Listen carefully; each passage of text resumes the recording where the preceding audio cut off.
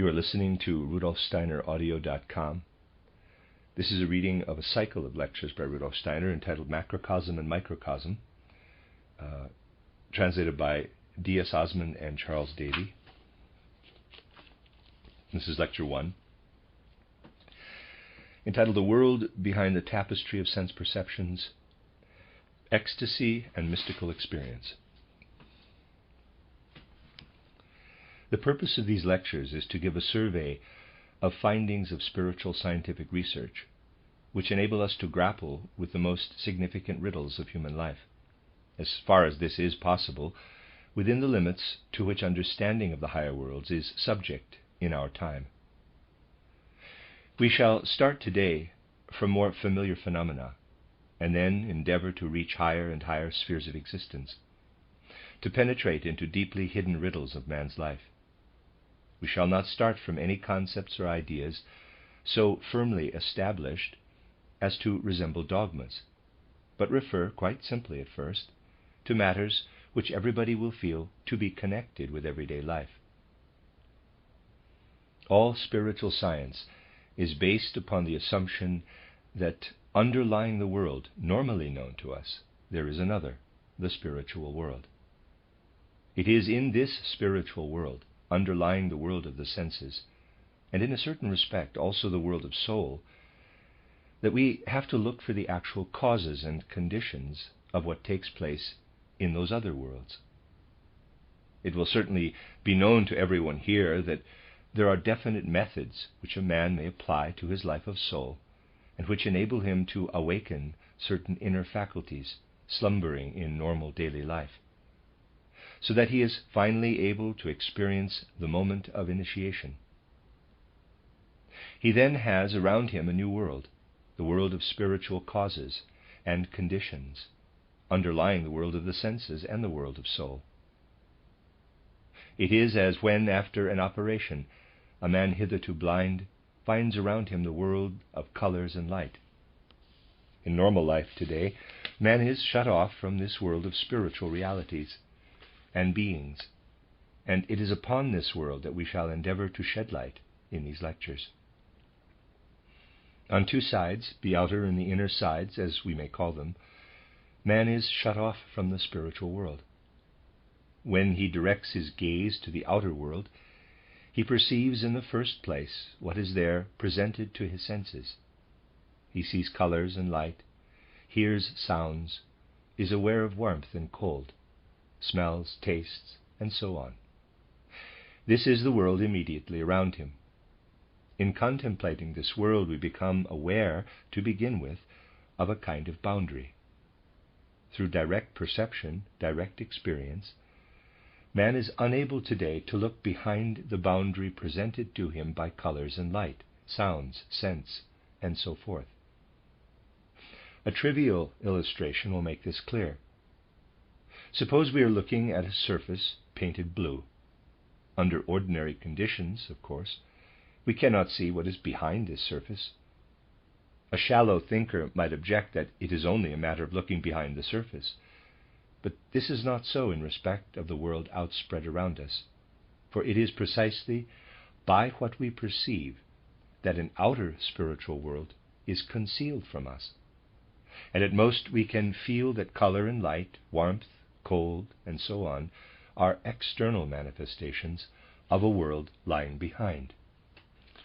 But we cannot, at a given moment, penetrate through the colors, lights, and sounds and experience what lies behind them. We have to experience the whole outer spiritual world through these manifestations. But after a little reflection, we shall be able, consistently with the most elementary logic, to say, even if modern physics or other branches of science declare that behind the colors there is vibrating etheric substance, it soon becomes obvious that what is thus assumed to lie behind the colors is something added by thought. Nobody can actually perceive what physics declares to be vibrations, movements, of which color is merely an effect.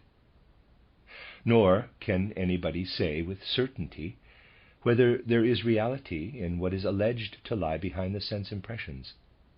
it is at first mere conjecture. The external world of the senses is spread out before us like a tapestry, and we have the feeling that behind this tapestry there is something into which our faculty of perception cannot penetrate. There, then, is the first boundary. We find the second when we look into our own being. Within ourselves we find a world of joy and sorrow, of happiness and suffering, of passions, impulses, desires, and so forth. In brief, everything that we call our life of soul. We usually sum this up by saying, quote, I feel this pleasure or that pain. I have these impulses, desires, or passions, close quote.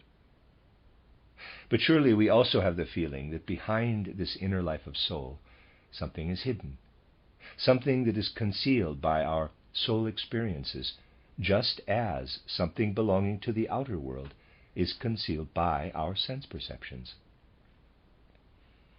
For who can fail to recognize that when we wake in the morning, joy, sorrow, happiness, suffering, and other such experiences rise up as if out of an unknown realm, and that in a certain respect man is given up to them?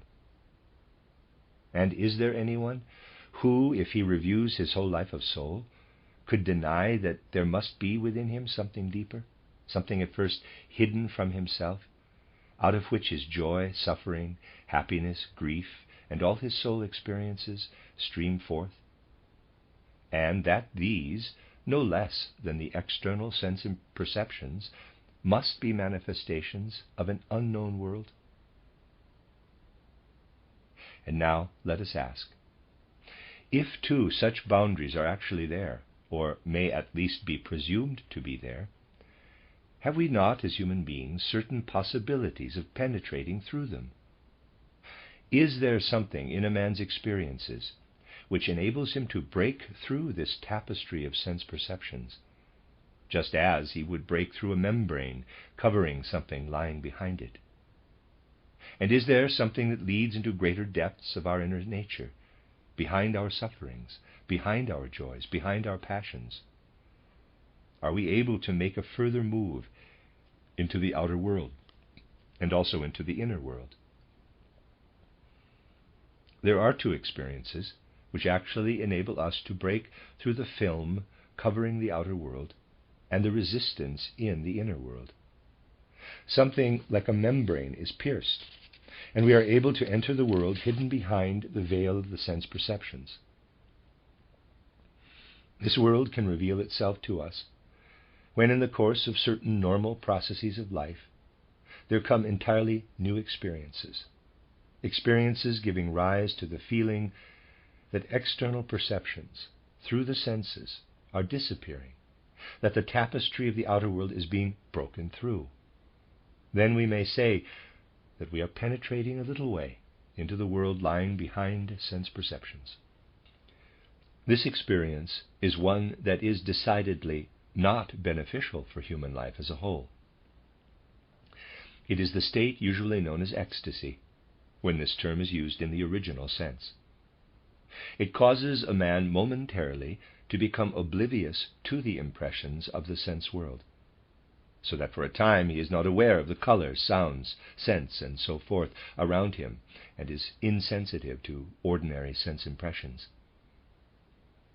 Under certain circumstances, this experience of ecstasy can lead a man to a point where he actually has new experiences, experiences by no means of everyday occurrence. Let it again be emphasized that ecstasy in this form should not be regarded as a desirable state. It is being described here simply as a condition that is possible. The not unusual state of being, in quotes, out of oneself, as the saying goes, should not be called ecstasy. In one of two possible conditions, a man becomes impervious to the impressions conveyed by the senses. He simply falls into a swoon, in which, instead of sense impressions, black darkness spreads around him.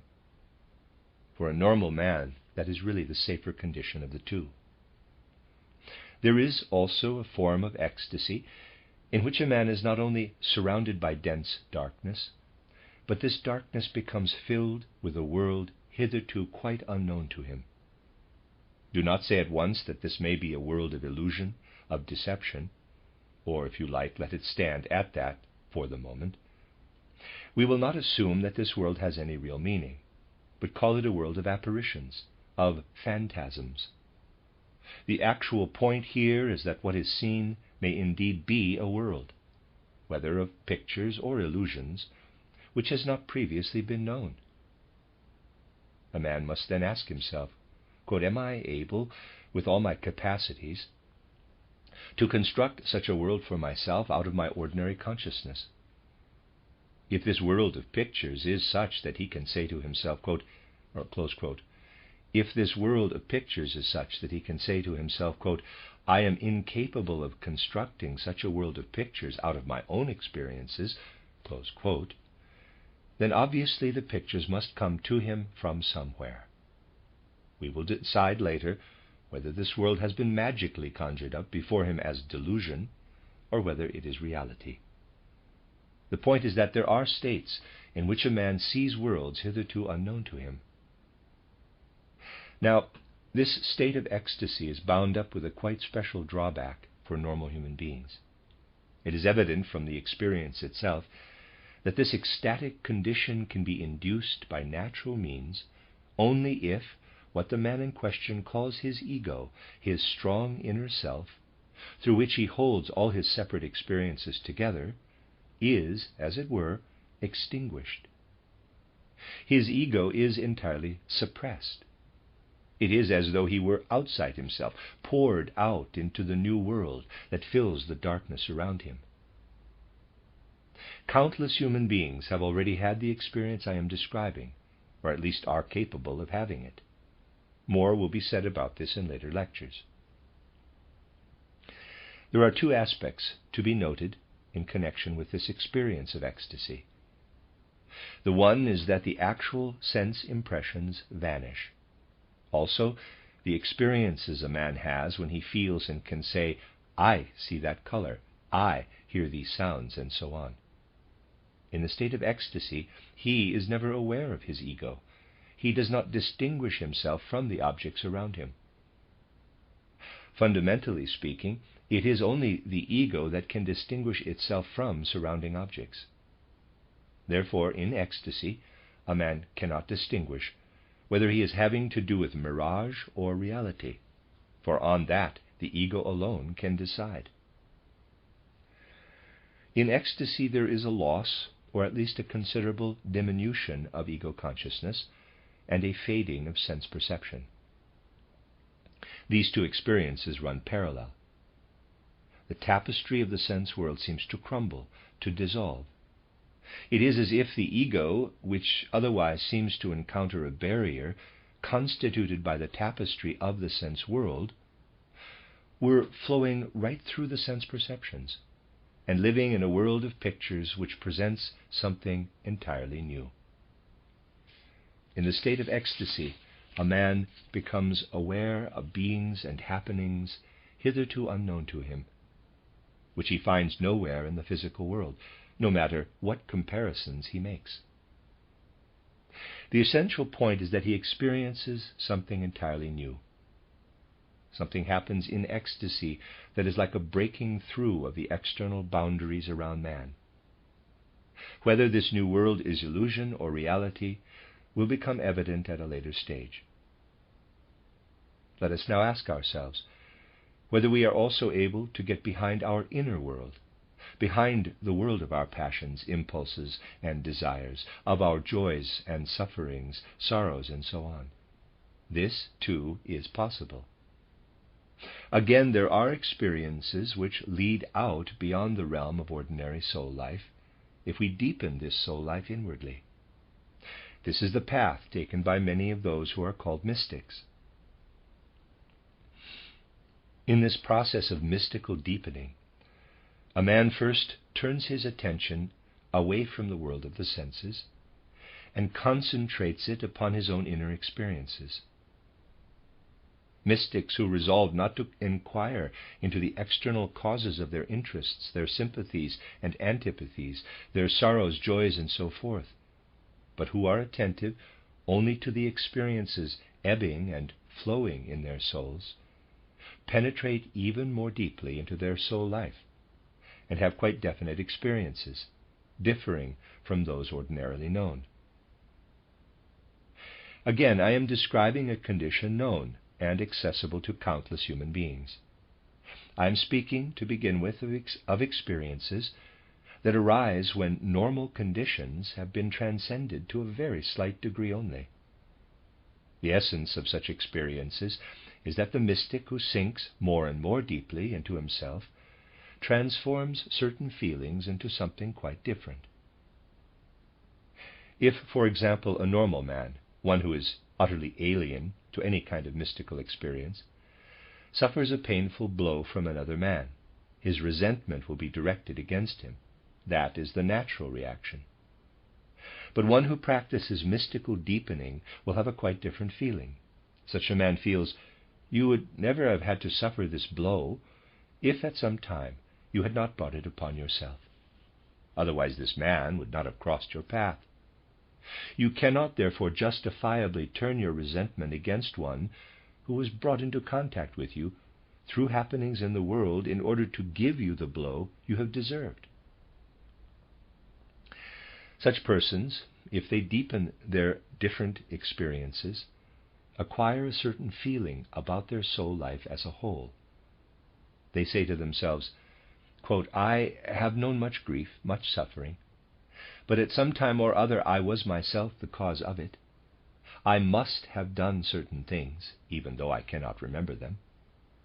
If I have not deserved these sufferings in my present life, then obviously there must have been another life when I did the things for which I am now making compensation." Close quote. Through this inner deepening of experience, the soul changes its former attitude, focuses more upon itself, seeks within itself what is previously sought in the outer world. This is obviously the case when someone says to himself, quote, "The man who gave me the blow was led to me precisely because I myself was the cause of it." Close quote. Such people pay more and more attention to their own inner nature, to their own inner life. In other words, just as an individual in a state of ecstasy looks through the outer veil of sense perceptions into a world of beings and realities hitherto unknown to him, so does the mystic penetrate below his ordinary ego. It is the ordinary ego that rebels against the blow which comes from outside. But the mystic penetrates to what is below this ego, to something that actually caused the blow. In this way, the mystic reaches a stage where he gradually loses sight altogether of the outer world. Little by little, any concept of the outer world vanishes, and his own ego expands, as it were, into a whole world.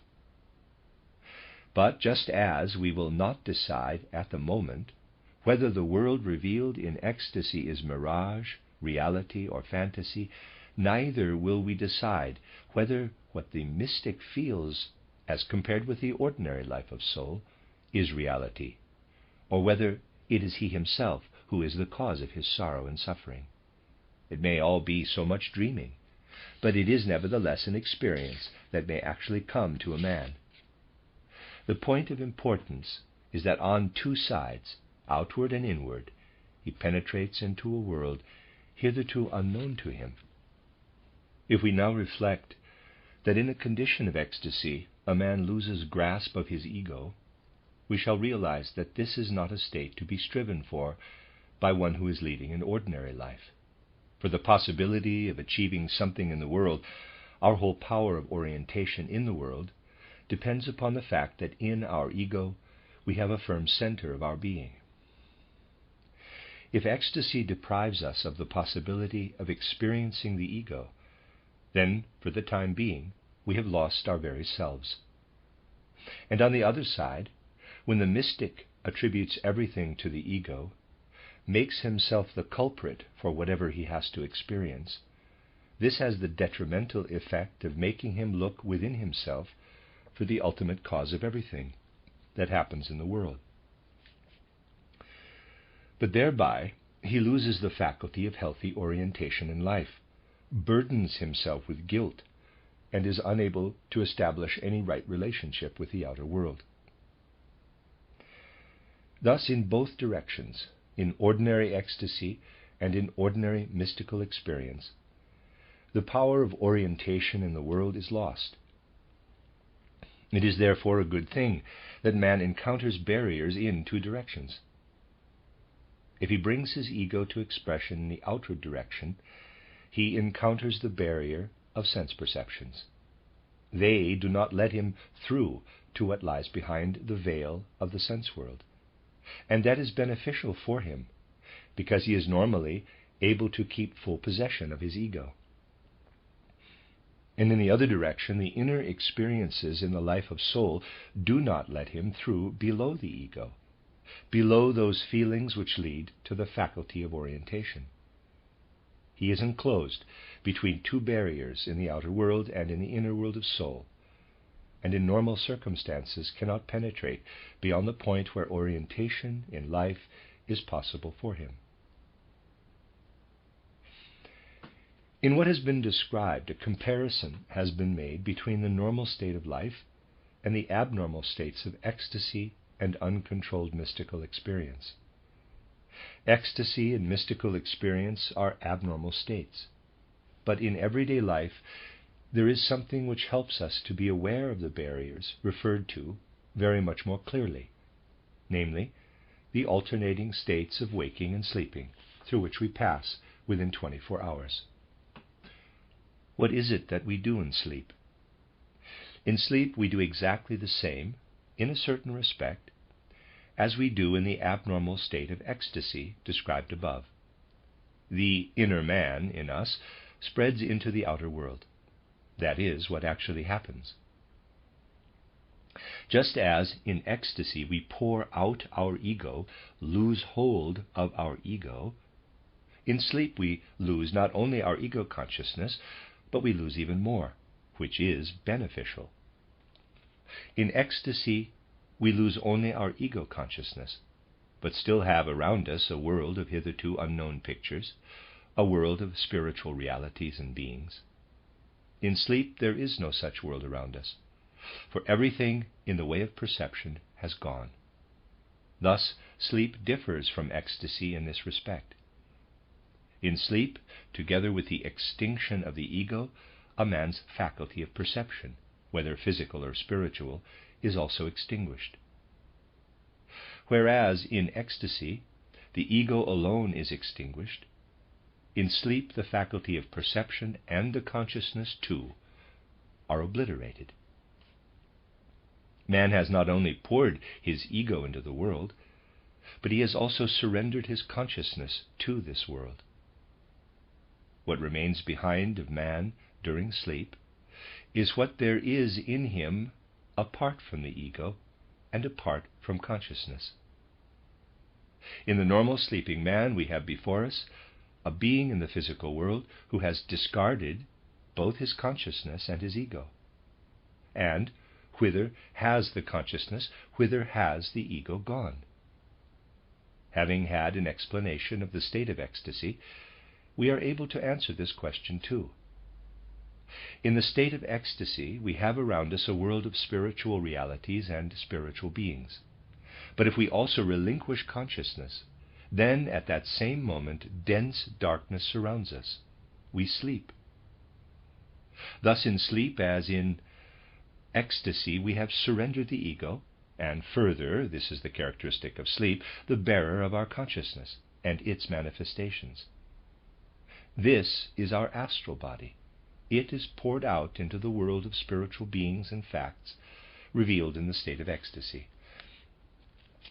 We may therefore say that man's sleep is a kind of ecstasy, a condition in which he is outside his body, not merely in respect of his ego, but also in respect of his consciousness. In the state of ecstasy, the ego, which is one member of the human being, has been abandoned, and in sleep another member, too, is abandoned. For the astral body goes out of the physical body as well. And with this departure of the astral body, The possibility of consciousness is eliminated. We have then to picture man in sleep as consisting on the one side of the members still lying in the bed, the physical body and the etheric body, and on the other side of the members outside the sleeper, which have been given over to a world that is to begin with an unknown realm. These numbers are the ego, which in ecstasy is also surrendered, and a second member as well, which in ecstasy is not surrendered, the astral body.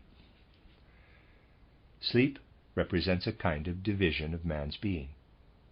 Consciousness and ego separate from the outer sheaths, and what happens in sleep is that man passes into a state in which he no longer knows anything about the experiences of waking life, in which he has no consciousness at all of what outer impressions have brought to him.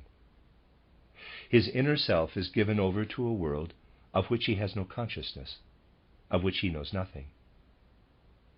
Now, for a certain reason of which we shall hear a great deal, this world to which man's inner self is given over, into which his ego and his astral body have passed, and in which he has forgotten all the impressions of waking life, is called the Macrocosm, the great world. While he is asleep, man is given over to the Macrocosm, poured out into the Macrocosm.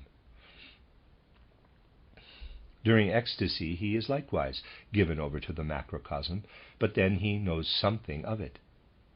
It is characteristic of ecstasy that a man experiences something, whether pictures or realities, of what is spread around him in a vast domain of space in which he believes himself lost.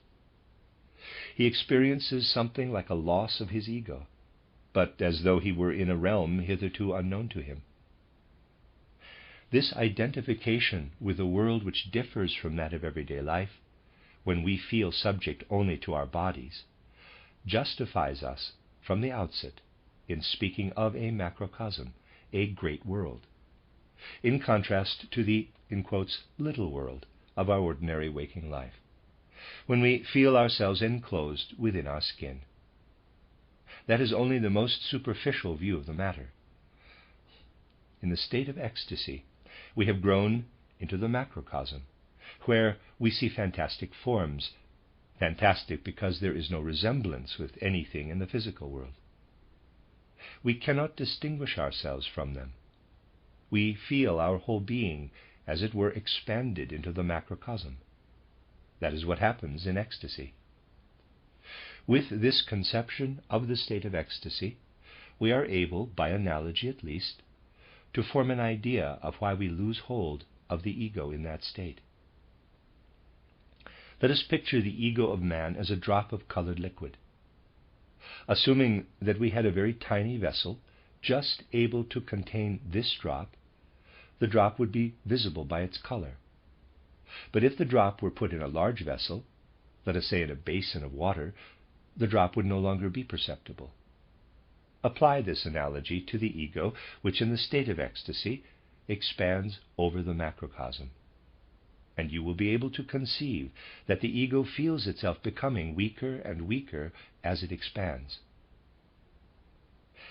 When the ego spreads over the macrocosm, it loses the faculty of self-awareness, rather as a drop loses its identity in a large vessel of water. So we can understand that when man surrenders himself to the macrocosm, the ego is lost. It is still there, only being outpoured in the macrocosm. It knows nothing of itself. But in sleep there is another factor of importance. As long as a man has consciousness, he acts. In the state of ecstasy, he has a kind of consciousness, but not the guiding ego. He does not control his actions. He surrenders himself entirely to impressions made upon him. It is an essential feature of ecstasy that the man concerned is actually capable of actions. Watched from outside, however, it is as though he had entirely changed. It is really not he himself who is acting. He acts as if under quite different influences. For many beings, appear and exert influence upon him. There lies the danger of ecstasy. Because what man sees is a multiplicity, he comes under the control, now of one being, now of another, and seems to be disintegrating. This is the danger of the state of ecstasy. Man is indeed given over to a spiritual world, but it is a world which tears him asunder inwardly. If we think of sleep, we must admit that the world we there enter has a certain reality. The existence of a world can be denied only as long as no effects of it are observed. If it is insisted that there is someone behind a wall, this can be denied as long as no knocking can be heard. If there is knocking, common sense can no longer deny it. When effects of a world are perceived, it is not possible to regard that world as pure fancy.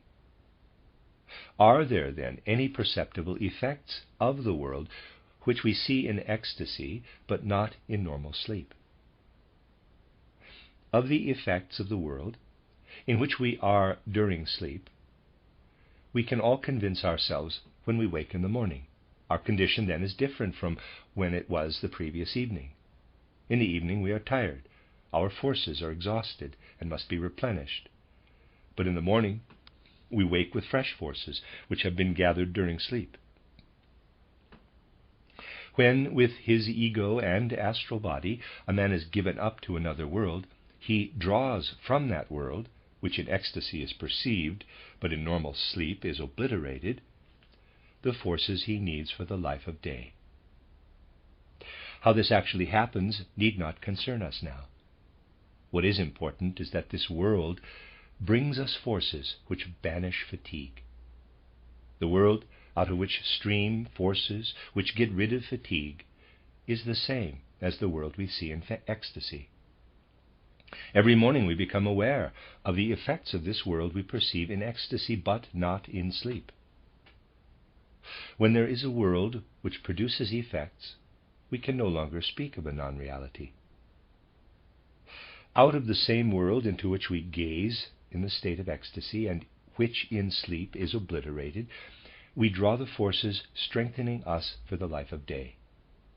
We do this under quite special circumstances. During this process of drawing forces from that spiritual world, we do not perceive ourselves.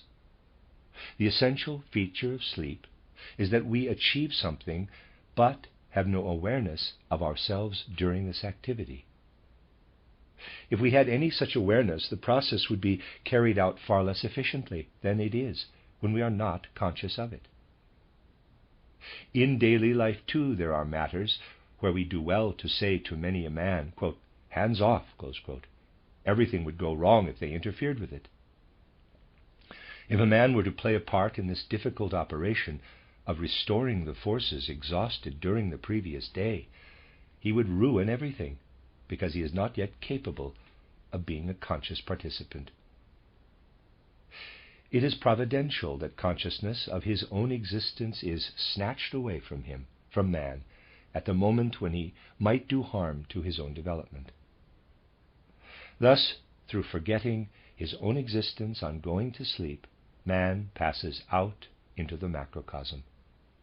Every night he passes over from his microcosmic existence into the macrocosm, and becomes one with the latter inasmuch as he pours into it his ego and his astral body.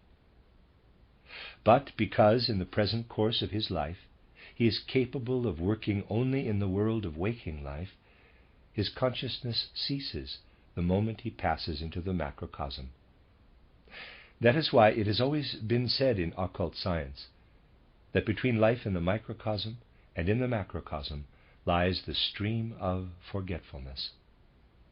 On this stream of forgetfulness, man passes into the great world. When on going to sleep, he passes out of the microcosm into the macrocosm. So we can say that during every period of sleep, man surrenders two members of his being, the astral body and the ego, to the macrocosm. And now, let us think of the moment of waking.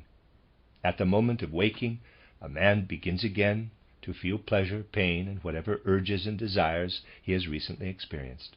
That is the first experience. The second experience is that his ego consciousness returns. Out of the vague darkness of sleep, the soul experiences and the ego re-emerge. We have therefore to say that if a man consisted only of those members which remain lying in bed through the night, he would not, on waking, be able to be aware of past experiences in the life of soul, such as pleasure, suffering, and so on, for what has been lying there is, in the truest sense, in the same condition as a plant. It has no soul experiences, but neither has the, in quotes, inner man during sleep, although this inner man is the bearer of such experiences. From this we can realize that in ordinary life, before suffering, pleasure, sympathy, antipathy, and so forth can actually be experienced, the astral body must dive down into the sheaths of man which remain lying in bed. Otherwise he cannot become aware of any such experiences. We can therefore say the part of our being, consisting of astral body and ego, which at night is poured out into the macrocosm and gives rise to our inner experiences, becomes perceptible to us in normal life only through the fact that on waking we descend into the sheaths which have remained lying in bed. What lies there is again twofold. One part of it is what we experience on waking as our inner life. In the macrocosm, during sleep, we cannot be conscious of the play of our feelings, or in brief, of our soul experiences. But when on waking we penetrate once again into the members of our being which have remained lying in the bed, we can experience not only our inner feelings, but also the outer world of sense impressions. We perceive the red of the rose, delight in the rose as an inner experience. Perception of the red color is an outer experience. Therefore, what is lying there in bed must be twofold. One part must mirror to us what we experience inwardly, and the other part perceives an outer world. If there were only the one without the other, we should simply experience on waking either an inner world alone or an external world alone. A panorama of outer impressions would be before us, and we should not feel pleasure or pain. Or, conversely, we should feel only pleasure and pain and have no perception of anything in the external world. We dive down on waking not into a unity, but into a duality. In sleep, a duality of being has poured into the macrocosm, and on waking, we dive down into the microcosm, another duality. What enables us to experience an outer picture of the sense world is the physical body. And what enables us in waking life to have an inner life of soul is the etheric body. If on waking we were to penetrate into the physical body only, we should confront outer pictures, but we should remain inwardly empty, cold, and apathetic, having no interest in anything around us or presented in the pictures. If we were to penetrate into the etheric body only, we should have no outer world, but only a world of feelings surging up and ebbing away. And so on waking we enter a twofold being. We enter into the etheric body, which acts as a mirror of the inner world, and into the physical body, the medium for the impressions of the outer world of the senses. Actual experiences, therefore, justify us in speaking of man as a fourfold being. Two of his members, ego and astral body, belong during sleep to the macrocosm. In waking life, the ego and astral body belong to the microcosm, that is enclosed within the skin. This, in quotes, little world, is the medium for everything we have before us in the normal waking state. For it is the physical body which enables us to have an external world before us, and the etheric body which enables us to have an inner life. Thus man lives alternately in the microcosm and in the macrocosm. Every morning he enters into the microcosm. The fact that in sleep he is poured out, like a drop in a large vessel of water, into the macrocosm, means that at the moment of passing out of the microcosm into the macrocosm, he must pass through the stream of forgetfulness. By what means, then, can man, provided he deepens himself inwardly, to a certain extent induce those conditions that were described at the beginning of the lecture? In ecstasy, the ego is poured into the macrocosm, while the astral body has remained in the microcosm. In what does the mystical state consist? Our life by day in the physical and etheric bodies in the microcosm is remarkable in the extreme. We do not actually descend into these bodies in such a way that we become aware of their inner nature. These two sheaths make possible our life of soul and our sense perceptions. Why is it that on waking we become aware of our life of soul? It is because the etheric body does not allow us actually to look within it, any more than a mirror allows us to see what is behind it, and for that very reason enables us to see ourselves in it. The etheric body mirrors our soul life back to us, and because it does so, it appears to us as if it were the actual cause of our soul life. The etheric body itself, however, proves to be impenetrable. We do not penetrate into it, but it throws back to us an image of our life of soul. That is its peculiarity. The mystic, however, through intensifying the life of soul, succeeds in penetrating, to a certain extent, into the etheric body. He sees more than the mirrored image. By working his way into this part of the microcosm, he experiences within himself what in the normal state man experiences poured over the outer world. Thus the mystic, through inner deepening, penetrates to some extent into his etheric body. He penetrates below that threshold where the soul life is, in other circumstances, reflected in joy, suffering, and so on, into the interior of the etheric body. What the mystic experiences in passing the threshold are processes in his own etheric body. He then experiences something that is somewhat comparable with the loss of the ego in the state of ecstasy. In the latter case, the ego becomes evanescent, as it were, having been poured into the macrocosm, and in mystical experience the ego is densified. The mystic becomes aware of this through the fact that the principle adopted by the ordinary ego of acting in accordance with the brain-bound intelligence and the dictates of the senses is ignored, and the impulses for his actions arise from inner feelings issuing directly from his etheric body, and not, as in the case of other people, merely reflected by it. The intensely strong inner experiences of the mystic are due to the fact that he penetrates right into his own etheric body.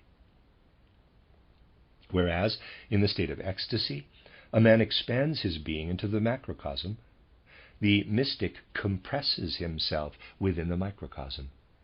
Both experiences, whether that of perceiving in ecstasy certain happenings and beings in the macrocosm, or that of undergoing unusual inner experiences as a mystic, are related to each other, and this relation may be characterized quite simply in the following way. The world we see with our eyes and hear with our ears arouses in us certain feelings of pleasure and pain, and so on. We feel that in normal life all this is interconnected. The joy in the outer world felt by one person may be more intense than that felt by another, but these are differences of degree only. The intense sufferings and raptures of the mystic are vastly different in quality. There are also great differences in quality between what the eyes see and the ears hear, and what is experienced by a person in ecstasy, when he is given over to a world that is not like the world of the senses. But if we could have from someone in ecstasy a description of his raptures and torments, we should be able to say that the person in ecstasy may derive from his vision of beings and events experiences such as those of the mystic.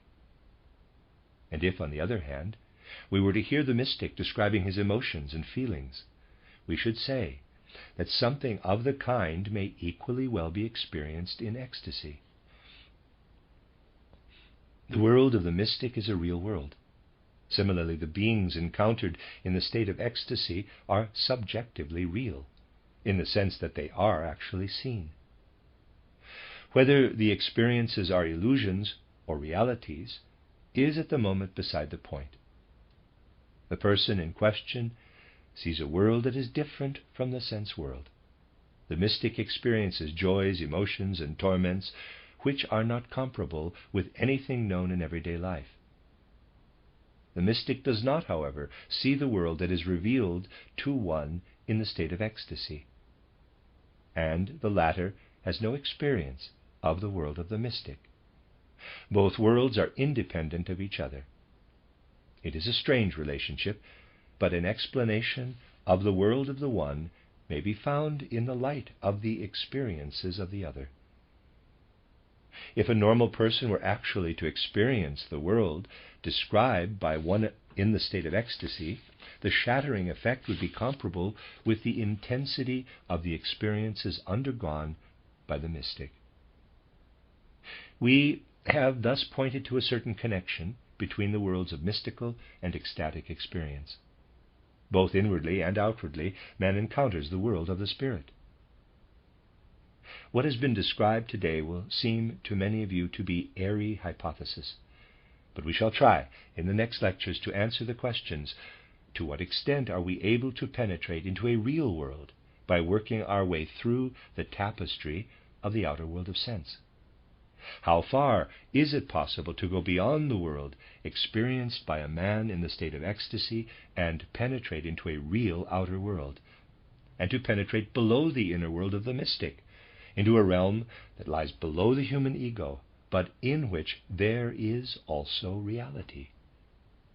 The next lectures will speak in greater and greater detail of the paths leading into the spiritual world through the macrocosm and through the microcosm. The end of Lecture 1. You are listening to RudolfSteinerAudio.com. This is a reading of a cycle of lectures by Rudolf Steiner entitled Macrocosm and Microcosm, translated by D.S. Osmond and Charles Davy. This is Lecture 2, entitled Sleeping and Waking Life in Relation to the Planets. The relation between man's waking and sleeping states has been broadly described, and it was said that he draws from the latter the forces he needs during waking life in order to sustain his life of soul. These things are much more complicated than is generally supposed, and today, as the result of spiritual research, there will be something more detailed to say about the difference between man's waking life and the state of sleep. Let me mention in parenthesis that there is no need to speak of all the hypotheses, some more interesting than others, that are advanced by present-day physiology in order to explain the difference between the two states. It would be easy to speak of these theories, but this would only divert us from genuinely spiritual scientific study of the two states.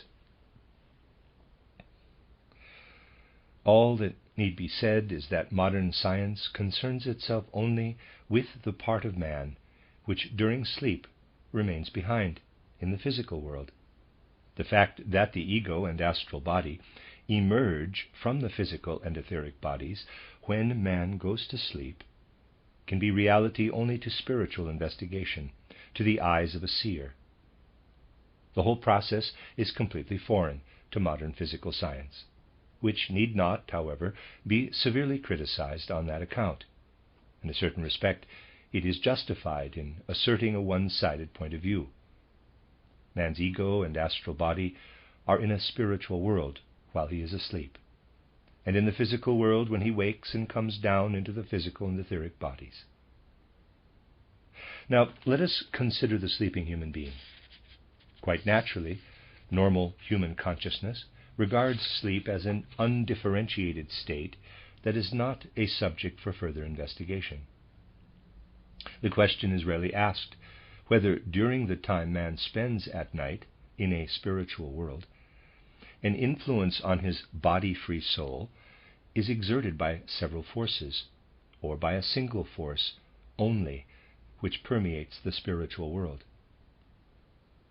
Are we able to distinguish various forces to which he is exposed in that world during sleep? Yes, several quite different influences can be distinguished.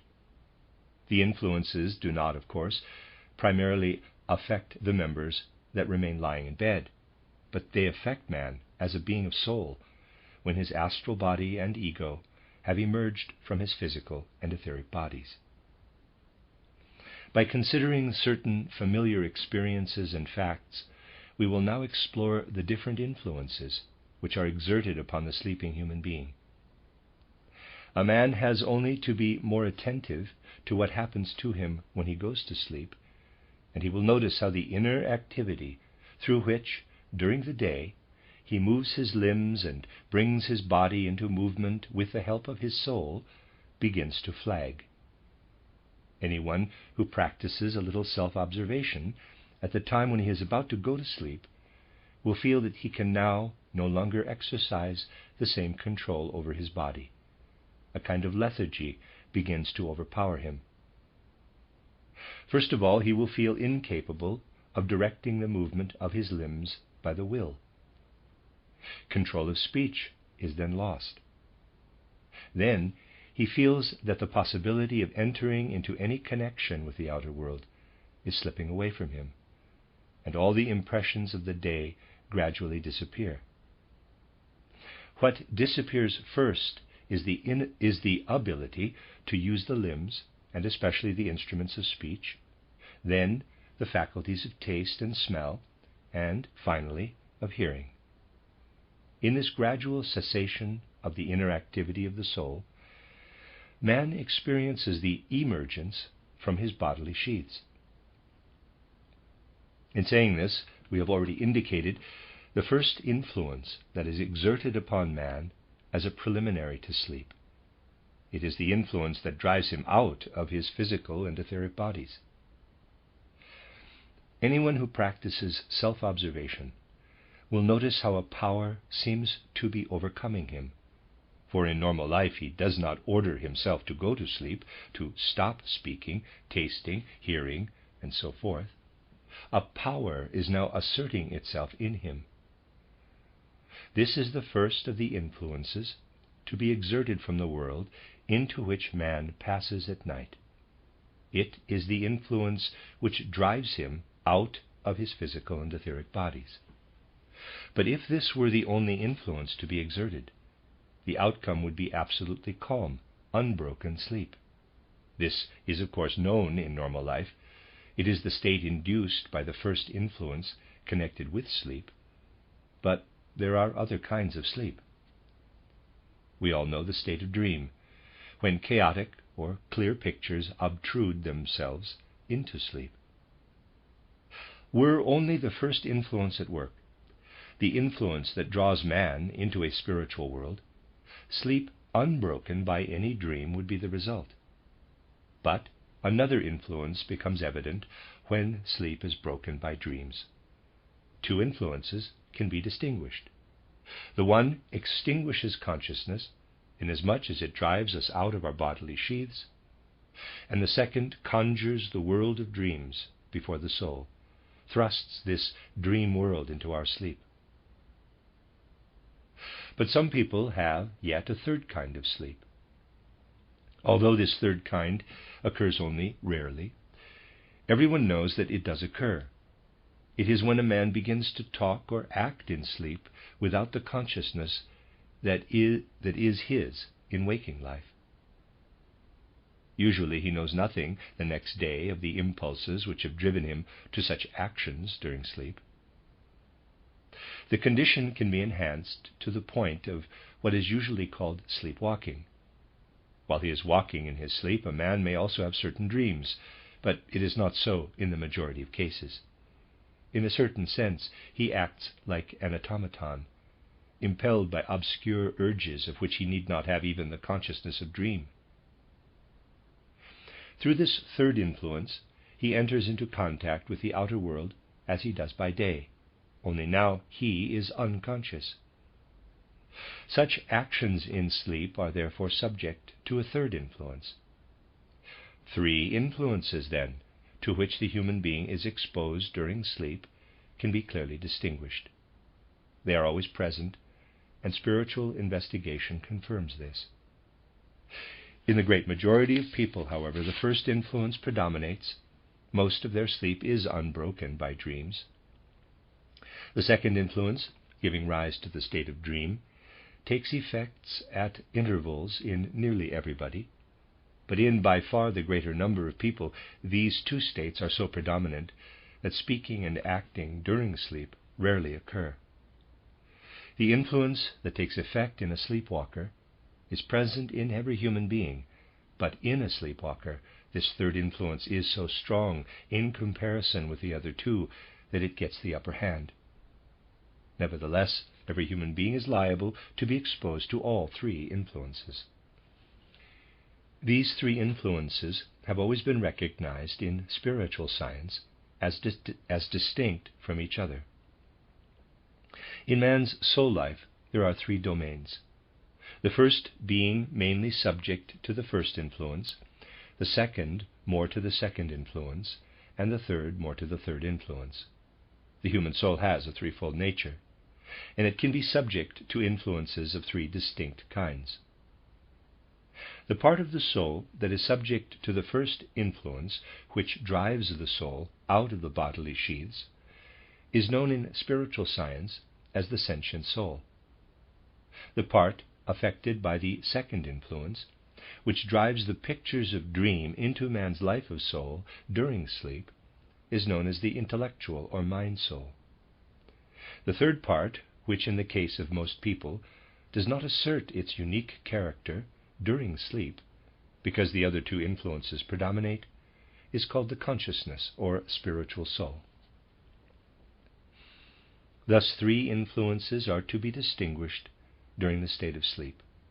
The three members of the soul, which are subject to these three influences, are sentient soul, intellectual or mind soul, consciousness or spiritual soul. When man is transported by one force into dreamless sleep, an influence from the world into which he passes is being exerted on his sentient soul. When his sleep is pervaded by dream pictures, an influence is being exerted on his intellectual or mind soul. When he begins to speak or to act in his sleep, an influence is being exerted upon his consciousness soul. So far, however, we have considered only one aspect of man's life of soul during sleep. We must now describe the aspect of soul life that is the opposite of the sleeping state. Let us think of a man who is returning from sleep to waking life in the physical world. What is happening to him when he wakes? At night, a certain force is able to drive him out of his physical and etheric bodies because he succumbs to it. In later stages of sleep, he succumbs to the other two influences, those that are exerted on the mind soul and on the consciousness soul. But when these influences have been exerted, the man is different. He undergoes a change during sleep. The evidence of the change is that at night he was fatigued, but in the morning has become able to cope with his life in the physical world. What has happened to him during sleep has made this possible. The same influence which makes itself felt in certain abnormal conditions in the dream world is present through the whole of sleep, even when there are no dreams.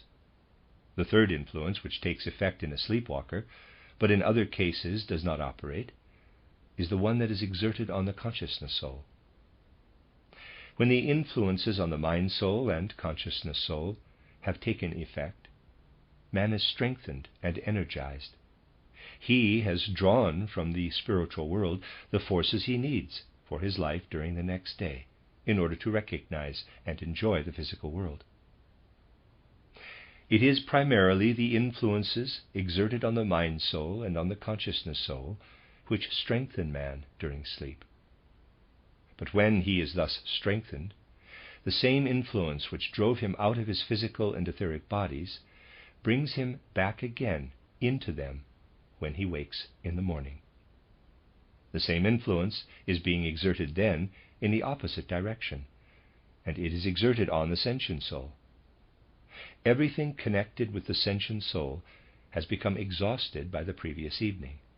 But in the morning, when we are fresh again, we take renewed interest in the impressions of the physical world, colors, lights, objects, which will become causes of interest, pain, or pleasure, inspire sympathy or antipathy in us. We are given up to pleasure, to pain, in short, to the external world. What is it that is kindled in us when we are thus given up to the external world? What is it that feels pleasure and pain? What is it that has interests? It is the sentient soul. In the evening, we feel the need of sleep. We feel that our lively participation in the outer world is exhausted. But in the morning, it is refreshed again. We feel that the same manifestations of the sentient soul which flag at night revive and reassert themselves in the morning. From this we can recognize that the same force which bore us out of ourselves brings the waking soul back again into the body. What at night seems to be dying away is as if reborn. The same force is operating, but now in the opposite direction. If we wish to make a diagrammatic sketch of what happens, it might be done in the following way, but I emphasize that it is meant only as an indication, and there is a diagram. I have indicated by a dot, and it's like an lemniscate with a dot in the center, I have indicated by a dot the moment of going to sleep. When man is drawn into the subconscious, and by drawing loops, I have indicated his surrender to the state of sleep and his awakening from that state. The lower loop indicates the course of life during the waking state, and the upper loop, the sleeping state. We can therefore say of the moment of going to sleep that a force working on the sentient soul from the spiritual world is drawing us into that world. This is indicated by the first section of the upper loop in the diagram. The second section of the same loop indicates the influence that is exerted upon the intellectual or mind soul, causing dreams. And the third section of the loop indicates the influence or force that is exerted on the consciousness soul. In the morning, the same force that has drawn us into the sleeping state drives us out of it and into the life of day. This is the force that works upon the sentient soul. The same applies to the influences exerted on the mind soul and on the consciousness soul. During the night, man moves around a kind of circle. On going to sleep, he moves toward the region where the influence upon the consciousness soul is strongest. From that point, he moves again toward the force that works upon his sentient soul and brings him back into the waking state. Thus there are three forces which work upon man during sleep. Since early times, these three forces have been given definite names in spiritual science. These names are familiar to you, but I beg you now not to think of anything in connection with them except that they stand for the three forces which during sleep work upon these three parts of the human soul. If we were to go back to ancient times, we should find that these designations were used originally for these three forces. And if the designations are now used in other ways, they have simply been borrowed. The force which works upon the sentient soul, and at the times of going to sleep and waking, drives man out of his bodily sheaths, and eventually into them again, was designated in one of the ancient languages by a name that would correspond with the word Mars. The force which works upon the mind-soul, after the man has gone to sleep, and again before waking, that is to say in two different periods, was designated by the word Jupiter. It is the force which drives the world of dreams into the mind-soul. The force which works upon the consciousness soul during sleep, and under special circumstances would make a man into a sleepwalker, was designated by the name Saturn. We may therefore say, using the terminology of ancient spiritual science, Mars sends man to sleep and wakes him. Jupiter sends dreams into his sleep.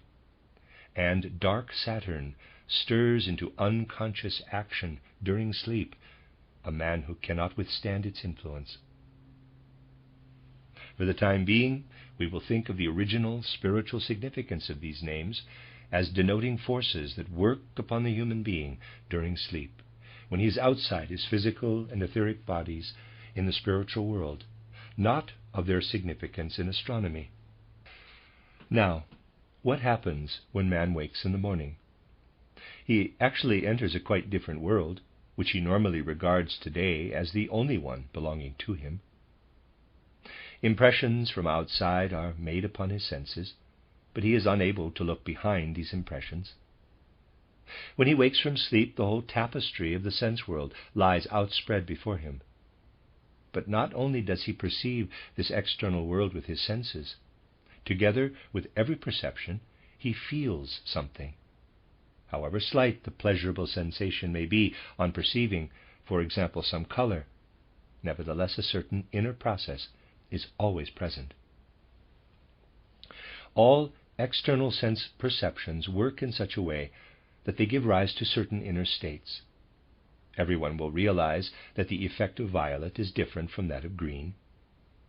It is the sentient body that enables the sense impressions to be received. It causes men to see yellow, for example. But what we experience and feel inwardly as a result of the impressions made upon us by the red, violet, or yellow color, that is caused by the sentient soul. A fine distinction must be made between these functions of the sentient body and the sentient soul. In the morning, the sentient soul begins to be given up to the impressions of the outer world brought to it by the sentient body. The part of us, sentient soul, which during sleep was exposed to the Mars influence, is given over, on waking, to the external world of the senses. Spiritual science again gives a special name to the whole of the external sense world, insofar as it arouses certain feelings of pleasure or pain, joy or sadness in our souls. But under that name we must think only of the influence working upon our sentient soul from the tapestry of the outer world of the senses. This force does not let us remain cold and impassive, but fills us with certain feelings. So that, just as the first influence exerted on the sentient soul after we go to sleep is given the name of Mars, the influence which takes effect on waking is called the force of Venus. Similarly, an influence from the physical world is exerted during waking life upon the intellectual or mind soul when it is within the bodily sheaths. This is a different influence.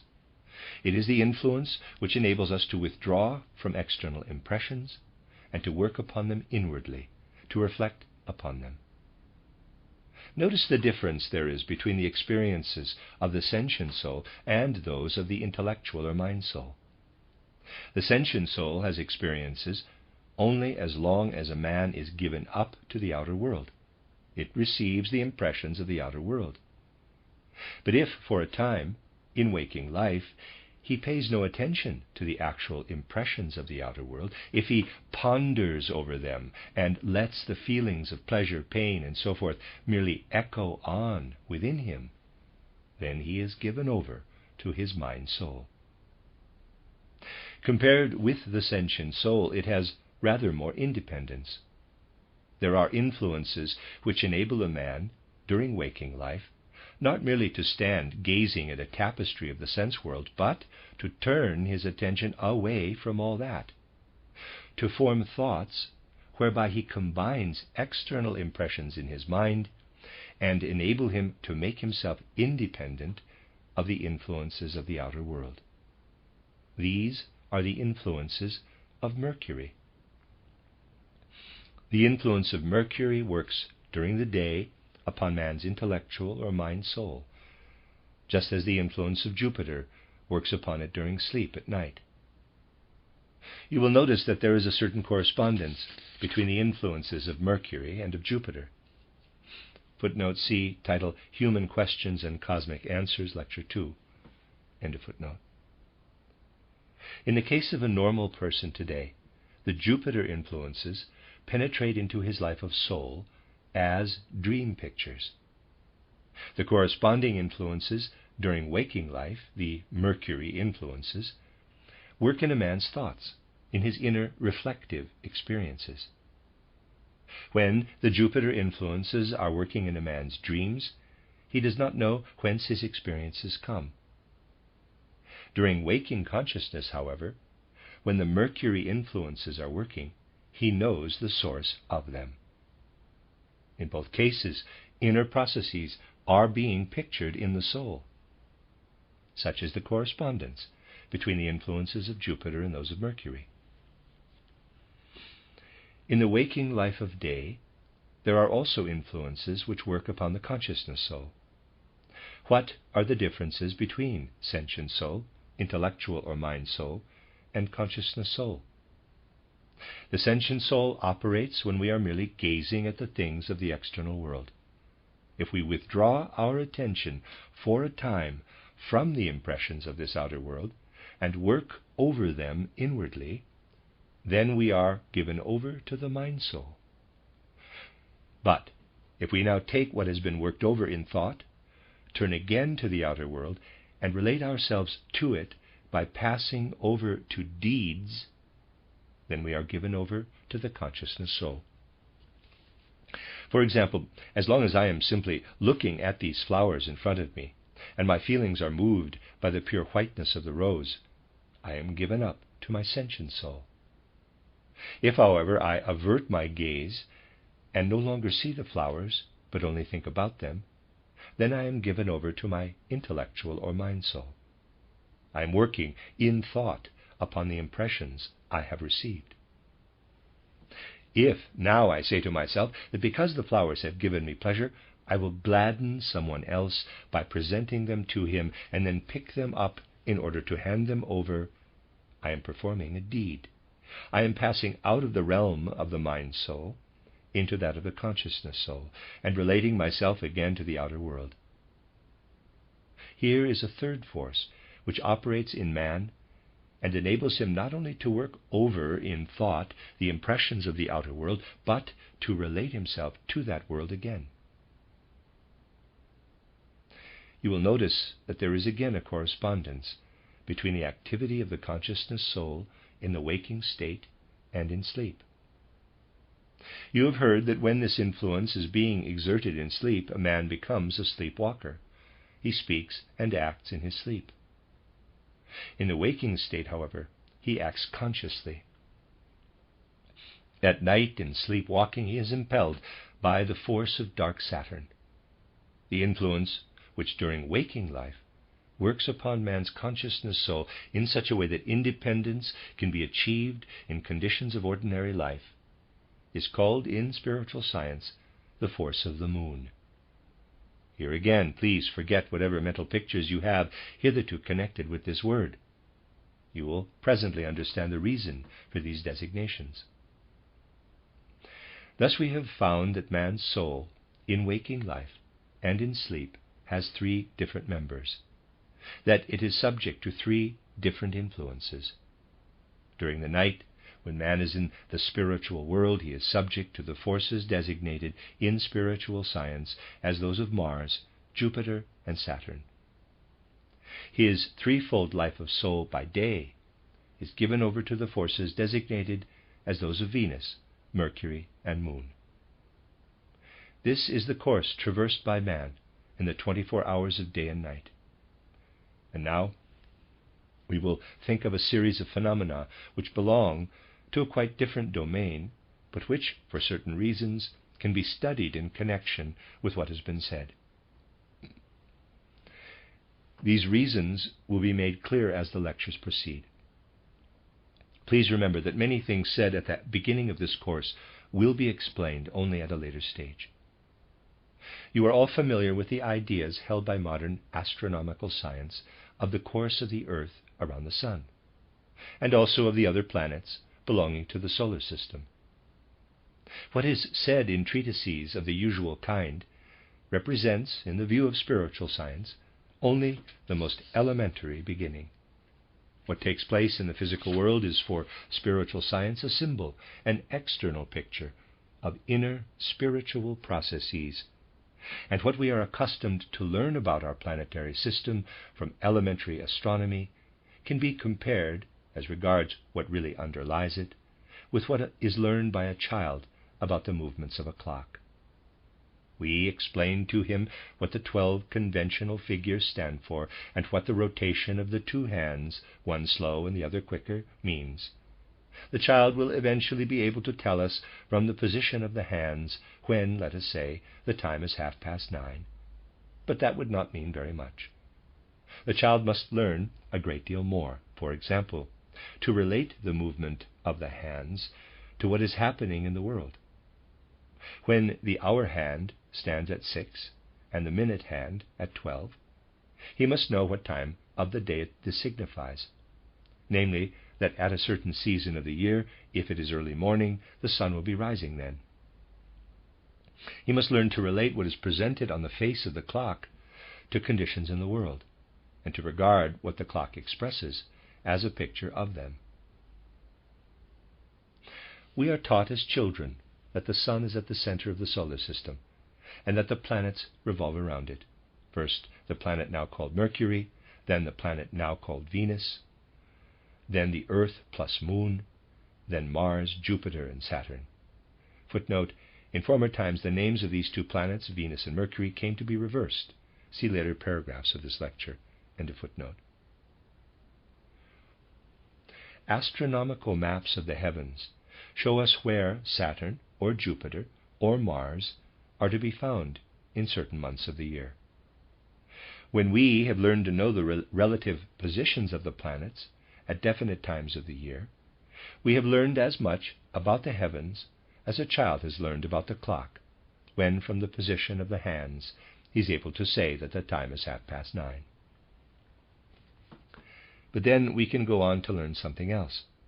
Just as a child learns to recognize what conditions are indicated by the position of the hands of a clock, we can learn to recognize macrocosmic forces penetrating invisibly into space behind a great cosmic timepiece. We realize then that our solar system, with the planets in their different positions and mutual relationships, gives expression to certain macrocosmic powers. From this timepiece of our planetary system, we can pass on to contemplate the great spiritual relationships.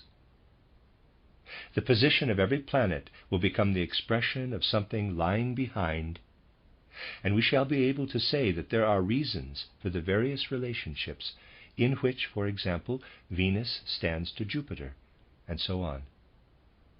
There are actual reasons for saying that these conditions are brought about by divine spiritual powers, just as there are reasons for saying that the cosmic timepiece is constructed according to a definite plan.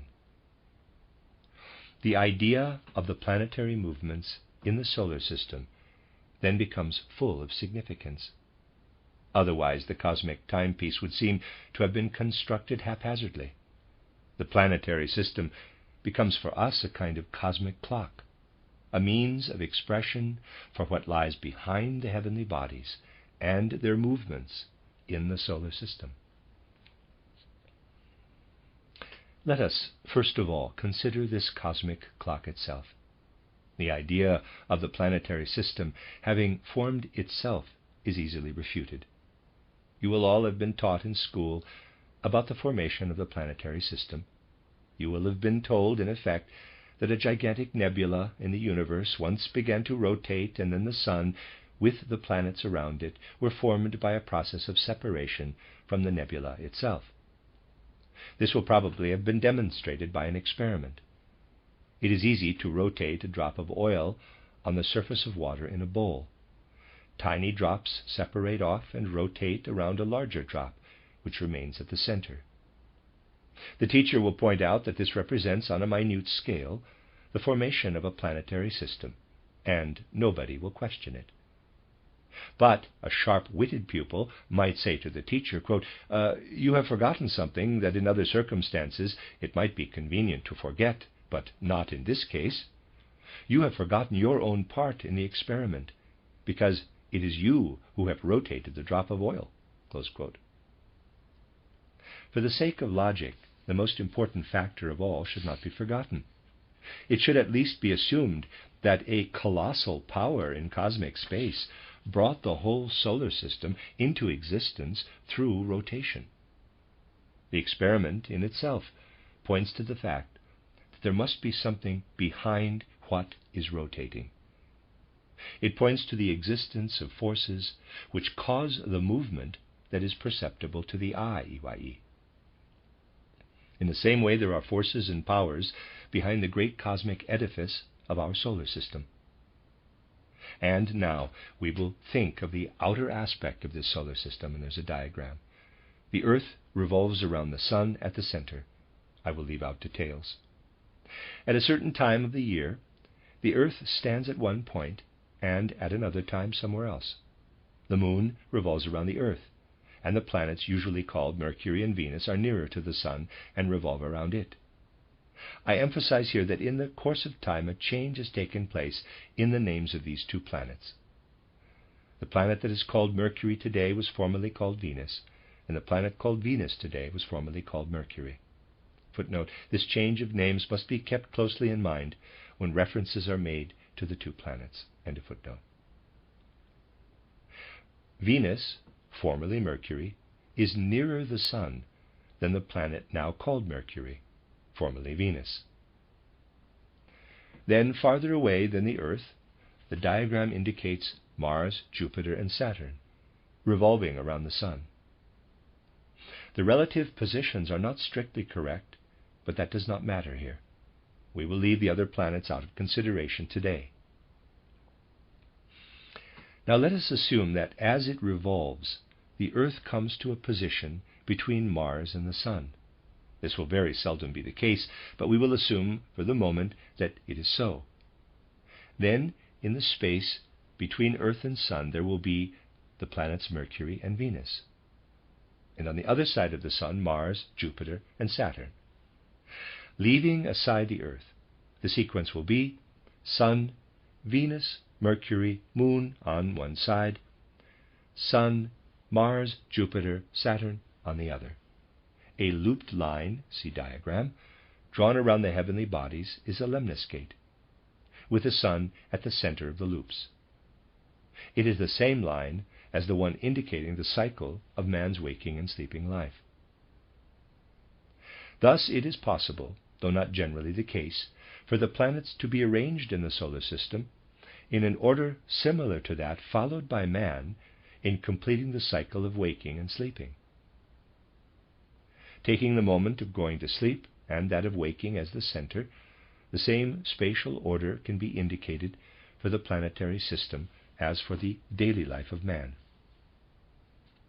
The perspective here revealed is one of mighty forces underlying the order of our planetary system, regulating the great cosmic timepiece as our own lives are regulated through the course of 24 hours.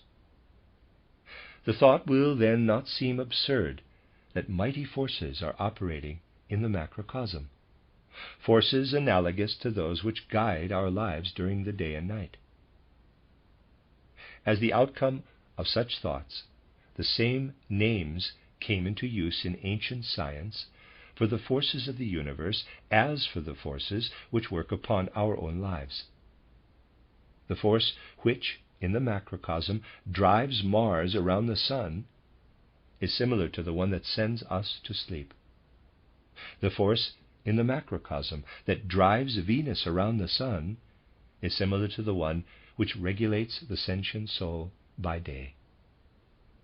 Far off Saturn, with its slight influence, seems to resemble those weak forces that work, in special cases only, upon the consciousness soul in people who are sleepwalkers.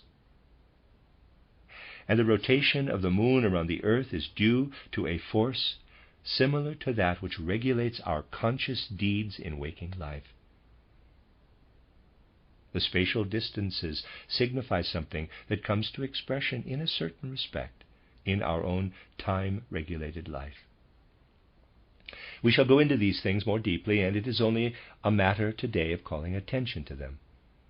If we consider, quite superficially, that Saturn is the most remote planet, and has accordingly the weakest effect upon our Earth, this can be compared with the fact that the forces of dark Saturn have only a slight effect upon the sleeping human being.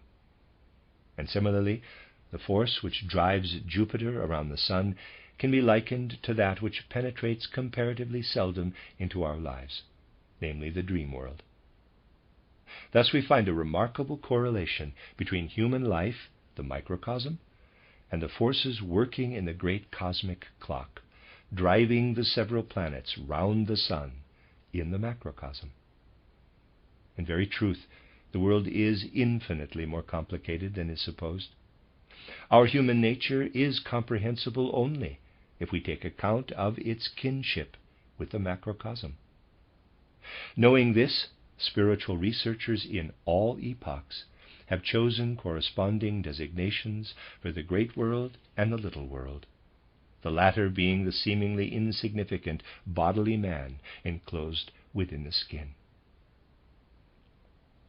I have only been able today to give a faint indication of correspondences between the microcosm, man, and the macrocosm, the solar system. But it will now be evident to you that such correspondences do indeed exist. As though from afar I have alluded to beings whose forces work through space and regulate the movements of our planetary system, just as the movements of the hands of a clock in the physical world are regulated.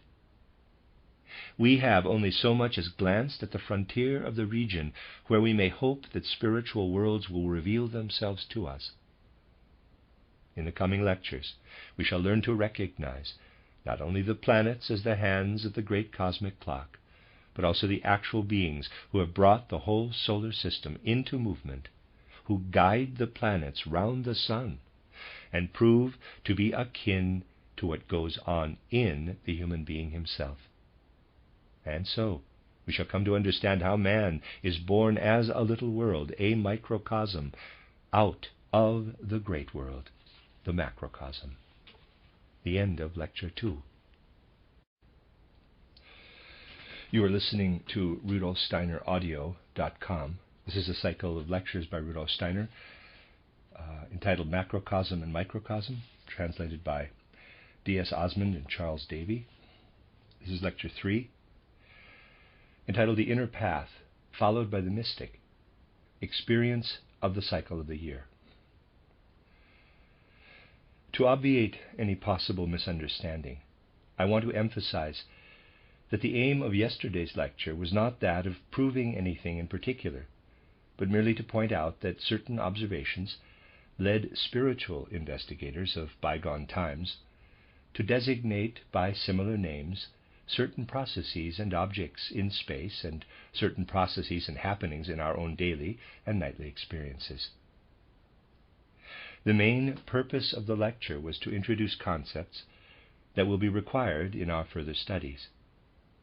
The lectures given in this course must be regarded as a whole, and the early lectures are, in the widest sense, intended to assemble the ideas and conceptions needed for the knowledge of the spiritual worlds that is to be communicated in those that come later. Today, too, we shall take our start from familiar experiences and pass on gradually to more remote realms of spirit. We have heard in previous lectures that in respect of his inner being, in respect, that is to say, of his astral body and ego, man lives during the sleeping state in a spiritual world, and on waking returns into his physical and etheric bodies. It will be evident to anyone who observes life that when this transition from the sleeping to the waking state takes place, there is a complete change of experience.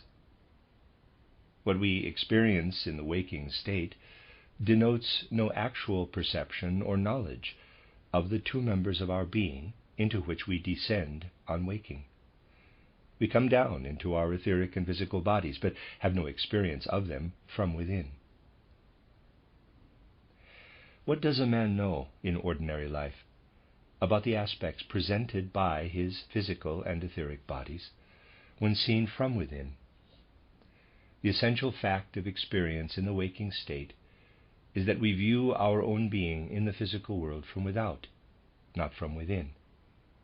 We view our physical body from outside with the same eyes with which we look at the rest of the world. During waking life, we never contemplate our own being from within, but always from without. We really learn to know ourselves as men only from outside, regarding ourselves as beings of the sense world. There is, of course, an actual state of transition from sleeping to waking life. How, then, would it be if we were able, on descending into our etheric and physical bodies, to contemplate ourselves from within? We should see something quite different from what we see in the ordinary way. We should know the intimate experiences sought by the mystic. The mystic endeavors to divert his attention entirely from the outer world, to shut out the impressions invading his eyes and other senses, and to penetrate into his inmost being. But leaving aside experiences of this kind, we can say that in daily life we are protected from the sight of our inner being. For at the moment of waking, our gaze is diverted to the external world around us, to the tapestry presented by the senses, the tapestry of which our physical body, when observed during waking life, is a part. Thus, in the waking state, the possibility of observing ourselves from within eludes us.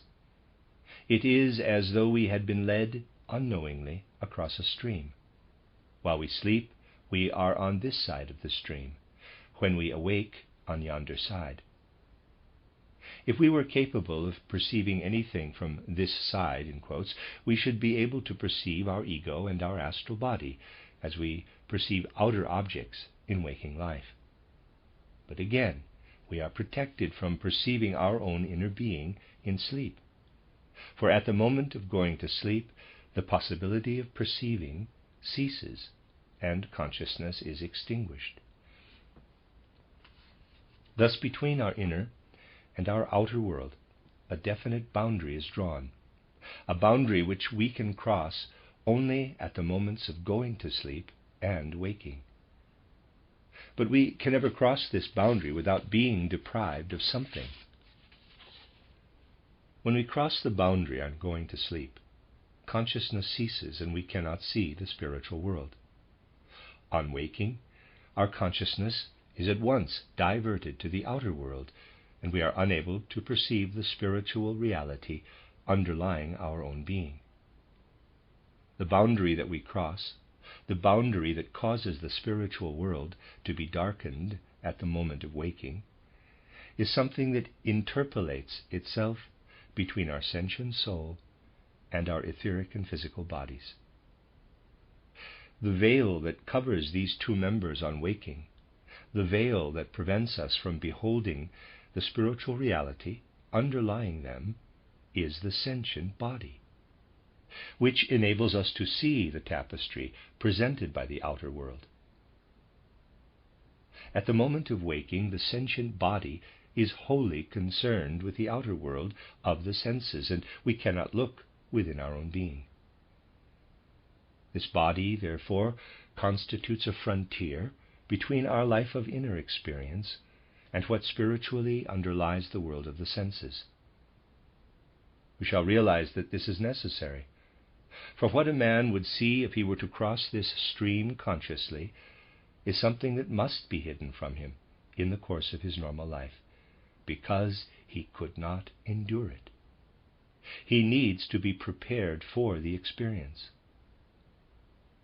Mystical development does not really consist in penetrating, by force, into the inner world of the physical and etheric bodies, but in first making oneself fit for the experience and passing through it consciously. What would happen to a man who were to descend unprepared into his own inner being? On waking, instead of seeing an external world, he would enter into his own inner world, into that which spiritually underlies his physical and etheric bodies. In his soul, he would experience a feeling of tremendous intensity, known to him in ordinary life in a very faint and weakened form only. That is what would come over a man if he were able, on waking from sleep, to descend into his own inner being. An analogy, without attempting to prove anything, will help you to have an idea of this feeling. There is in man what is called a sense of shame, the essence of which is that in his soul he wants to divert the attention of others from the thing or quality of which he is ashamed. This sense of shame, in connection with something he does not want to be revealed, is a faint indication of the feeling which would be intensified to overpowering strength if he were to look consciously into his own inner being. This feeling would take possession of the soul with such power that it would seem to be diffused over everything encountered in the external world. The man would undergo an experience comparable with that of being consumed by fire. Such would be the effect produced by this feeling of shame. Why should it have this effect? Because at that moment a man would become aware of the perfection of his physical and etheric bodies compared with what he is as a being of soul. It is also possible to form an idea of this by ordinary reasoning. Anyone who, with the help of physical science, makes a purely external study of the marvelous structure of the human heart or brain, or of each single part of the human skeleton, will be able to feel how infinitely wise and perfect is the arrangement and organization of the physical body. By taking one single bone, for example, the hip bone, which combines the utmost carrying capacity with the least expenditure of effort, or by contemplating the marvelous structure of the heart or brain, it is possible to have an inkling of what would be experienced if one were to behold the wisdom by which this structure was produced, and were then to compare with this what man is as a being of soul in respect of passions or desires. All through his life he is engaged in ruining this wonderful physical organism by yielding to his desires, urges, passions, and various forms of enjoyment. Activity destructive to the wonderful structure of the physical heart or brain can be observed everywhere in life. All this would come vividly before a man's soul if he were to descend consciously into his etheric and physical bodies. And the soul's imperfection, compared with the perfect structure of the sheaths, would have an overwhelmingly paralyzing effect upon him if he were able to compare what is in his soul with what the wise guidance of the universe has made of his physical and etheric bodies. He is therefore protected from descending into them consciously and is deflected on waking by the tapestry of the sense world outspread around him. He cannot look into his inmost being. It is the comparison of the soul with what it would perceive if it had sight of what spiritually underlies the physical and etheric bodies that would evoke the intense feeling of shame. Preparation for this is made in advance through all the experiences undergone by the mystic before he becomes capable of penetrating into his inmost being. To realize for himself the imperfection of his soul, to realize that his soul is weak, insignificant, and has still an infinitely long path to travel, is bound to arouse a feeling of humility and a yearning for perfection. And these qualities prepare him to endure the comparison with the infinitely wise structure into which he penetrates on waking. Otherwise he would be consumed by shame as if by fire. The mystic prepares himself by concentrating on the following thoughts. Quote, "When I behold what I am, and compare it with what the wise guidance of the universe has made of me, the shame I feel is like a consuming fire." Close quote. This feeling gives rise outwardly to the flush of shame. This feeling would intensify to such an extent as to become a scorching fire in the soul, if the mystic has not the strength to say to himself, quote, "Yes, I feel utterly paltry in comparison with what I may become, but I shall try to develop the strength that will make me capable of understanding what the wisdom of the universe has built into my bodily nature, and to make myself spiritually worthy of it." Close quote. The mystic is made to realize by his spiritual teacher that he must have boundless humility. It may be said to him, "Look at a plant. A plant is rooted in the soil. The soil makes available to the plant a kingdom lower than itself, but without which it cannot exist. The plant can bow to the mineral kingdom, saying, 'I owe my existence to this lower kingdom, out of which I have grown.' The animal, too, owes its existence to the plant kingdom, and if it were conscious of its place in the world, would in humility acknowledge its indebtedness to the lower kingdom. And man, having reached a certain height, should say, 'I could not have attained this stage had not everything below me evolved accordingly.' When a man cultivates such feelings in his soul, the realization comes to him that he has reason not only to look upward, but to look downward with thankfulness to the kingdoms below him. The soul is then filled with this feeling of humility and realizes how infinitely long is the path that leads toward perfection. Such is the training for true humility. What has been described above cannot, of course, be exhausted by concepts and ideas. If that were the case, the mystic would soon have mastered it. It must be experienced. And only one who experiences such feelings over and over again can imbue his soul with the attitude and mood necessary for the mystic. Then, secondly, the would-be mystic must develop another feeling, which makes him capable of enduring whatever obstacles may lie in his path as he strives toward perfection.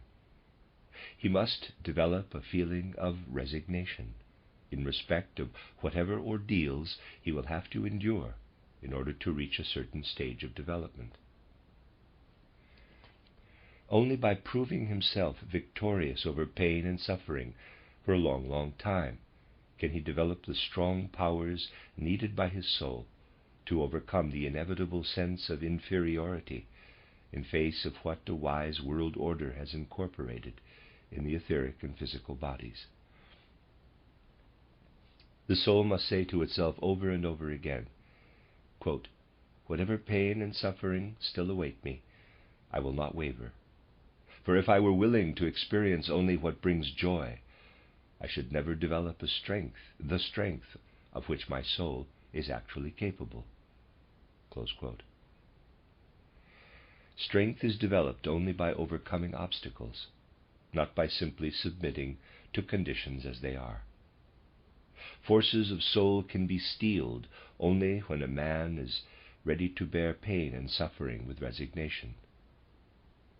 This strength must be developed in the soul of the mystic if he is to become fit to descend into his inner being. Let nobody imagine that spiritual science demands that a man living an ordinary everyday life shall undergo such exercises, for they are beyond his power. What is being described here is simply a narration of what those who voluntarily embark upon such experiences can make of the soul. That is to say, they can make the soul capable of penetrating into their own inmost being. In the course of normal life, however, the sentient body intervenes between what it is possible for the mystic to experience inwardly and what is actually experienced in the external world. That is what protects a man from descending into his own inner self without preparation and being consumed by a feeling of shame. In the normal course of life, a man cannot experience what is thus screened from him by the sentient body, for there he has already reached the frontier of the spiritual world. A spiritual investigator seeking to explore the inner nature of man must cross this frontier. He must cross the stream which diverts normal human consciousness from the inner to the outer world. This normal consciousness, while insufficiently mature, is protected from penetrating into man's inner self, protected from being consumed in the fire of shame. Man cannot see the power which protects him from this experience every morning on waking. This power is the first spiritual being encountered by one who is about to pass into the spiritual world.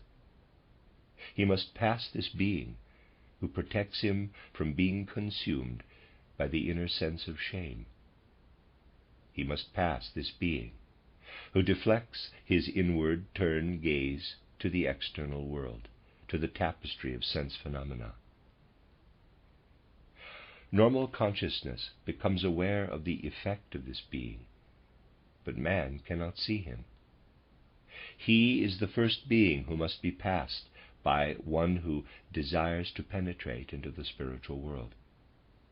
This spiritual being, who every morning stands before man and protects him while he is still immature from sight of his own inner self, is called in spiritual science the lesser guardian of the threshold. The path into the spiritual world leads past this being. Our consciousness has thus been directed to the frontier where we can dimly divine the existence of the being known to the spiritual investigator as the lesser guardian of the threshold. Here already is an indication that in waking life we do not see our true being at all. And if we call our own being the microcosm, we must add that we never see the microcosm in its pure spiritual form, but only the part that our own being reveals in the normal state. Just as when a man looks in a mirror, he sees an image, a picture, and not himself, so in waking consciousness we do not see the microcosm itself, but a reflected image of it. We see the microcosm in its mirror image. Do we ever see the macrocosm in its reality? Again, we can take our start from familiar experiences, leaving aside for the moment what a man undergoes in the course of the 24 hours of the day. We will think of the very simplest experiences that come to a man in the outer world of the senses. In that world, he perceives an alternation between day and night, how the sun rises in the morning and sets in the evening. He perceives how the sunlight illumines all the objects around him. What is it, then, that man sees from sunrise until sunset? Fundamentally speaking, he does not see the objects themselves at all, but the sunlight which they reflect. In the dark, we cannot see an object without illumination. Let us take the eye as representative of the other senses. What we see during the day are, in reality, the reflected rays of the sun. This is how things are from morning until evening. But man has only a very imperfect perception of the cause which enables him to see objects in the outer world at all. If we look at the sun directly, our eyes are dazzled. The very cause to which we owe the faculty of perceiving the outer sense world dazzles us. Thus, during the day it is the same with the sun outside as it is on waking with our own inner self. The forces within ourselves enable us to live and to perceive the outer world, but our attention is diverted from our own inner being to the outer world. It is the same with the sun. It enables us to perceive objects, but dazzles us when we attempt to look at it. Nor, during the day, can we perceive everything that is connected with the sun. We see what the earth reveals to us in the reflected sunlight. Our solar system is composed not only of the sun, but also of the planets. By day, the sight of them is denied us. The sun dazzles our vision not only of itself, but also of the planets. We look out into space, knowing that although the planets are there, they evade our observation. Just as by day we are prevented from seeing our own inner self, and by night the sight of the spiritual world is denied us in ordinary sleep, so by day, when our gaze is directed outward, the causes of our sense perceptions are hidden from us. What lies behind the sun and connects it with the other bodies belonging to the solar system, with the beings whose outer manifestations we call Mercury, Venus, Mars, Jupiter, Saturn, and so on, whatever living cooperation there is between the sun and these heavenly bodies is hidden from us by day. What we perceive is the effect of the sunlight. When we compare this state with the state in which the world around us exists by night, from sunset to dawn, we can perceive in a certain way what belongs to our solar system. We can look up to the starry heavens, and among other stars behold the planets at times when they are visible. But while we can see them in the night sky, the sun itself is invisible. We must therefore say what by day makes the sense world visible to us, by night takes from us the possibility of seeing it. At night the whole of the sense world is invisible. Is it possible to discover, in connection with the nocturnal state, something analogous to the state of the mystic when he descends into his own inner world? In the modern age, there is little consciousness of this analogous state, but there is something of the kind. It consists in the fact that, like the mystic, a man develops certain qualities of humility and resignation, and other feelings too, the nature of which we can grasp by picturing the simplest of them. Man has these feelings in normal life, in a weak form like the sense of shame, but nevertheless he has them. By enormously enhancing these feelings, he prepares himself to have experiences by night which differ entirely from those of normal consciousness. We all know that our feelings in spring are different from those we have in the autumn, when buds are bursting in spring and giving promise of the beauty and splendor of summer. The feelings of a healthy soul will not be the same as they are in autumn. With the approach of spring, we feel the awakening of hope. The feeling is only slightly developed in an ordinary normal man, but it is present nevertheless. Toward autumn, the mood of hope and awakening, connected with spring, will be transformed into one of sadness, of melancholy. When we see the leaves falling, when we see bare, skeleton-like branches, instead of the bright flowering shrubs of summer, our souls are steeped in melancholy. There is sadness in our hearts. In the course of the year, if we move in step with the phenomena of outer nature, we can experience a cycle in our life of soul. But as these feelings are faint and feeble in normal life, man's sensibility to the transformations that take place from spring to summer and from autumn to winter is only slight. Once upon a time, and it is still so today, a pupil of spiritual knowledge, who was to take the opposite path to that of the mystic, was trained in such feelings. In contrast to the mystic's descent into his own inner being, he was taught to live with the cycle of outer nature. He learned to feel with great intensity, no longer faintly as in ordinary life, the awakening of nature and the sprouting of vegetation in spring.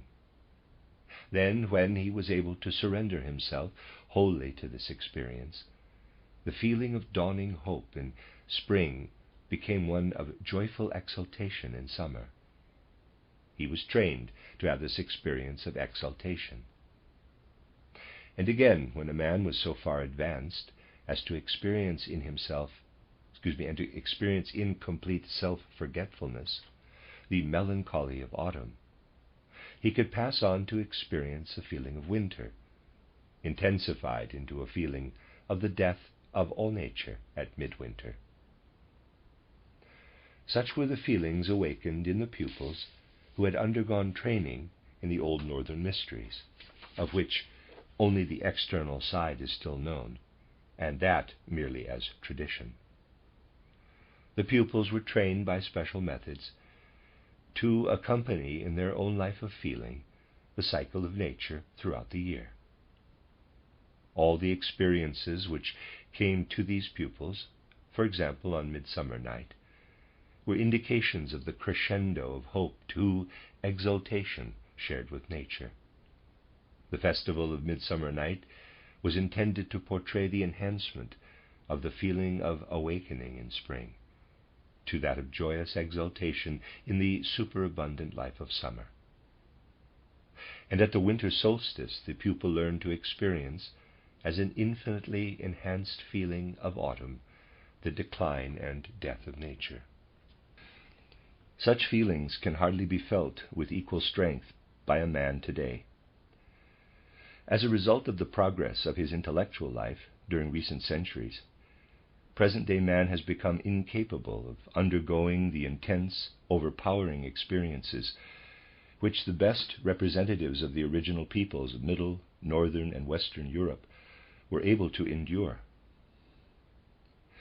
Having undergone such training, the pupils who had thus intensified their inner experiences found themselves possessed of a particular faculty, however strange this may sound, the faculty of seeing through matter, just as the mystic is able to penetrate into his own inner self.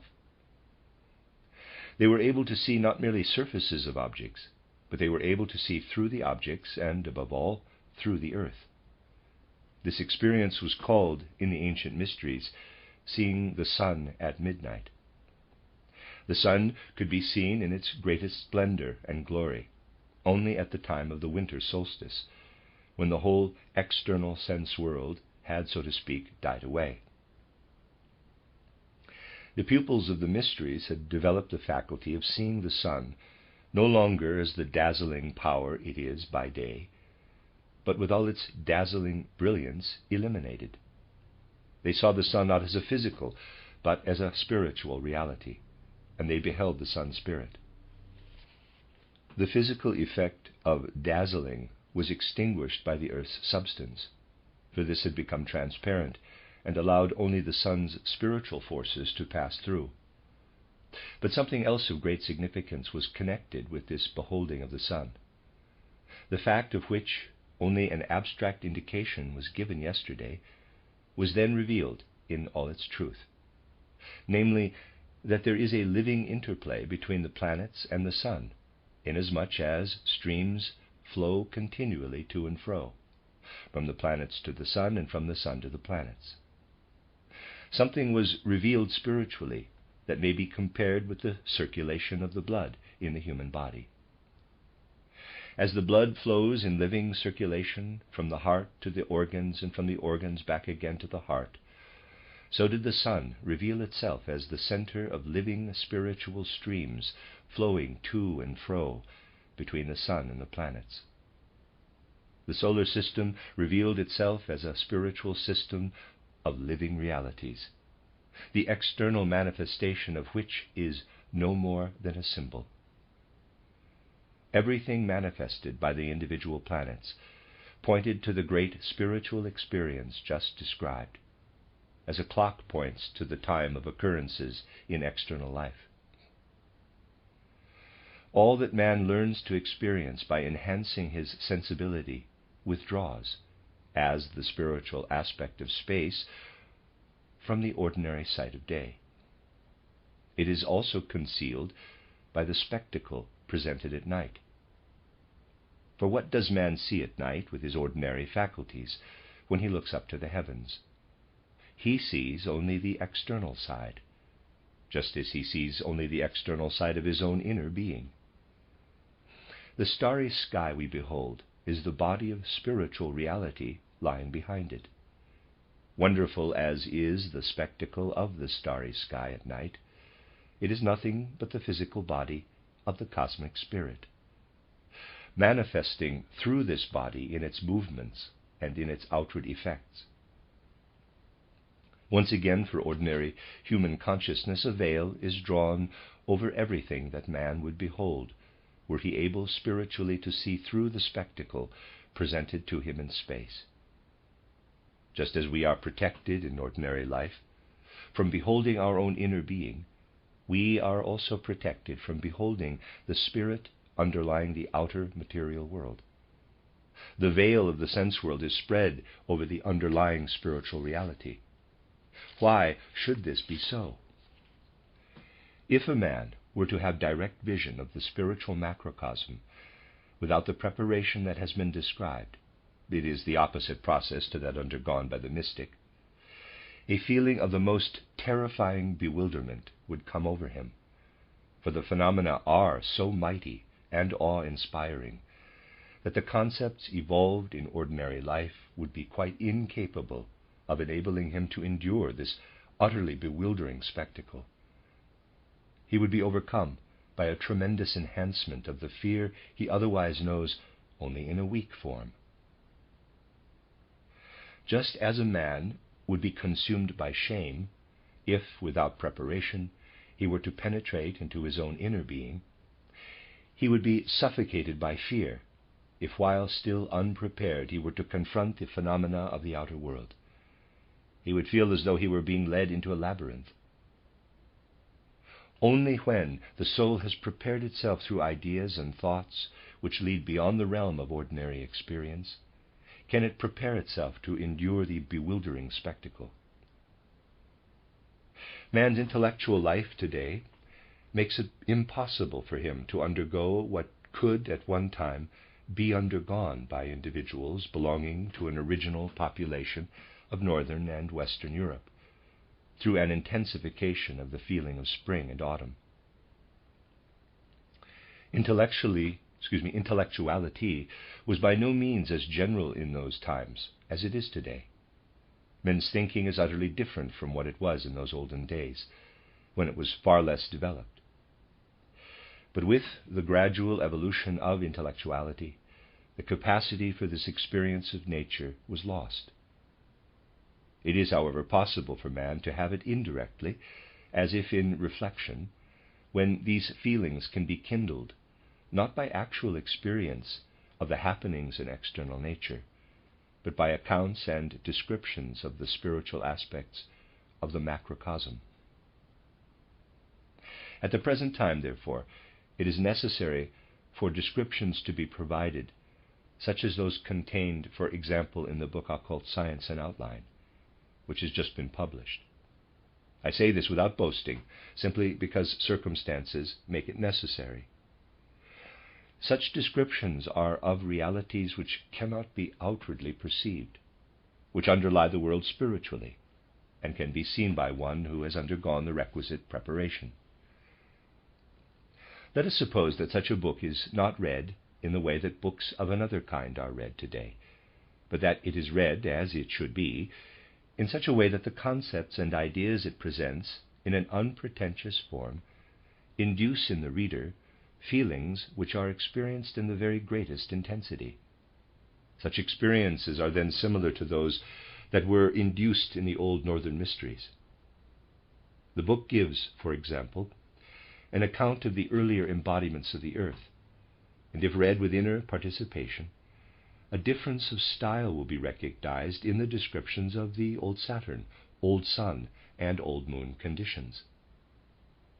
By letting what is there said about old Saturn work upon us, we shall induce a feeling consonant with the mood of spring.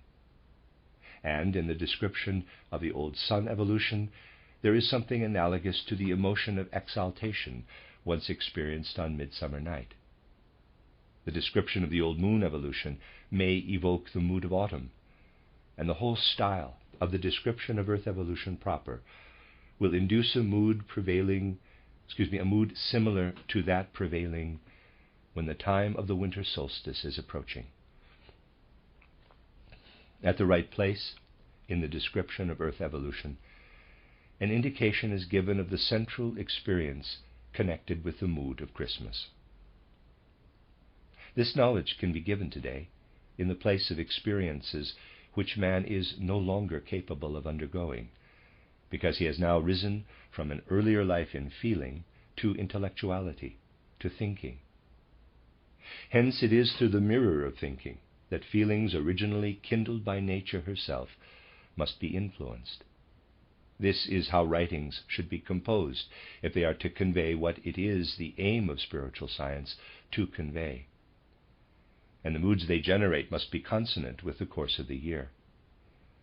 Theoretical descriptions are quite senseless, for they simply lead to spiritual matters being regarded just as if they were recipes in a cookery book. The difference between books on spiritual science and other kinds of literature lies not so much in the fact that unusual things are described, but mainly in how things are presented. From this you will realize that the contents of spiritual science are drawn from deep sources, and that, in accordance with the mission of our time, feelings must be quickened through thoughts. You will realize then that it is also possible today to find something that can lead again out of the prevailing confusion. Now, when, guided by such principles, a man sets out along the path leading into the labyrinth of happenings in the spiritual macrocosm, this is something that was prophetically foreshadowed among the original peoples of Northern Europe. The faculties enabling them to read the great script of nature were still active in these peoples at a time when the Greeks had already reached a high stage of intellectuality. It was the mission of the Greeks to prepare what we today must bring to an even more advanced degree of development. A book such as titled Occult Science could not have been written in the days of ancient Greece, but Greek culture made it possible, in a different way, for one who ventured into the labyrinth of the spiritual cosmos to find a thread that would guide him back again. This is indicated in the legend of Theseus, who took the thread of Ariadne with him into the labyrinth. Now, what is the thread of Ariadne today? The concepts and mental pictures of the supersensible world we form in the soul. It is the spiritual knowledge that is made available to us in order that we may penetrate safely into the macrocosm. And so, spiritual science, which to begin with speaks purely to the intellect, can be a thread of Ariadne, helping us to overcome the bewilderment that might come if we were to enter unprepared into the spiritual world of the macrocosm. So we see that if a man wishes to find the spirit behind and pervading the outer world, we must traverse with full awareness a region of which in normal life he is unconscious. He must traverse consciously the very stream which in everyday life takes consciousness from him. If then he allows himself to be affected by feelings kindled by the cyclic course of nature herself, or by concepts and ideas such as those referred to, if, in short, he achieves real self-development, he gradually becomes capable of fearlessly approaching that spiritual power who is at first invisible. Just as the inner guardian of the threshold is imperceptible to ordinary consciousness, so too is this second guardian, the greater guardian of the threshold, who stands before the spiritual macrocosm. He becomes more and more perceptible to one who has undergone due preparation and is making his way along the other path into the spiritual macrocosm. He must fearlessly and without falling into bewilderment pass this spiritual being, who also shows us how insignificant we are, and that we must develop new organs if we aspire to penetrate into the macrocosm. If a man were to approach this greater guardian of the threshold consciously but still unprepared, he would be filled with fear and despair. We have now heard how with his normal consciousness man is enclosed within the frontiers marked by two portals. At the one stands the lesser guardian of the threshold, at the other the greater guardian of the threshold. The one portal leads into man's inner being, into the spirit of the microcosm. The other portal leads into the spirit of the macrocosm. But now we must realize that from this same macrocosm come the spiritual forces which build up our own being. Whence comes the material for our physical and etheric bodies? All the forces which there converge and are so full of wisdom are arrayed before us in the great world when we have passed the greater guardian of the threshold. We are confronted there not by knowledge only, and that is another point of importance. Until now I have been speaking only of knowledge that can be acquired by man, but it does not yet become insight into the actual workings and forces of the macrocosm. The body cannot be built out of data of knowledge. It must be built out of forces. Once past the mysterious being who is the greater guardian of the threshold, we come into a world of unknown workings and forces. To begin with, man knows nothing of this realm, because the veil of the sense world spreads in front.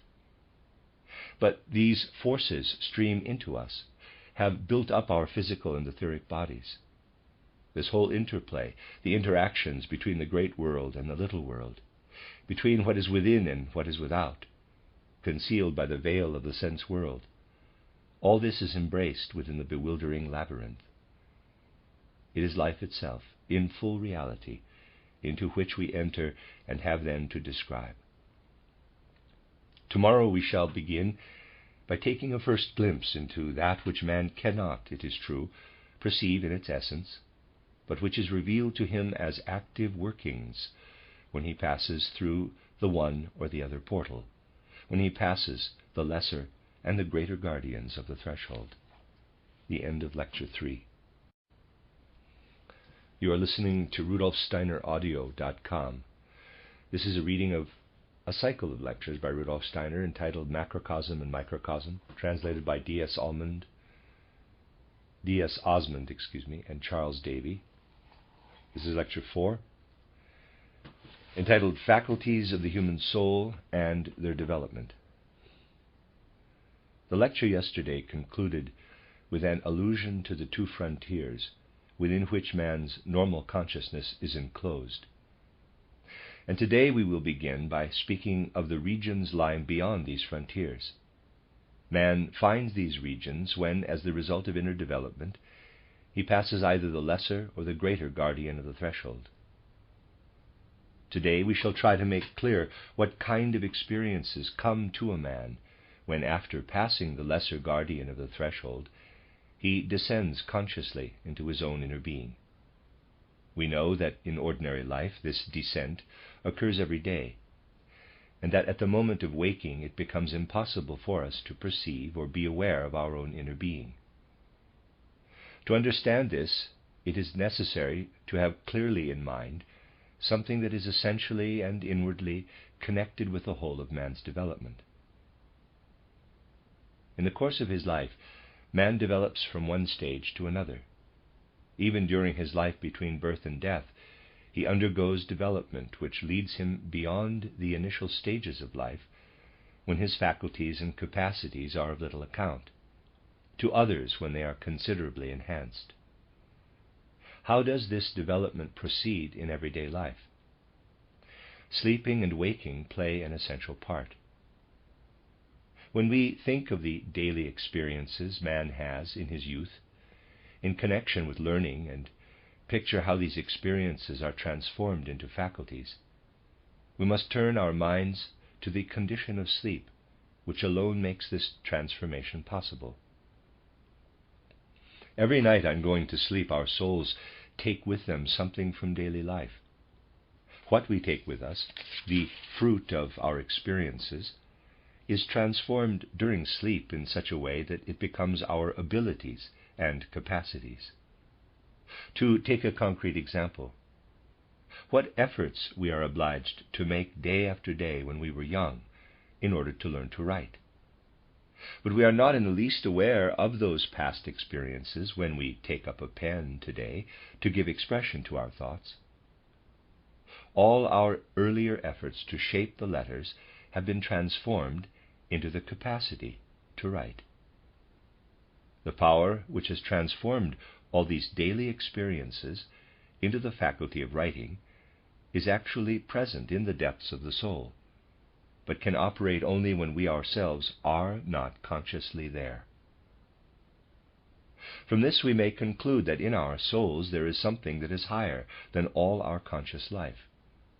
Forces higher than those available in our conscious life become active during sleep. Experiences are transformed into faculties, and the soul becomes more and more mature. A deeper being is working within us at our further development. When we go to sleep, this being receives the day's experiences and remolds them, so that in a later period of life they are at our disposal in the form of faculties. But we bring out of sleep much more than we ourselves brought into it through our conscious experiences. During the day we use up forces by participating in what is going on around us. In the evening we feel fatigue because these forces are exhausted, and during sleep they are replenished. Many forces flow into us during the night, other than those we have acquired as the result of our daily activity. Our life during sleep is therefore the source of innumerable forces we need for waking life. Thus we develop from stage to stage. But there is a definite limit to this development. Every time we wake in the morning we find the same physical and etheric bodies, and we know that, fundamentally speaking, we can do very little by means of our own forces to transform these two bodies or to develop them to a higher stage. Admittedly, anyone with knowledge of life realizes that it is possible even for the physical body to be transformed to a certain extent. If we observe a person who for 10 years has devoted himself to acquiring deeper knowledge, which he has not allowed to remain mere theory, but which had laid hold of his inner life, then after those 10 years we can form an idea of the inner metamorphosis that has taken place by comparing his present with his earlier appearance, and perceiving how the knowledge acquired has produced a change even in his features. The development which proceeded in his soul has also helped to shape his bodily appearance. But this outer development is very limited, for we are confronted every morning with essentially the same physical and etheric bodies, possessing the same aptitudes as at birth. Whereas, relatively speaking, We can do a great deal to develop our powers of intellect, of mind, and of will. We can transform our outer sheaths, our physical and etheric bodies only to a slight extent. Nevertheless, inner forces must be active through the whole of life, between birth and death, and these forces must be continually rekindled if life is to continue. We see at the moment of death what becomes of the physical body when the etheric body is no longer working in it. The physical and chemical forces inherent in the physical body as such assert themselves from the moment of death onward and dissolve, disintegrate it. That this cannot happen during life is due to the etheric body, which is a faithful fighter against the disintegration of the physical body. At every moment our physical body would be ready to disintegrate if fresh forces from the etheric body were not continually supplied to it. The etheric or life body, in turn, receives what it needs in this respect from still deeper inner forces, from the astral body, which is the vehicle of happiness and grief, of joy and sorrow. Thus the corresponding inner body is perpetually working at the outer body. The outwardly visible part of us is sustained all the time by the inner forces.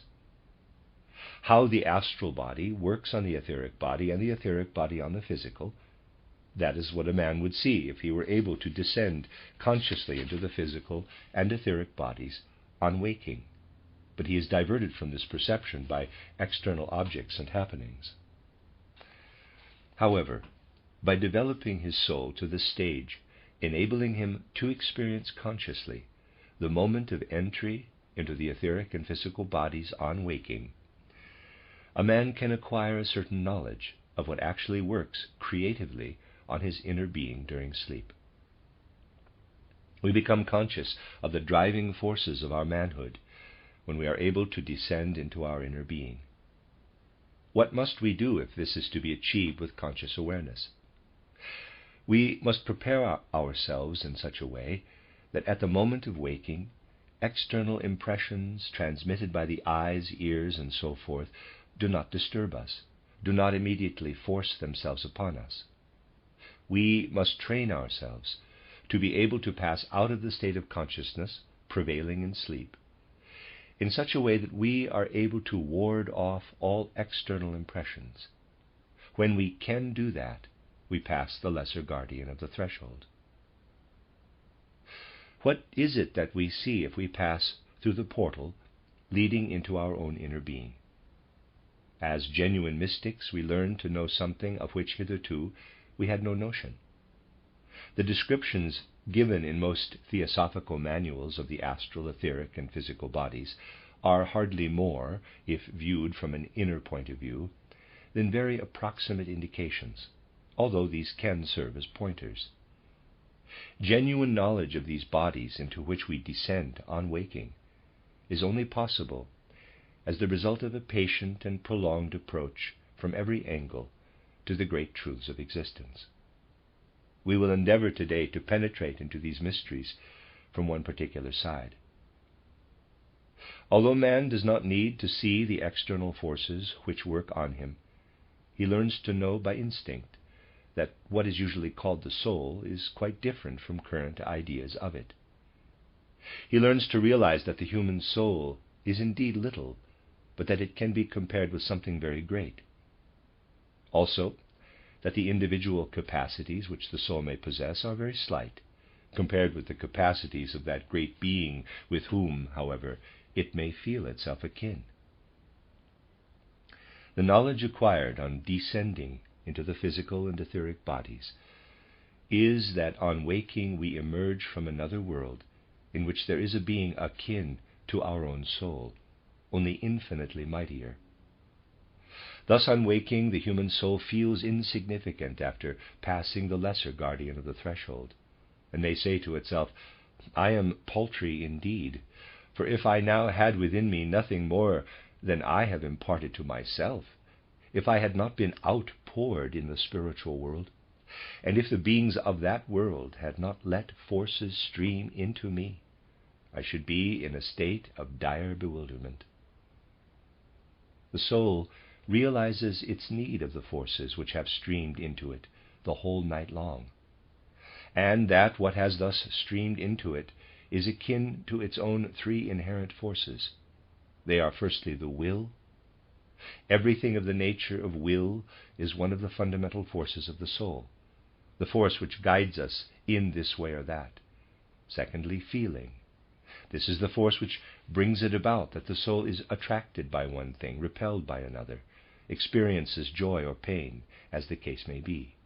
Thirdly, thinking, the capacity to form ideas of things. These three basic forces of the soul are the really valuable assets which we can develop and elaborate between birth and death. By strengthening our will, we become capable of taking vigorous and effective hold of life. If we develop the force of feeling, we shall realize with ever greater certainty what is right and what is wrong. To witness justice and righteousness will give us joy, and we shall feel pain at the sight of wrongdoing. If we develop our power of thinking, we shall acquire wise understanding of the phenomena of the world. Through the whole of our life, we must work at these three basic forces of the soul. But when we wake in the morning in the condition that has been described, having passed the lesser guardian of the threshold, we realize that whatever qualities of willing, feeling, and thinking we can develop in our lives are trifling compared with the powers of thinking, of feeling, and of will pervading the spiritual world out of which we pass at the moment of waking. We realize, too, that we need what our soul has absorbed during the night, for what we ourselves are able to develop consciously during the life of day would not take us very far. As a gift from spiritual worlds, from the higher forces of cosmic thinking, cosmic feeling, and cosmic will, there must stream into us all night long what must descend with us into our inner being. When we first become conscious of having absorbed cosmic will, cosmic feeling, and cosmic thinking, we realize that it is not we ourselves who have acquired these three basic forces, but that without our cooperation they stream into us during sleep. Furthermore, these three forces are transformed in our soul and assume different aspects. We become aware that what we know in our souls as will is only a faint reflection of the cosmic will that we bring with us. We know that this, as it streams into us, is transformed into the force which enables us to move about, to have mobile limbs. There streams into us the faculty which can be observed in external manifestation when we see somebody performing his daily work. What we draw into ourselves from the cosmic will becomes visible in the movement of our limbs, in our mobility. It reveals itself as an inner force streaming into us. We now know in very truth that cosmic will streams through the universe and through us, that we become mobile beings and have independence because this will has streamed into us during sleep. Then throughout the day we use up this cosmic will. In ordinary life, we do not feel the in-streaming of the macrocosmic will, but when we have passed the guardian of the threshold, we feel it working on within us. We feel that we have become one with the cosmic will, that we are membered into the will of cosmic worlds. What we know in everyday life as the power of feeling has also been drawn from an infinite reservoir of cosmic feeling. This too streams into us and is so transformed as to become inwardly perceptible to us, provided we are sufficiently mature. It is as if this cosmic feeling were permeating us with something comparable only with what is called light. We become inwardly illumined. What streams into us as this working of cosmic feeling is inner light, although without clairvoyance it is not outwardly visible as light. But a man who has passed the lesser guardian of the threshold realizes that what is needed for his life of inner experience, namely light, is nothing else than a product of cosmic feeling absorbed by him during sleep. From this it is evident that when a man is given up to his own inner life and being, he experiences something quite new about his soul, namely, what his inner self is able to be as a result of all that streams to him out of the macrocosm. And it is only when he feels the forces of cosmic feeling streaming into him that the astral body is there before him as a reality. The forces of thinking are such that they work as a regulator between what streams to us as the power of movement and the inner light.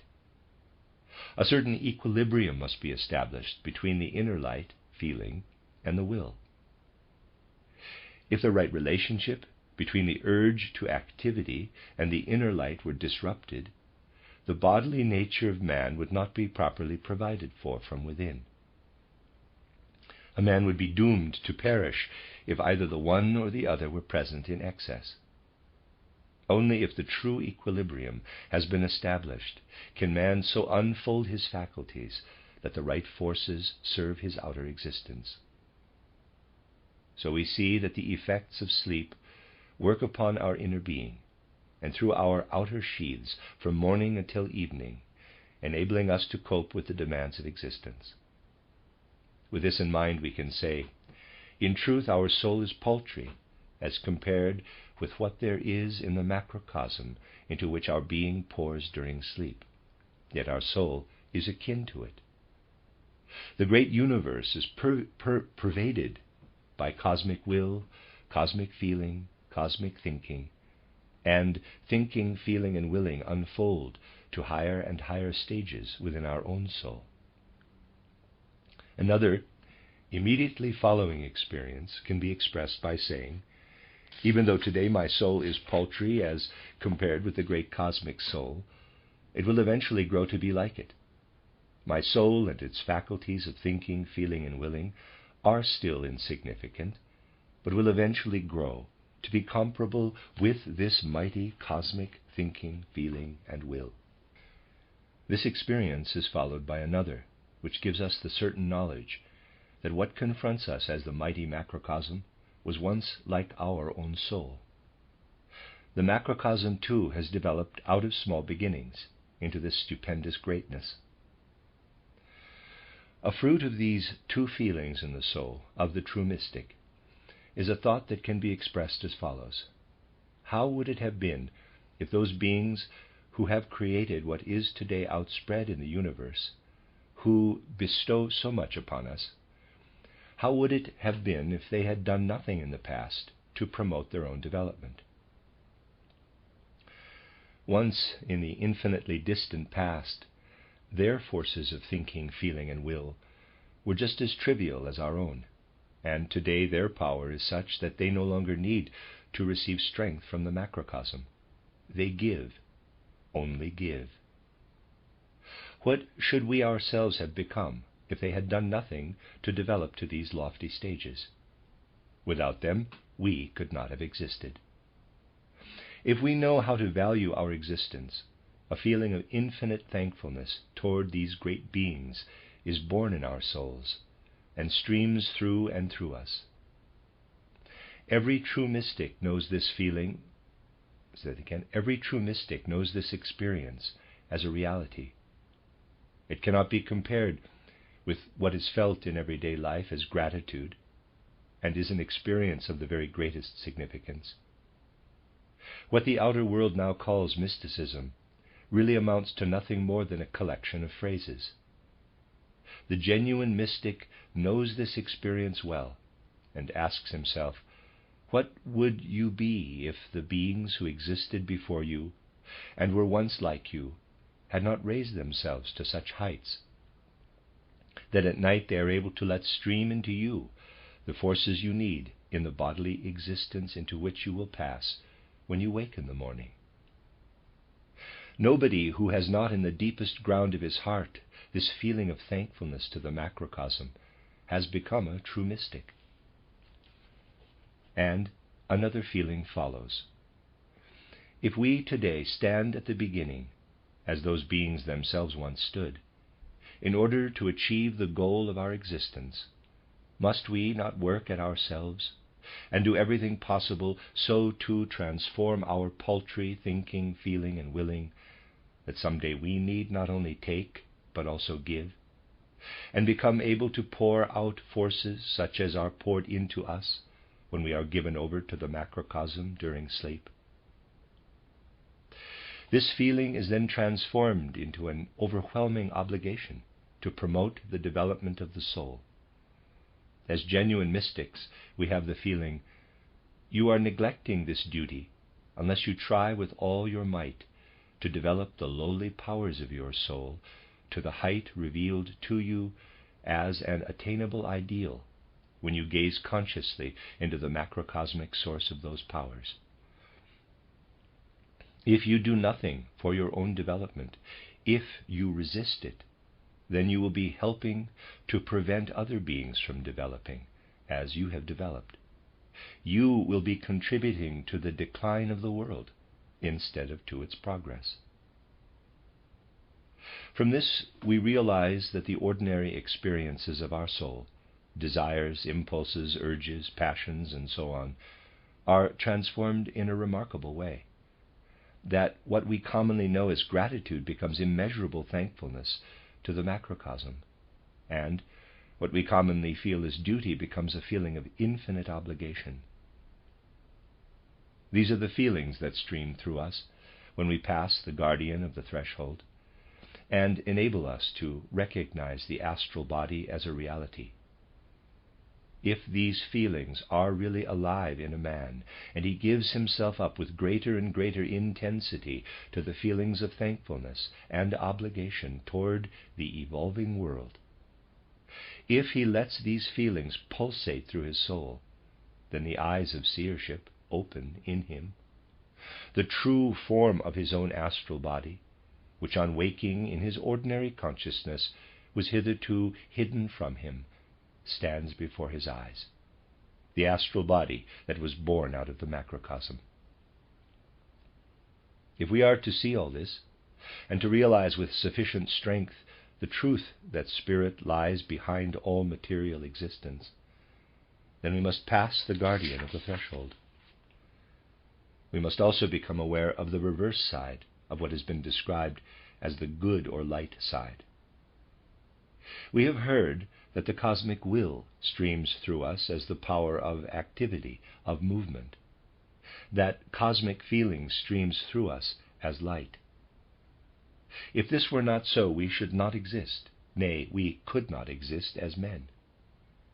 And now let us compare these cosmic forces with those of the thinking, feeling, and will which have been developed by the soul up to the present.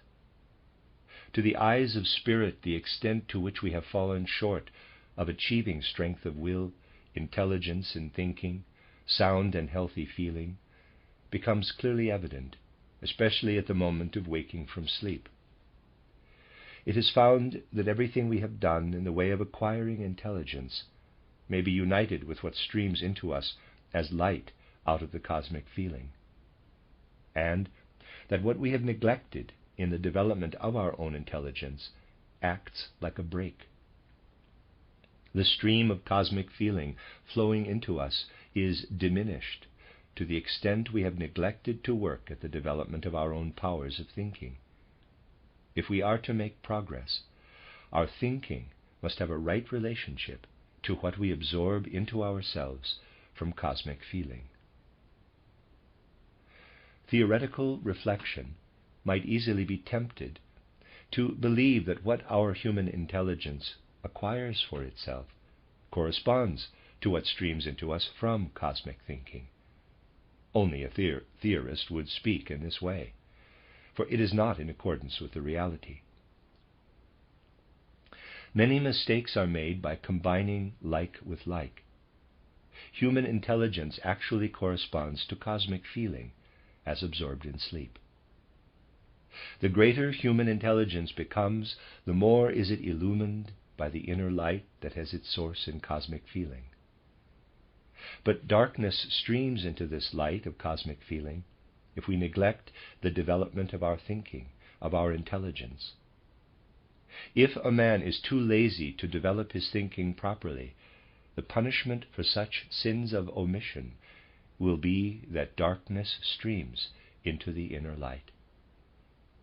Whatever a man neglects to do in the way of developing his intelligence brings upon him the punishment that he himself draws something from his inner light and promotes darkness in it.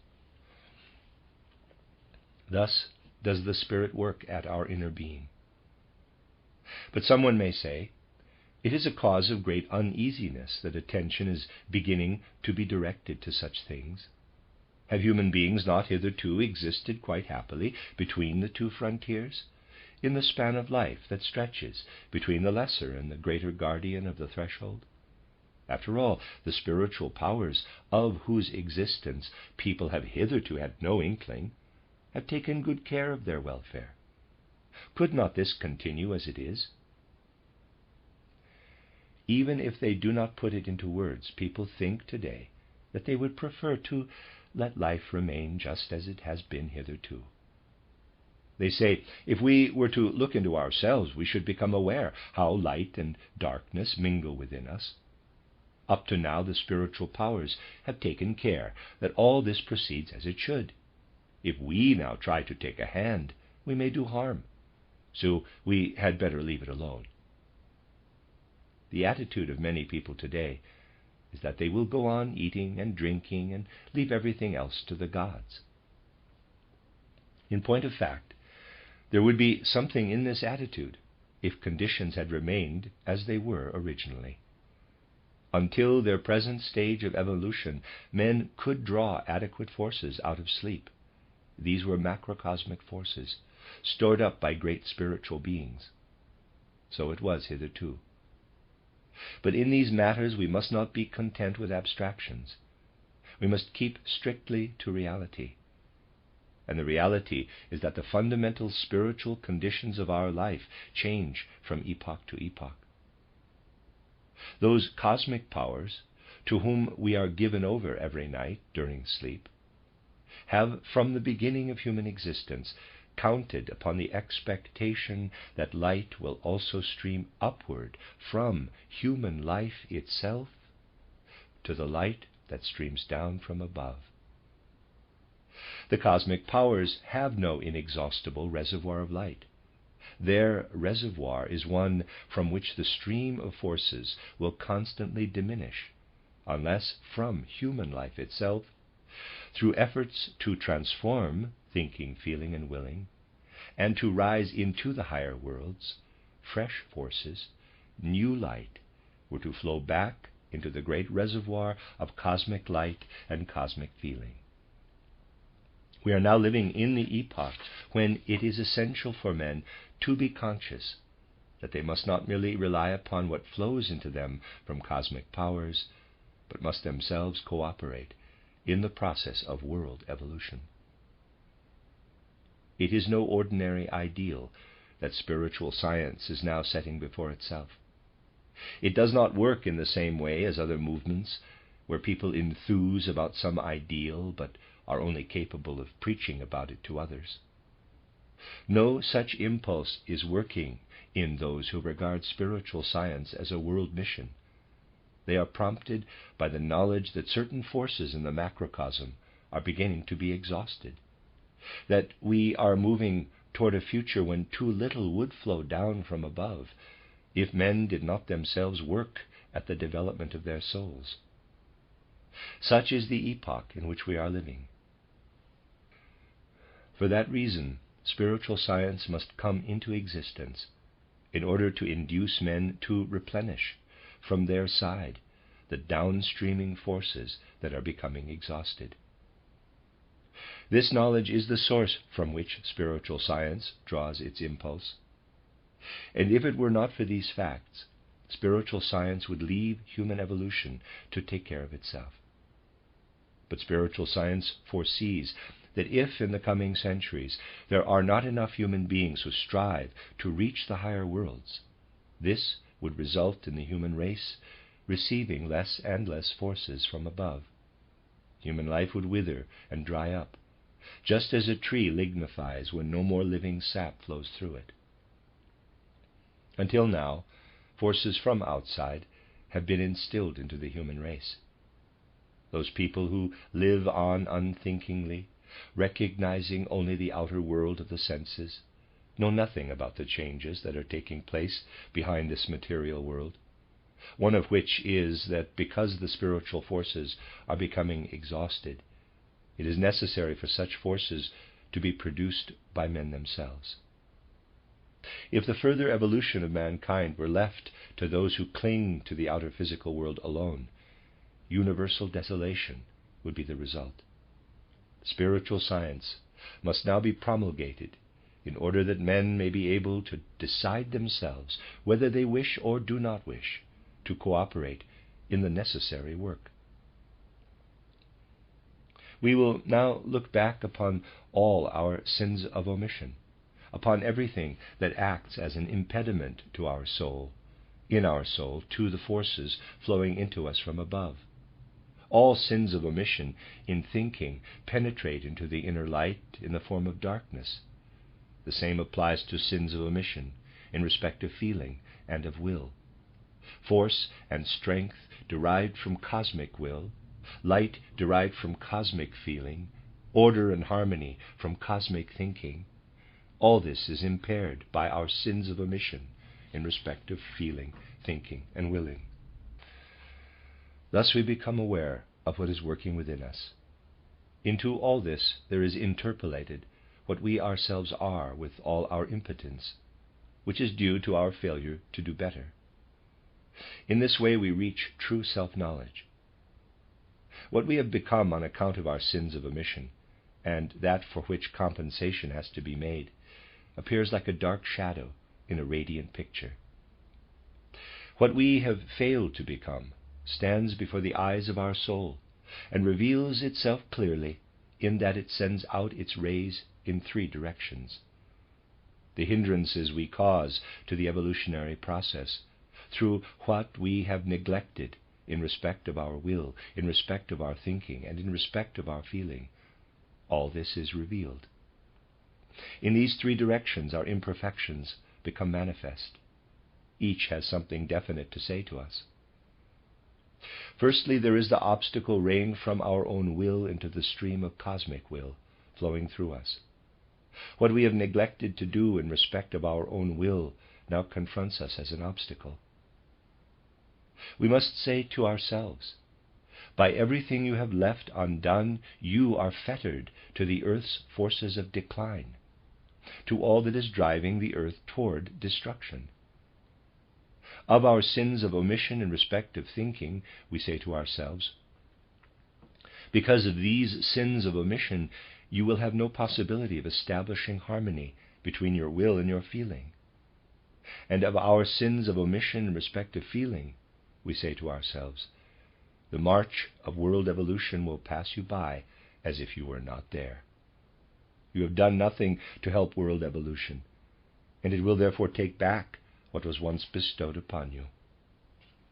Thus we see before us, distinct from each other, all the forces through which we are fettered to the earth, and we see cosmic evolution pass us by, because we have contributed nothing toward it through our own efforts. Then we feel how these forces which chain us to the earth, and the forces which pass us by, are tearing our true being asunder. In this moment of passing the lesser guardian of the threshold, we feel our sins of omission to be the destroyers of our soul's existence. There is only one means of counteracting this destruction. Only one means can at this crucial moment enable us to stand firm. It is that we ourselves must take a vow that nothing shall be neglected in future. After all, the indications are plain enough. They tell us, at the moment we are passing the lesser guardian of the threshold, these forces are dragging you down. Therefore you must work to develop your will, to develop your powers of thinking and of feeling. We may even feel grateful to this terrifying vista, for it makes possible the eventual fulfillment of our vow. Having spoken of the necessity of the feeling of thankfulness and the feeling of obligation, we can now speak further of what is called the mystic vow. Before the spectacle of his own inadequacy, everyone must register the vow that in future he will work at his soul to his utmost capacity in order to make up for past negligence. This vow gives life a new content, in keeping with true and effective self-knowledge. A man no longer broods, but works actively at his own self. This experience can take a twofold form. As long as we are only aware of it as a mental process, something is still lacking in us, is still fettering us, and there is still reason for cosmic evolution to pass us by. In such a case, the experience has been in the astral body only. But if the feelings of thankfulness and duty are experienced over and over again, they will be transformed ultimately into definite vision, which becomes an inner experience, and then a force, a power. This force arises through the astral experience being mirrored in the etheric body, and reflected to us by the latter. An image of ourselves is now before us as an external reality, standing out, as it were, from a background. The background shows us how the forces of light and activity, in which we are immersed during sleep, work into our sheaths. What we have made of ourselves stands out from this background. Just as in outer reality animals, plants, minerals confront us, so now our own self confronts us in its true form. Our own inner being becomes, as it were, perceptible in the outer world. Hitherto, when we descended into our own being, our attention was diverted to the outer world. The impressions from this world flowed into us, making it unnecessary for us to see what we are now obliged to see, if we resolve to take our share in working for the progress of mankind. Our own inner self is portrayed, as it were, against this background. All that fetters us to the earth, all that binds us to the perishable, appears to us in astral vision as a definite image, the image of a distorted bull dragging us down. All the forces which otherwise produce harmony reveal in the image of a distorted lion the disharmony consequent upon our sins of omission in feeling. Everything that passes us by as the result of our sins of omission in thinking appears to us in the image of a distorted eagle. These three images are permeated by the distorted image of our own self, indicating what we have to correct and put right in the future in order to contribute to world evolution what it requires of us. Three distortions of animal forms and one of ourselves. How these three separate images or pictures are related to one another reveals the measure of the work lying ahead of us. Thus, when we pass the lesser guardian of the threshold, we have true self-knowledge. For there stands before us an image of what we have become. This self-knowledge is a stimulus for our whole future life. We shall only shrink from this experience, as would otherwise be very probable, if we hold the belief that what we do not see is not there. There are people who, when a slate falls from a roof, close their eyes instead of moving out of the way. Such people, they are like those who say they would prefer to avoid the experiences described by spiritual science, do not want to see what is happening, but nothing is altered by the fact that they do not see it. The one and only help at this stage is self-knowledge. Hitherto, the cosmic powers were able to check the utter distortion of the image of our manhood. But in the future, these cosmic powers will no longer suffice. We ourselves, in our image, are the lesser guardian of the threshold. It is we ourselves who hinder the possibility of descent into our inner being. We ourselves must work at our own development. This knowledge alone makes it possible for the future decline of humanity into enfeeblement to be avoided, as well as the failure to fulfill its mission on the earth. We have now been led in thought through the region that may be called the region of our own sentient body, into which we descend on waking from sleep. But in normal existence we are not aware of it, because our consciousness is diverted. If, on waking, we refuse to admit the impressions from outside, we experience what has been described. We have spoken, but only very briefly, of our astral body. What has now been described is the inner aspect presented by part of our human nature, namely our sentient body, German Empfindungsleib. We have reached the boundary where the sentient body borders on the etheric body. The image or picture we behold shows us what we truly are. The form we there behold is only an image, but it is all that is needed. Discussions about the non-reality of a mirror image are worthless. If a man wants to know what he really looks like, discussion about this is futile. What we behold is, of course, only a reflection, a mirror image in the etheric body, but it helps us to acquire self-knowledge, and therein lies its value. Error would begin only if the clairvoyant were to believe the mirror image to be another entity, another reality coming toward him. If he were unaware that it is only a picture revealing his inner self. Were the clairvoyant to take the picture to be a real bull or some four-headed creature, he would be like a man whose nose displeases him and who, on seeing it in a mirror, tries to punch it. Things must not be taken to be what they are not. A man who does not rightly understand the mirror image lends himself to hallucinations. Whoever regards the image as being something in space and not a mirror image, which in fact it is, has succumbed to hallucination. Before seership begins, it is therefore important to have acquired the faculty of grasping the true values of things through reason. Clairvoyance should not be induced in anyone who would be liable to take for reality what is merely a reflection, or to confound spiritual realities with the realities of outer physical space.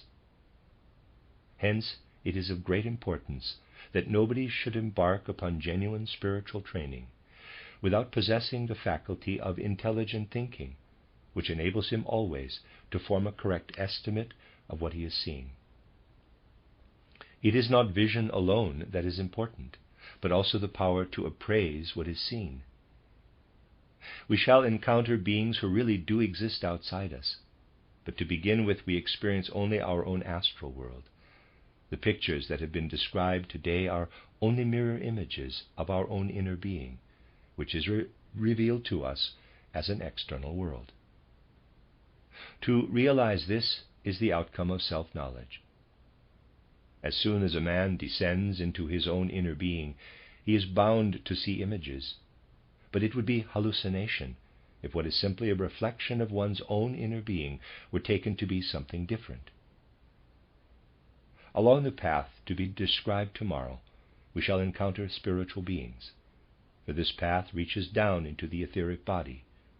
The same holds good for the path that leads past the greater guardian of the threshold. Today, then, we have reached the point of considering the stream which passes into the realm of our experience at the moment of waking. We have described the consciousness that deviates from the normal and is experienced by the mystic, when, at the moment of waking, he diverts his attention from everything outside him in the world of the senses and penetrates into his inner being. The end of Lecture 4. You are listening to RudolfSteinerAudio.com.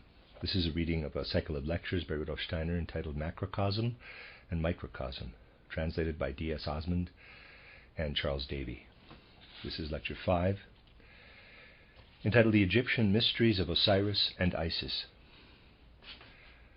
A rather difficult task confronts us today, but my listeners will be willing to submit to the greater demands made upon them if it is said at the outset that this study will enable us, during the next few days, to feel firmer ground under our feet. In spiritual science, unless we are content to remain with abstractions, we must also listen from time to time to information belonging to the higher regions of spiritual knowledge. It may also be added that our study today will in no way consist of deductions or theoretical inferences, but of matters which have always been known to those who have penetrated more deeply into these subjects. We shall therefore be dealing with knowledge possessed by actual individuals. We heard yesterday how a man would be able to find his bearings within the inner organization of his astral body if he could, on waking, descend consciously into this astral body.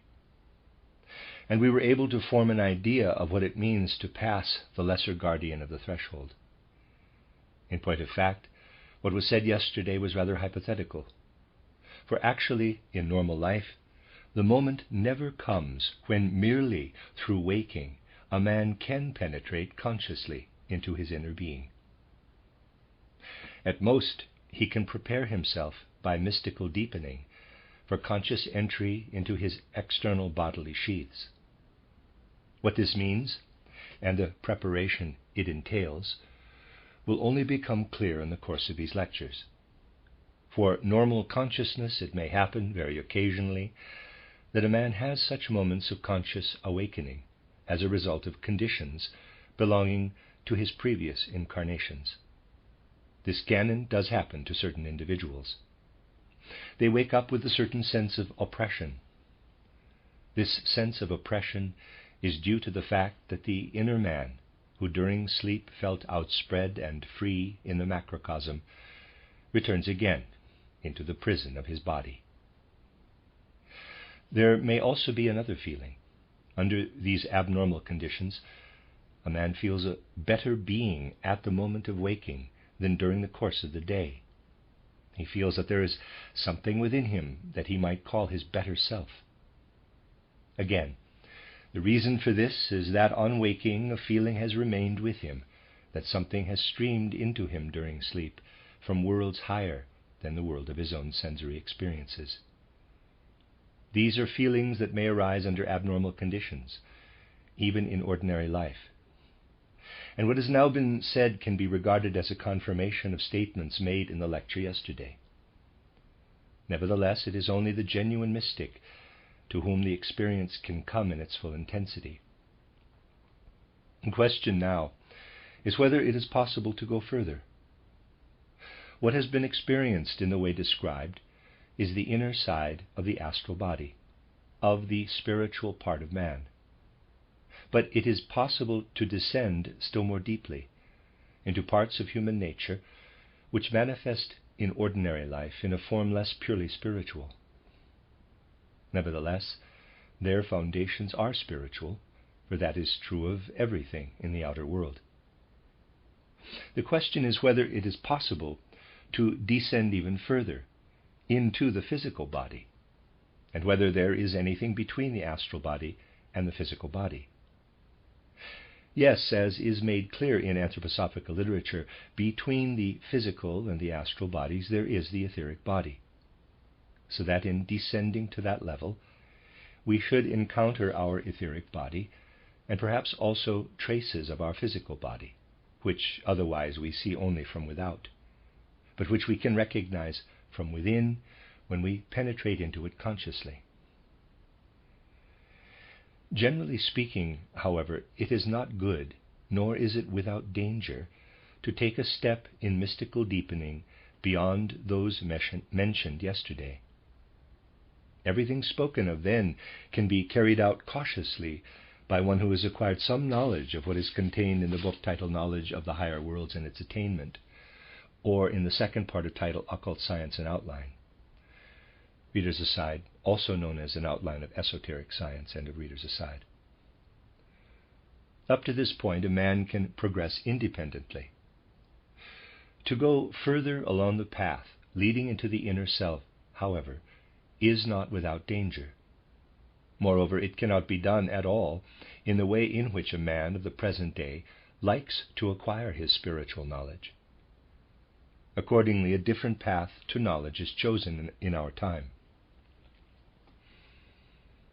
In modern civilization, it is no longer right to take the path leading to a deeper descent into the inner being without troubling about any other considerations. The fundamental characteristic of spiritual life today is that man subordinates himself to a certain degree only and wishes to tread his path of knowledge in the fullest possible freedom. We shall see that there is a path into the spiritual world which takes this desire into full account. It is the Rosicrucian path of knowledge. This is the true path of modern times. It did not exist in those mysteries of antiquity where man was initiated into the deeper secrets of existence. There were mysteries in which a man was simply led past the lesser guardian of the threshold into his own inner being, and there were others in which he was led out into the macrocosm, necessarily in a kind of ecstasy. These were the two most usual paths in ancient times. The path of descent into the inner self was followed especially in those places of initiation which are called the mystery sanctuaries of Osiris and Isis. And now, in order to explain what man can experience by descending into his inner being, we will speak of the experiences undergone by a pupil of the Osiris and Isis mysteries. As we shall hear in the next lectures, it is possible today to attain the initiation which brings knowledge of these mysteries, but the path leading to that initiation differs from what it once was. In ancient Egypt, something was necessary, against which human nature as it is today would rebel. It was necessary in those times that at the point when the candidate for initiation was to penetrate into the higher worlds, or even shortly before, he should not attempt to progress independently along his own path of knowledge, but should entrust himself to an initiated teacher, to a guru, the term used in Oriental philosophy. Otherwise, the path was too dangerous. As a general rule, even the steps toward mystical deepening described yesterday were undertaken under the guidance of a guru. What was the real purpose of this guidance by an initiated teacher? When we descend in the morning into our bodily nature, our soul is received by three powers, which have been called by names taken from ancient terminology. The names of Venus, Mercury, and Moon.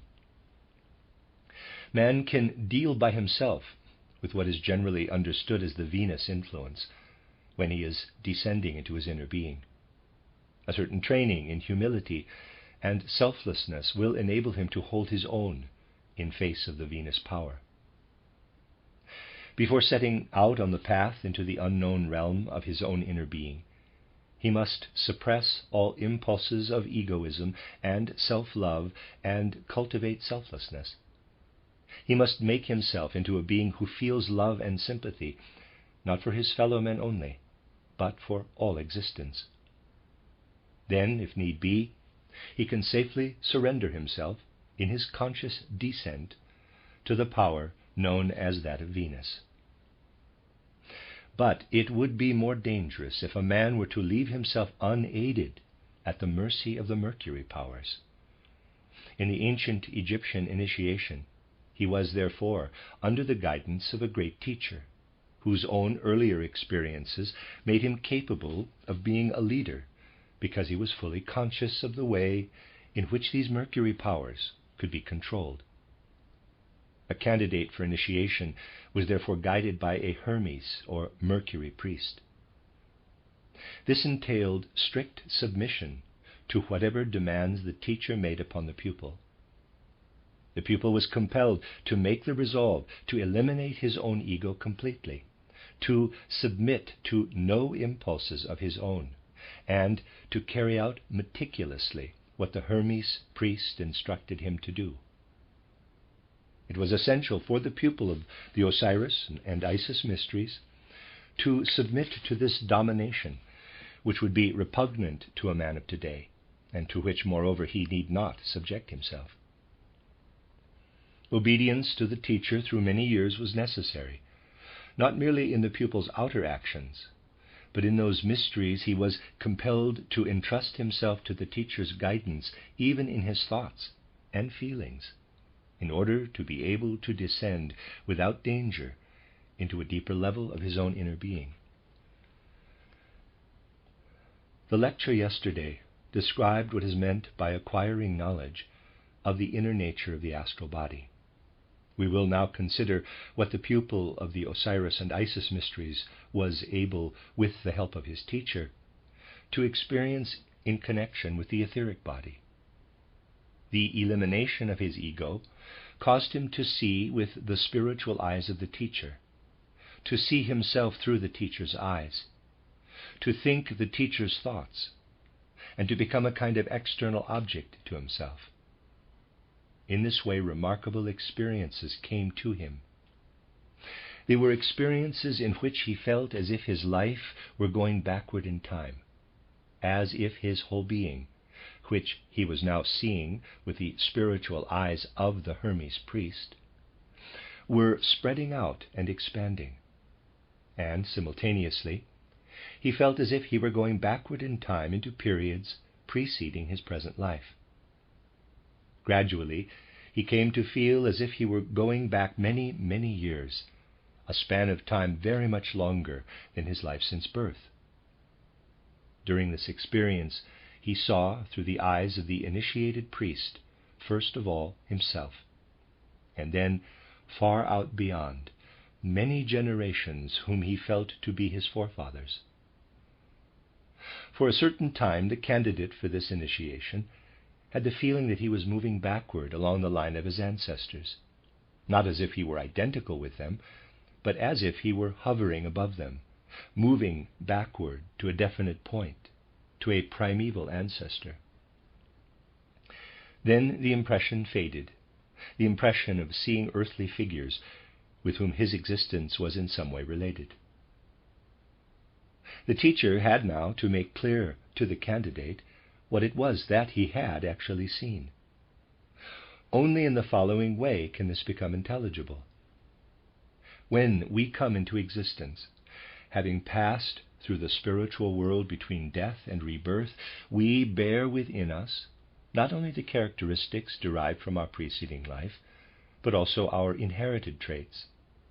We are born into a family, into a people, into a race. We bear the inherited qualities of our ancestors. These qualities are not derived from the last incarnation, but have been inherited from generation to generation. Now, why is it that a man with his inborn nature incarnates in a particular family, in a particular people or race?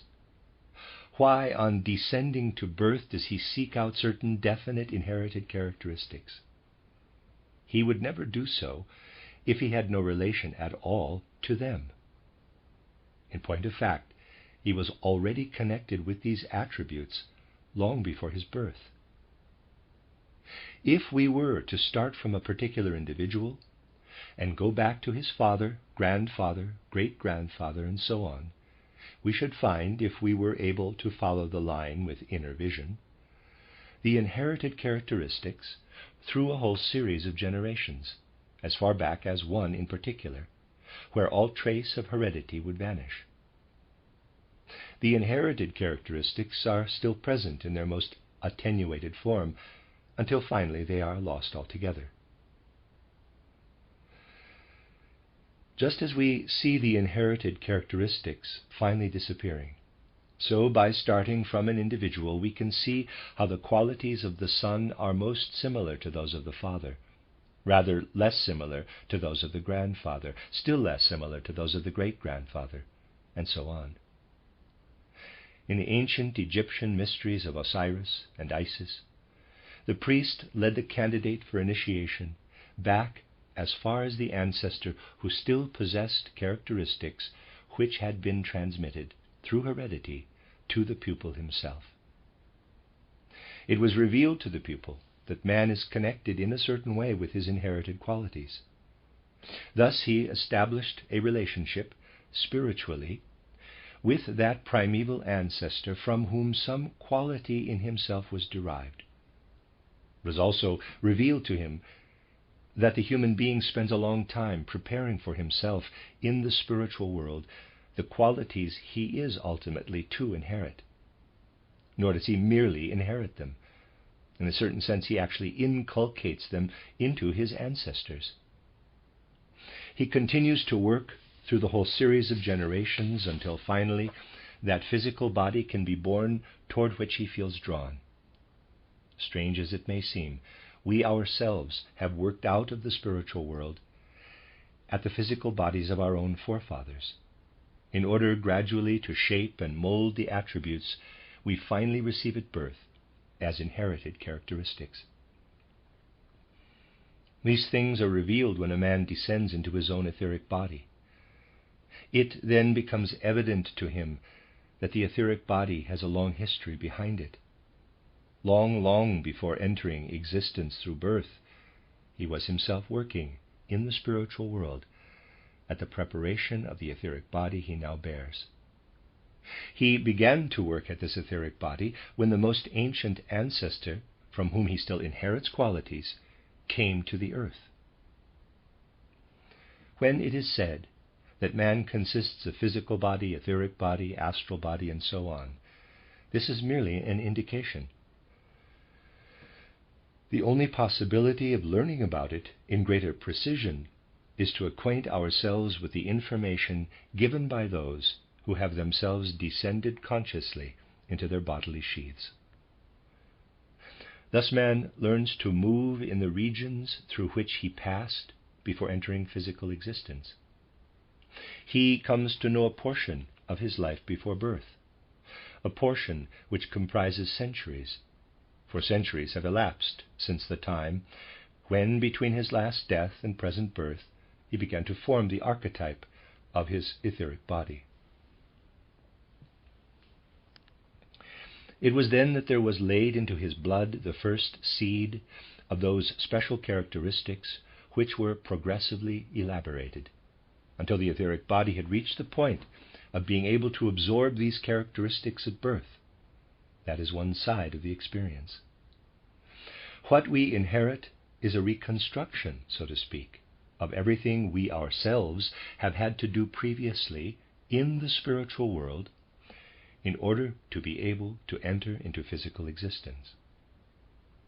Therefore, the qualities that are concentrated, as it were, in the present etheric body, and were given their stamp through the foregoing centuries, have always been called the, in quotes, upper, meaning the heavenly or spiritual man. This is the technical expression for the fact that by penetrating into his etheric body, man learns to know his upper nature. The expression heavenly or spiritual man was also used because it was realized that these attributes had been formed and fashioned from the spiritual world through which the man had passed during the period between his last death and the present birth. And now as to the other side of the experience.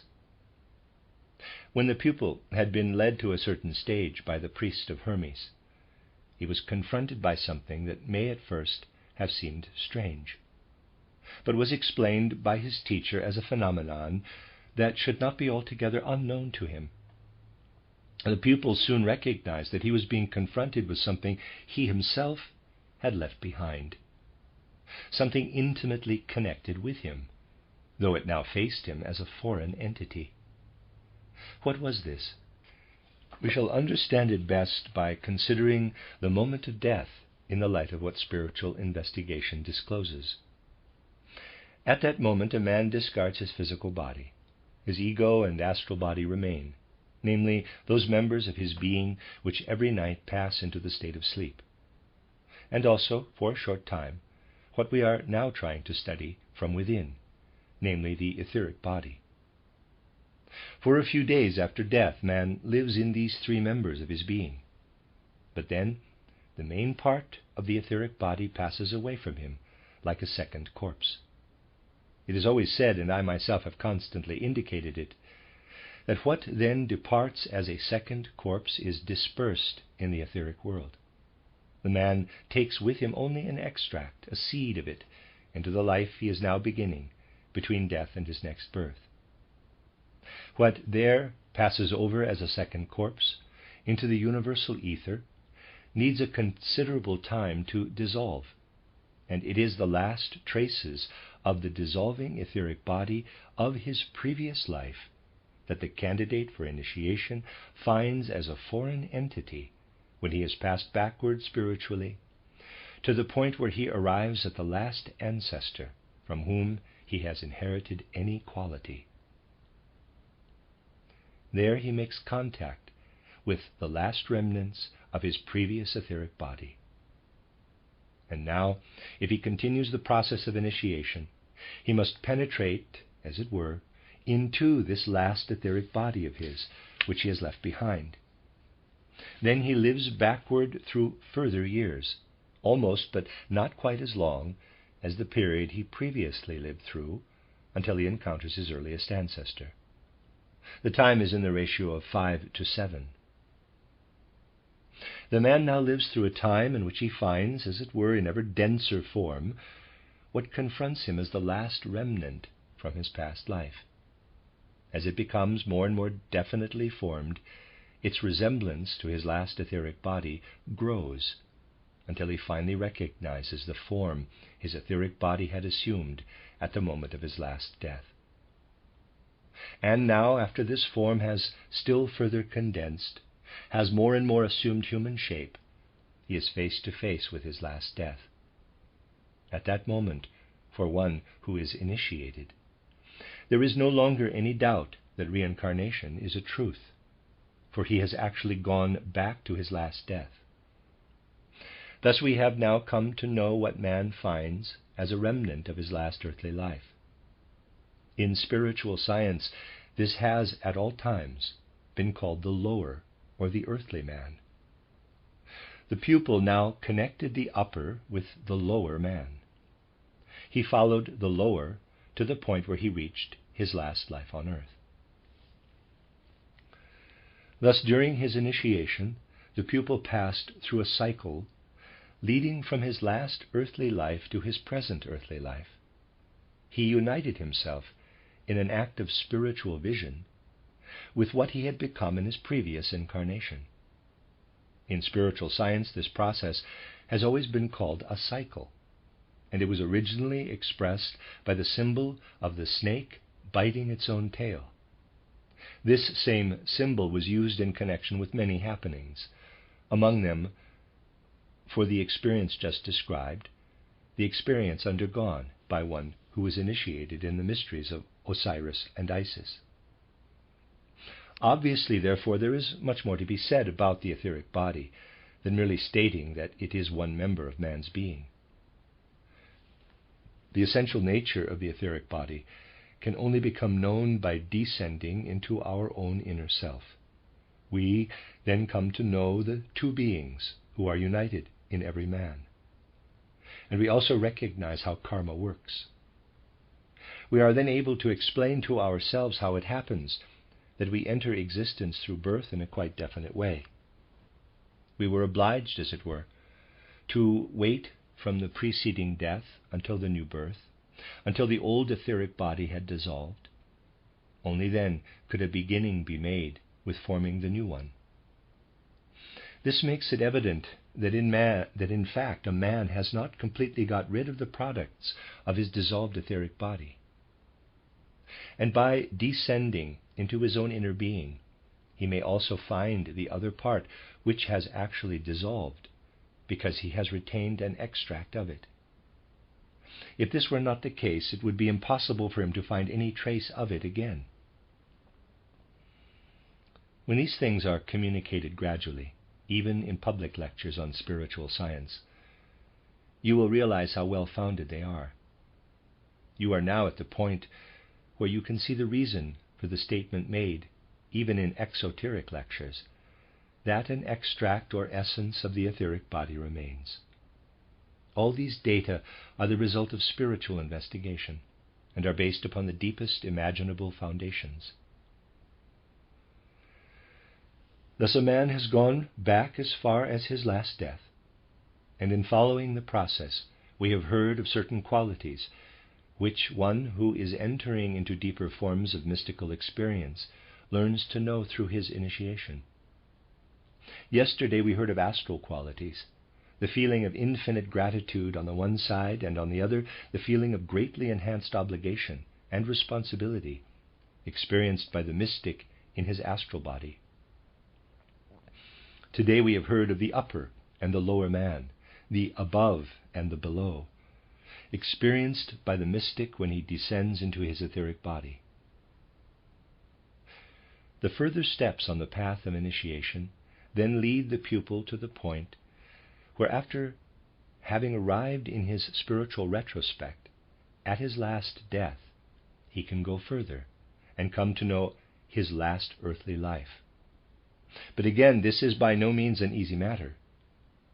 Under his teacher's guidance, the pupil is once again reminded that he must not go further until he has achieved complete forgetfulness of self. For it is impossible to make real progress as long as there remains any shred of personal self-consciousness of this present incarnation, this present life between birth and death. As long as a man still calls anything his own, he cannot attain knowledge of his preceding incarnation. In the ordinary normal life, between birth and death, he cannot come to know the being who in the preceding incarnation was a completely different personality. He must be capable of regarding himself as some quite different being. That is the important point. And yet not lose hold of himself when obliged to have this experience. He must be capable of transformation to the degree of being able to feel himself slipping, as it were, into a quite different bodily sheath.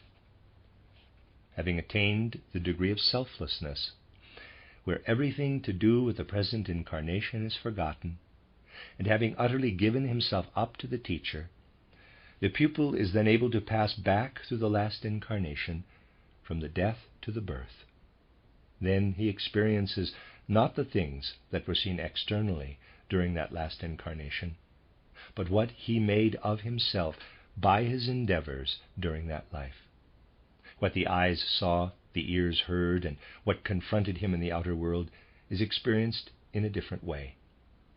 What is now experienced are the efforts he made in the bygone incarnation, with the object of advancing a step forward. Having re-experienced these efforts, the pupil is led back again by the teacher to his present incarnation. The step from the previous to the present incarnation is taken rapidly, and then the pupil finds his bearings again. He now has a strange feeling of being two personalities, as if he has brought an additional one with him from the spiritual world into his present personality. This gives rise to the feeling of living in the physical body.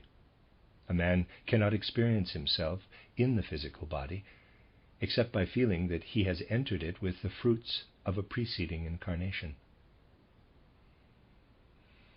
I have repeatedly reminded you that in normal everyday life, a man sees the physical body only from outside. Now, for the first time, he realizes what it means to see the physical body from within. To see himself within his own physical body is only possible in the light of the experiences of his preceding incarnation. But that is not enough. Only little can be learned from it about the present physical body. When the teacher has brought the pupil to the point of standing consciously within his own being, together with his previous personality, he must take him back once again over the path already followed. The pupil now retraces the path from the penultimate birth to the penultimate death. He undergoes again what he experienced in his upper and lower being, and through the penultimate death reaches back to the penultimate incarnation. A single cycle brings him back to the last incarnation only. Thereupon, the second cycle must be undertaken, bringing him back to the penultimate incarnation. This gives rise to the feeling of being a third personality, who is included in the two preceding personalities. The cycle can be repeated again and again until the pupil reaches an epoch lying far, far back in the evolution of the earth, a far distant age of civilization. Then he finds that as an earlier personality, he was incarnated in preceding epochs of culture, for example, in the Greco-Latin epoch, earlier still in the Egyptian, in the ancient Persian, in the ancient Indian, and even further back in the Atlantean and the Lemurian epochs. There is then no more possibility of having such experiences as have been described.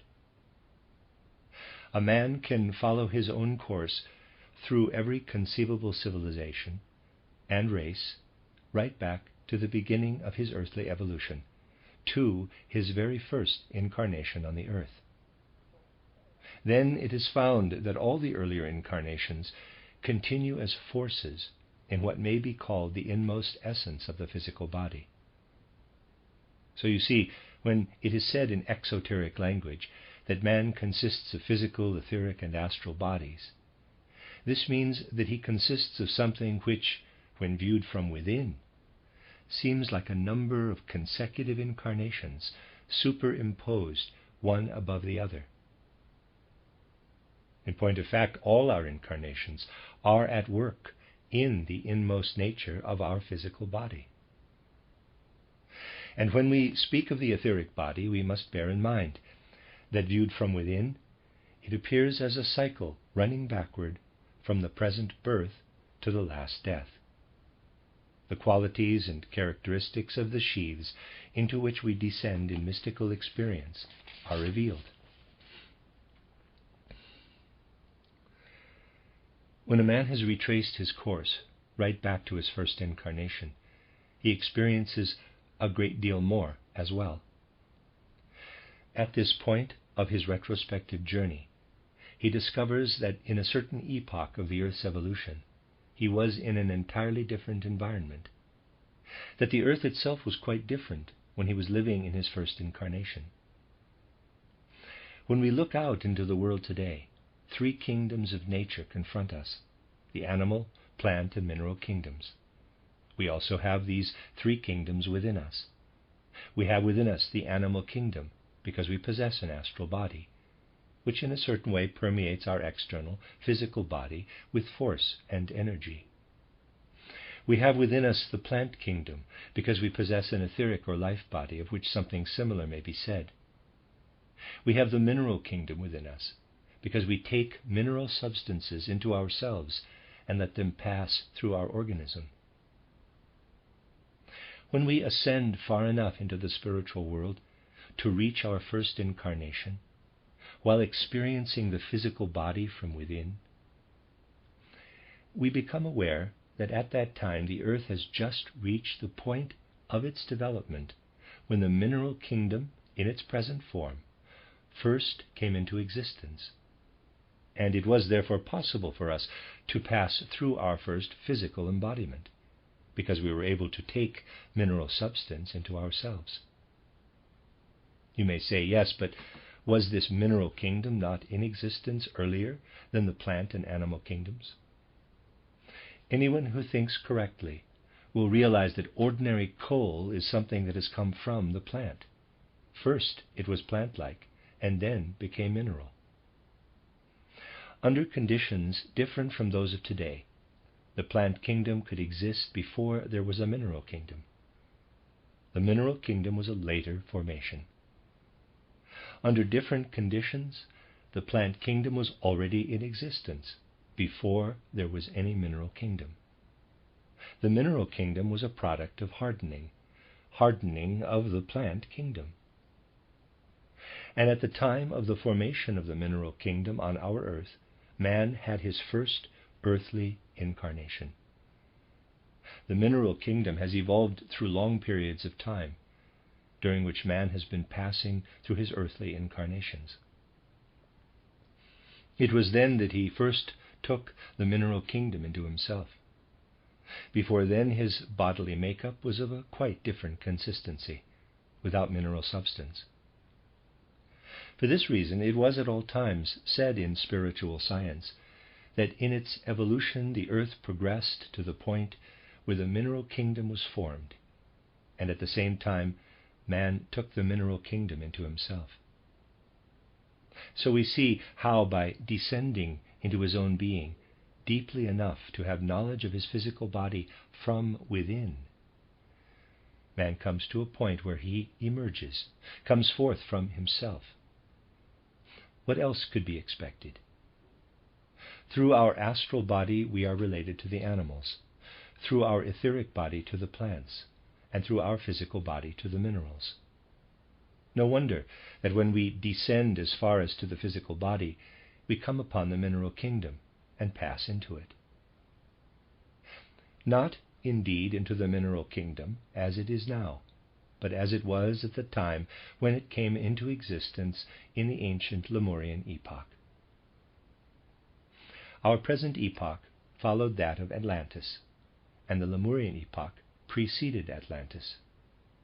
Before the great Atlantean catastrophe, the face of the earth was quite different from what it is today.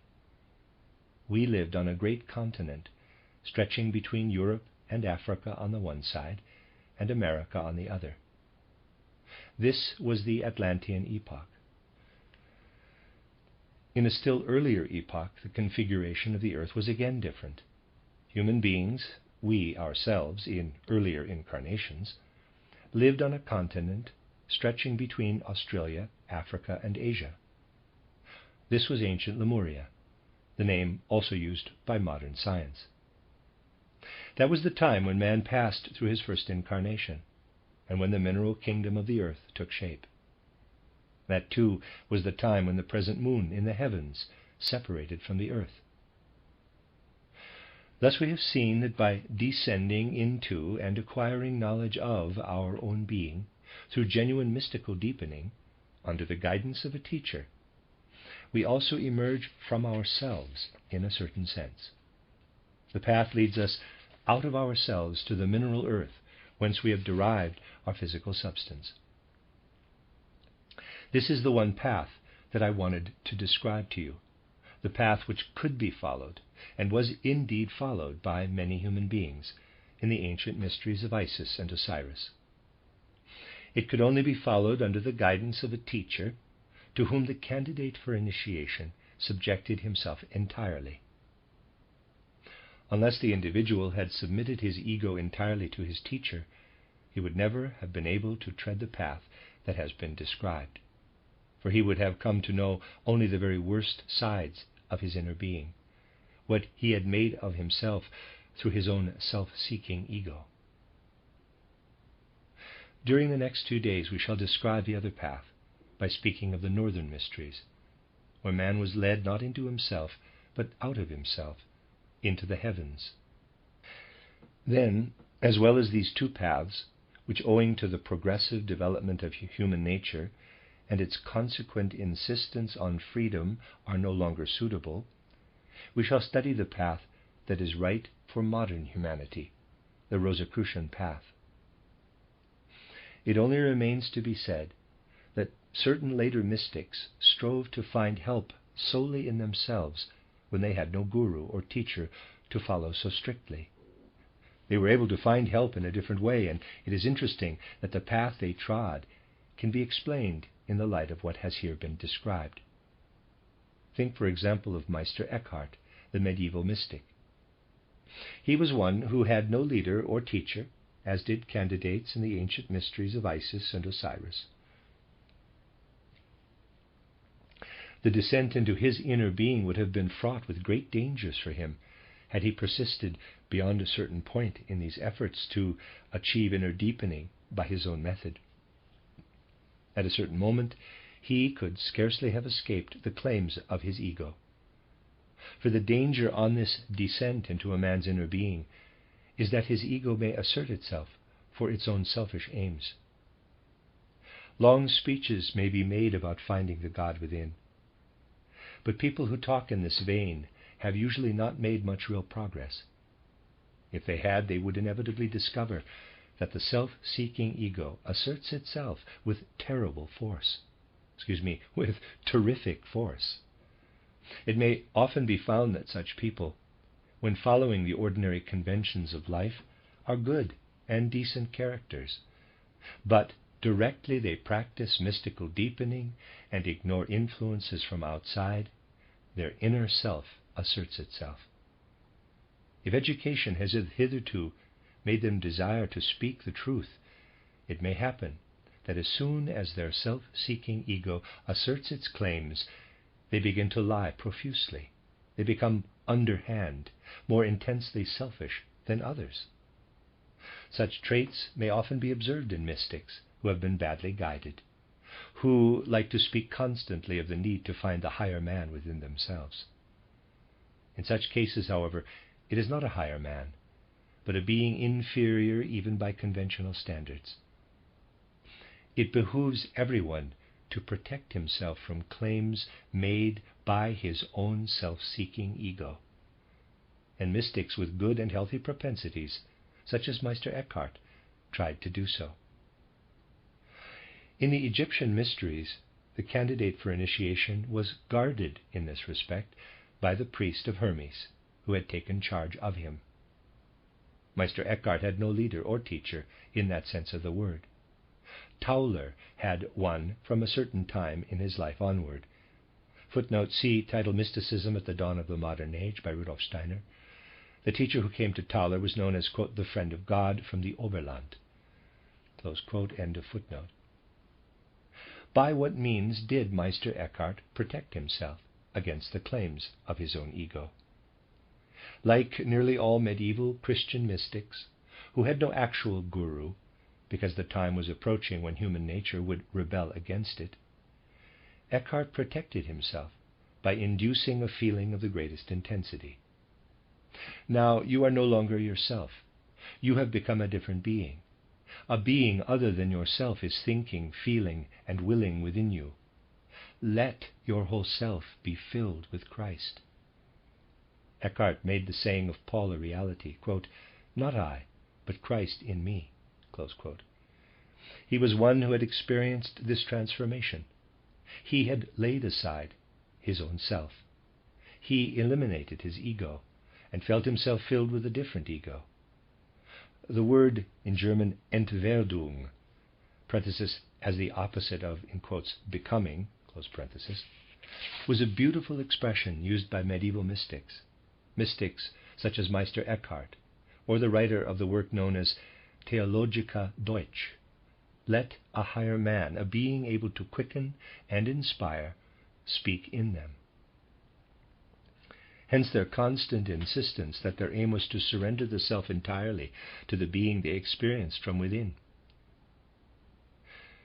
From this we see how, with the approach of the modern age, the medieval Christian mystics put in the place of an external guru an inner leader, the Christ. We shall hear in the next lecture what has now to be done in order that a man rooted in the spiritual life of today may find the path enabling him to maintain intact the character and constitution of his soul. We have spoken of the path taken in the Northern Mysteries in order to experience the macrocosm into which man enters on going to sleep. We shall begin tomorrow by describing the process of going to sleep, and then pass on to speak of the macrocosmic spheres, into which man finds his way through methods belonging to the modern path of knowledge, leading into the higher worlds. The end of Lecture 5. You are listening to RudolfSteinerAudio.com. This is a reading of a cycle of lectures by Rudolf Steiner entitled Macrocosm and Microcosm, translated by D.S. Osmond and Charles Davy. This is Lecture 6, entitled Experiences of Initiation in the Northern Mysteries. At the conclusion of what was said yesterday on the subject of the deeper mystical path, it was necessary to speak of the chief danger encountered on this path by anyone who attempted to tread it without a leader in times before the methods of initiation now available were in existence. In order to indicate still more explicitly how great these difficulties were, I want to add the following.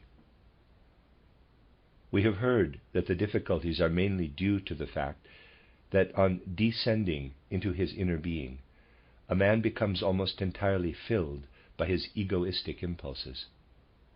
The ego awakens with a strength that would place everything in its surface.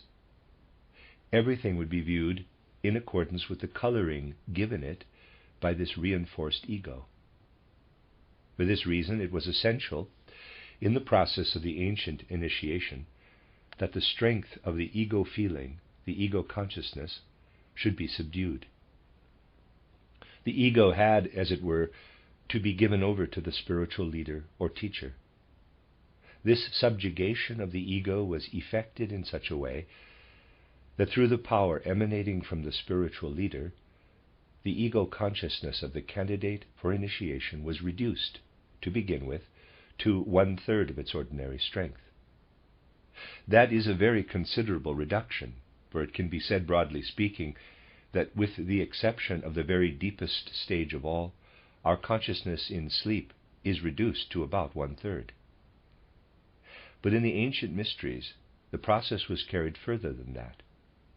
The consciousness was reduced to 1/4 of a third, that is, to 1/12, so that finally the candidate was actually in a condition resembling death. To outer observation, he was exactly like a dead man. But I must emphasize that this ego consciousness did not fade away into nothingness. That was not the case. On the contrary, only then was it possible to realize, through spiritual perception, the intense strength of human egoism. For even when ego consciousness was reduced to 1/12, a powerful force of egoism still came forth spiritually from the individual.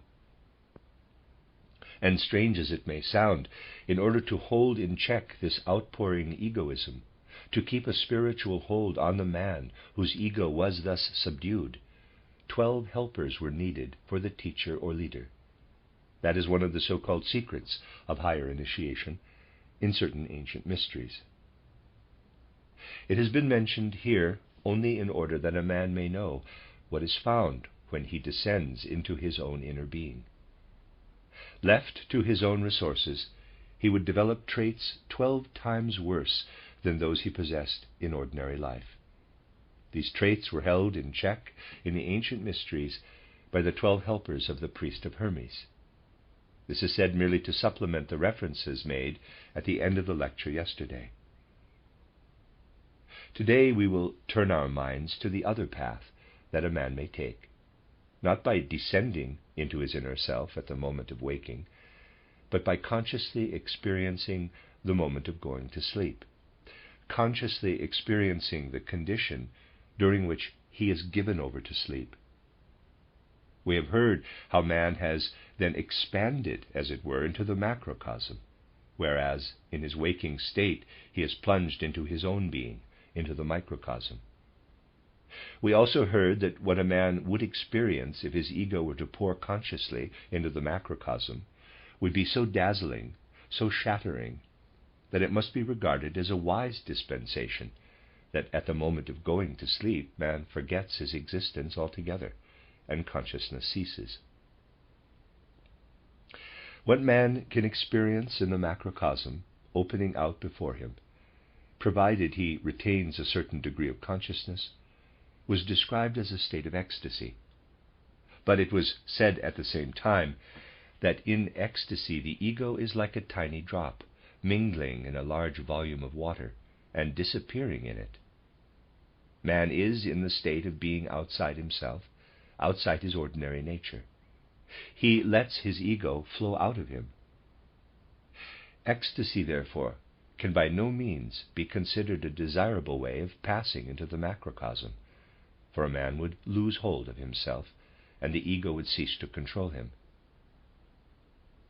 Nevertheless, in bygone times, particularly in certain parts of Europe, a candidate who was to be initiated into the mysteries of the macrocosm was put into a condition comparable with ecstasy. This is no longer part of the modern methods for attaining initiation, but in olden times, especially in the northern and western regions of Europe, including our own, it was entirely in keeping with the development of the peoples living there that they should be led to the secrets of the macrocosm through a form of ecstasy. Thereby they were also exposed to what might be described as the loss of the ego, but this condition was less perilous in those times, because men were still imbued with a certain healthy elemental strength. Unlike people today, their soul forces had not been enfeebled by the effects of highly developed intellectuality. They were able to experience with far greater intensity all the hopefulness connected with spring, the exaltation of summer, the melancholy of autumn, the death shudder of winter, while still retaining something of their ego, although not for long. In the case of those who were to become initiates and teachers of men, provision had to be made for this introduction to the macrocosm to take place in a different way. The reason for this will be evident when it is remembered that the main feature in this process was the loss of the ego. The ego became progressively weaker, until finally man reached the state when he lost himself as a human being. How could this be prevented? The force that became weaker in the candidate's own soul, the ego force, had to be brought to him from outside. In the northern mysteries, this was achieved by the candidate being given the support of helpers, who in their turn supported the officiating initiator. The presence of a spiritual initiator was essential, but helpers were necessary as well. These helpers were prepared in the following way. Through a special kind of training, one individual underwent with particular intensity the experiences arising from inner surrender, for example, to the budding life of nature in spring. Certainly, any human being can have something of the same feeling, but not with the necessary intensity. Therefore, individuals were specially trained to place all their forces of soul in the service of the northern mysteries, to forego all the experiences connected with summer, autumn, and winter, and to concentrate their whole life of feeling on the budding life of spring. Others again were trained to experience the exuberant life of summer, others the life characteristic of autumn, others that of winter. The experiences which a single human being can have through the course of the year were distributed among a number, so that individuals were available who in very different ways had strengthened one aspect of their ego. Because they had cultivated one force in particular to the exclusion of all the rest, they had within them a superfluity of ego force. And now, in accordance with certain rules, they were brought into contact with the candidate for initiation in such a way that their superfluity of ego force was transmitted to him. His own ego force would otherwise have become progressively weaker. Thus the one who, in the process of initiation, was to experience the whole cycle of the year, lived through all the seasons with equal intensity. The ego force of these helpers of the initiating priest streamed into him so effectively that he was led on to a stage where certain higher truths connected with the macrocosm were revealed to him. What the others were able to impart poured into the soul of the candidate for initiation. To understand such a process, we must be able to form an idea of the intense devotion and self-sacrifice with which men worked in the mysteries in those olden times. The exoteric world today has very little conception of such fervent self-sacrifice. In earlier times, there were individuals who willingly developed one side of their ego with the object of placing it at the service of the candidate for initiation, and thus being able eventually to hear from him a description of what he had experienced in a condition that was not ecstasy in the usual sense, but because extraneous ego force had poured into him a conscious ascent into the macrocosm. 12 individuals, 3 spring helpers, 3 summer helpers, 3 autumn helpers, and 3 winter helpers were necessary. They transmitted their specialized ego forces to the candidate for initiation, and he, when he had risen into higher worlds, was able to give information about those worlds from his own experience. A team or college of 12 men worked together in the mysteries in order to help a candidate for initiation to rise into the macrocosm. A reminiscence of this has been preserved in certain societies existing today, but in an entirely decadent form. As a rule, in such societies, special functions are also carried out by 12 members. But this is only a last and, moreover, entirely misunderstood echo of acts once performed in the Northern Mysteries for the purpose of initiation. If, then, a man endowed with an ego force artificially maintained in him penetrated into the macrocosm, he actually ascended through worlds. The first world through which he passed was the one that would be revealed to him if he did not lose consciousness on going to sleep. We will therefore now turn our attention to this moment of going to sleep, as we did previously to that of waking. The process of going to sleep is in very truth an ascent into the macrocosm. Even in normal human consciousness, it is sometimes possible, through particularly abnormal conditions, to become conscious to a certain extent of the processes connected with going to sleep. This happens in the following way. The man feels a kind of bliss and can distinguish this consciousness of bliss quite clearly from the ordinary waking consciousness. It is as though he became lighter, as though he were growing out beyond himself. Then this experience is connected with a certain feeling of being tortured by remembrance of the personal faults inhering in the character during life. What arises here as a painful remembrance of personal faults is a very faint reflection of the feeling a man has when he passes the lesser guardian of the threshold, and can perceive how imperfect he is and how trivial in face of the great realities and beings of the macrocosm. This experience is followed by a kind of convulsion, indicating that the inner man is passing out into the macrocosm. Such experiences are unusual, but known to many people when they are more or less conscious at the moment of going to sleep. But a person who has only the ordinary normal consciousness loses it at the moment of going to sleep. All the impressions of the day, colors, light, sounds, and so on, vanish, and the man is surrounded by dense darkness instead of the colors and other impressions of daily life. If he were able to maintain his consciousness, as the trained initiate can do, at the moment when the impressions of the day vanish, he would perceive what is called in spiritual science the elementary or elemental world, the world of the elements. This world of the elements is, to begin with, hidden from man while he is in process of going to sleep. Just as man's inner being is hidden on waking through his attention being diverted to the impressions of the outer world, so when he goes to sleep, the nearest world to which he belongs, the first stage of the macrocosm, the elementary world, is hidden from his perception. He can learn to gaze into it when he actually ascends into the macrocosm in the way indicated.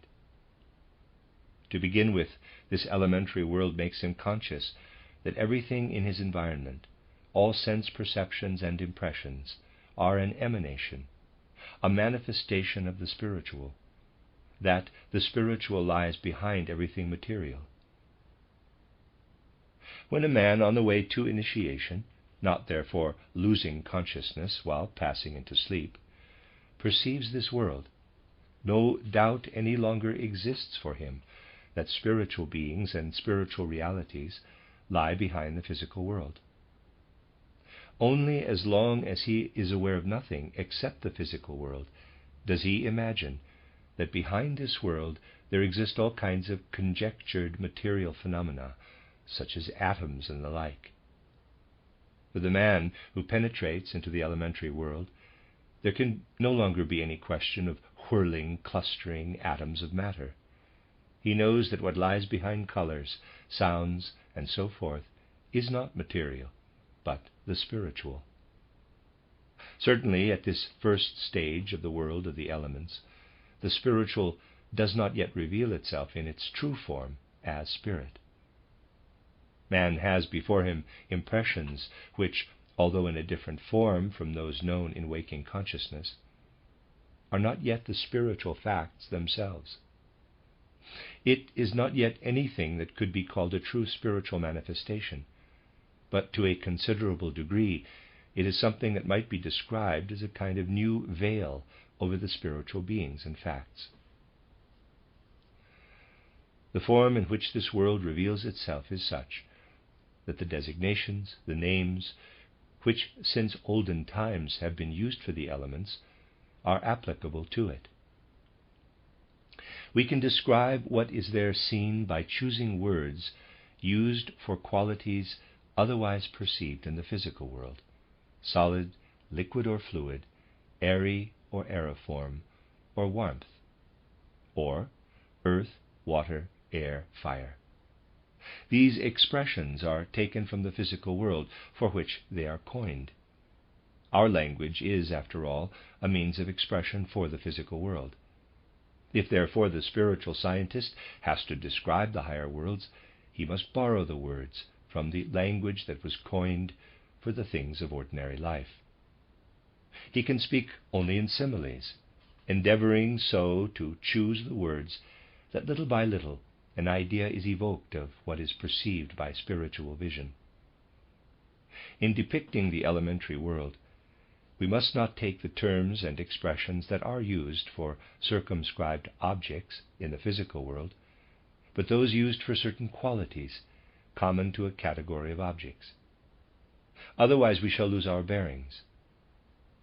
Things in the physical world reveal themselves to us in certain states, which we call solid, liquid, aeriform. And in addition, there is also what we become aware of when we touch the surfaces of objects, or feel a current of air, which we call warmth. Things in the everyday world are revealed to us in these states of conditions, solid, liquid, aeriform, or gaseous, or as warmth. These, however, are always qualities of some external body, for an external body may be solid in the form of ice, or also be liquid or gaseous when the ice melts. Warmth permeates all three states. So it is in the case of everything existing in the outer world of the senses. The fact is, there are not objects in the elementary world such as are found in the physical world. But in the elementary world we find, as realities, what in the physical world are merely qualities. We perceive something there that we feel we cannot approach. The feeling might be described as follows: I have before me something, either an entity or an object of the elementary world, which I can observe only by going round it. It has an inner and an outer side. Such an entity of the elementary world is called earth. Then, too, there are things and entities which may be described as liquid or fluid. In the elementary world we can see through them, we can penetrate into them, we have a sensation similar to the sensation in the physical world of dipping the hand into water. We can plunge into them, whereas what is called earth is something that offers resistance, like a hard object. The second state is described in the elementary world as water. Whenever mention is made of earth and water in books on spiritual science, this is what is meant. Physical water is only an external simile for what is seen at this stage of development. Water is something that pours through the elementary world, not, of course, perceptible to the physical senses, but intelligible to the higher senses, to the faculty of spiritual perception of the initiate. Then there is something in the elementary world comparable with what we call airy or aeriform in the physical world. This is designated as air in the elementary world. Then further there is fire or warmth, but it must be realized that what is called fire in the physical world is only a simile. Fire, as it is in the elementary world, is easier to describe than the other three states, for these can really only be described by saying that water, air, and earth are similes of them. The fire of the elementary world is easier to describe because everyone has a conception of warmth of soul, as it is called, of the warmth that is felt, for example, when we are together with someone we love. What then suffuses the soul and is called warmth or fire of excitement must naturally be distinguished from ordinary physical fire, which will burn the fingers if they come into contact with it. In daily life, too, man feels that physical fire is a kind of symbol of the fire of soul, which, when it lays hold of us, kindles enthusiasm. By thinking of something midway between an outer physical fire that burns our fingers and fire of soul, we reach an approximate idea of what is called elemental fire. When in the process of initiation a man rises into the elementary world, he feels as if from certain places something were flowing toward him that pervades him inwardly with warmth, while at another place this is less the case. An added complication is that he feels as if he were within the being who is transmitting the warmth to him. He is united with this elementary being and accordingly feels its fire. Such a man is entering a higher world, which gives him impressions hitherto unknown to him in the world of the senses. When a man with normal consciousness goes to sleep, his whole being flows out into the elementary world. He is within everything in that world. But he takes his own nature, what he is as a man, into it. He loses his ego as it pours forth, but what is not ego, his astral qualities, his desires and passions, his sense of truth or the reverse, all this is carried into the elementary world. He loses his ego, which in everyday life keeps him in check, which brings order and harmony into the astral body. When he loses the ego, disorder prevails among the impulses and cravings in his soul, and they make their way into the elementary world together with him. He carries into that world everything that is in his soul. If he has some bad quality, he transmits it to a being in the elementary world, who feels drawn toward this bad quality. Thus, with the loss of his ego, he would, on penetrating into the macrocosm, transmit his whole astral nature to evil beings who pervade the elementary world. Because he contacts these beings, who have strong egos, while he himself, having lost his ego, is weaker than they, the consequence is that they will reward him in the negative sense for the sustenance with which he supplies them from his astral nature. When he returns into the physical world, they transmit to him, for his ego, qualities they have received from him and made particularly their own. In other words, they strengthen his propensity for evil. So we see that it is a wise dispensation for man to lose consciousness when he enters the elementary world, and to be safeguarded from passing with his ego into that world. Therefore one who, in the ancient mysteries, was to be led into the elementary world had to be carefully prepared before forces were poured into him by the helpers of the initiator. This preparation consisted in the imposition of rigorous tests, whereby the candidate acquired a stronger moral power of self-conquest. Special value was attached to this attribute. In the case of a mystic, different attributes, humility, for example, were considered particularly valuable. Accordingly, upon a man who was to be admitted to an initiation in these mysteries, tests were imposed which helped him to rise above disasters of every kind, even in physical existence. Formidable dangers were laid along his path, but by overcoming these dangers, his soul was to be strengthened, that he was duly prepared when beings confronted him in the elementary world. He was then strong enough not to succumb to any of their temptations, not to let them get the better of him, but to repel them. Those who were to be admitted into the mysteries were trained in fearlessness and in the power of self-conquest. Once again, let it be said at this point that no one need feel alarmed by the description of these mysteries, for nowadays such tests are no longer imposed, nor are they necessary, because other paths are available. But we shall understand the import of the modern method of initiation better if we study the experiences undergone in the past by very many human beings in order to achieve initiation into the secrets of the mysteries.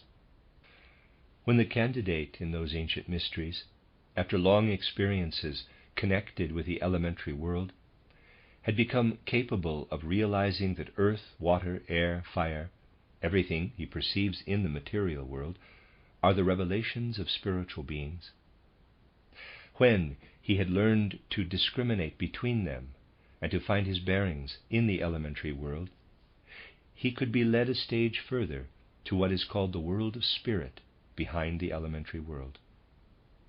Those who were initiates, and this can only be described as a communication of what they experienced, now realized that in very truth there are beings behind the physical and the elementary worlds. But these beings have no resemblance at all to men. Whereas men on the earth live together in a social order, in certain forms of society, under definite social conditions, whether satisfactory or the reverse, the candidate for initiation passes into a world in which there are spiritual beings, beings who naturally have no external body, but who are related to each other in such a way that order and harmony prevail. It is now revealed to him that he can understand the order and harmony he perceives in that world only by realizing that what these spiritual beings do is an external expression of the heavenly bodies in the solar system, of the relationship between the sun and the planets in their movements and positions. Thereby, these heavenly bodies give expression to what the beings of the spiritual world are doing. It has already been said that our solar system may be conceived as a great cosmic clock or timepiece. Just as we infer from the position of the hands of a clock that something is happening, we can do the same from the relative positions of the heavenly bodies.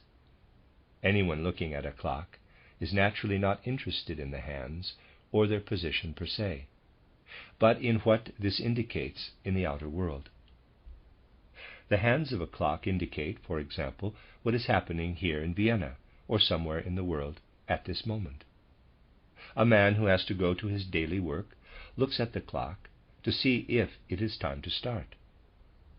The position of the hands is therefore the expression of something lying behind, and so it is in the case of the solar system.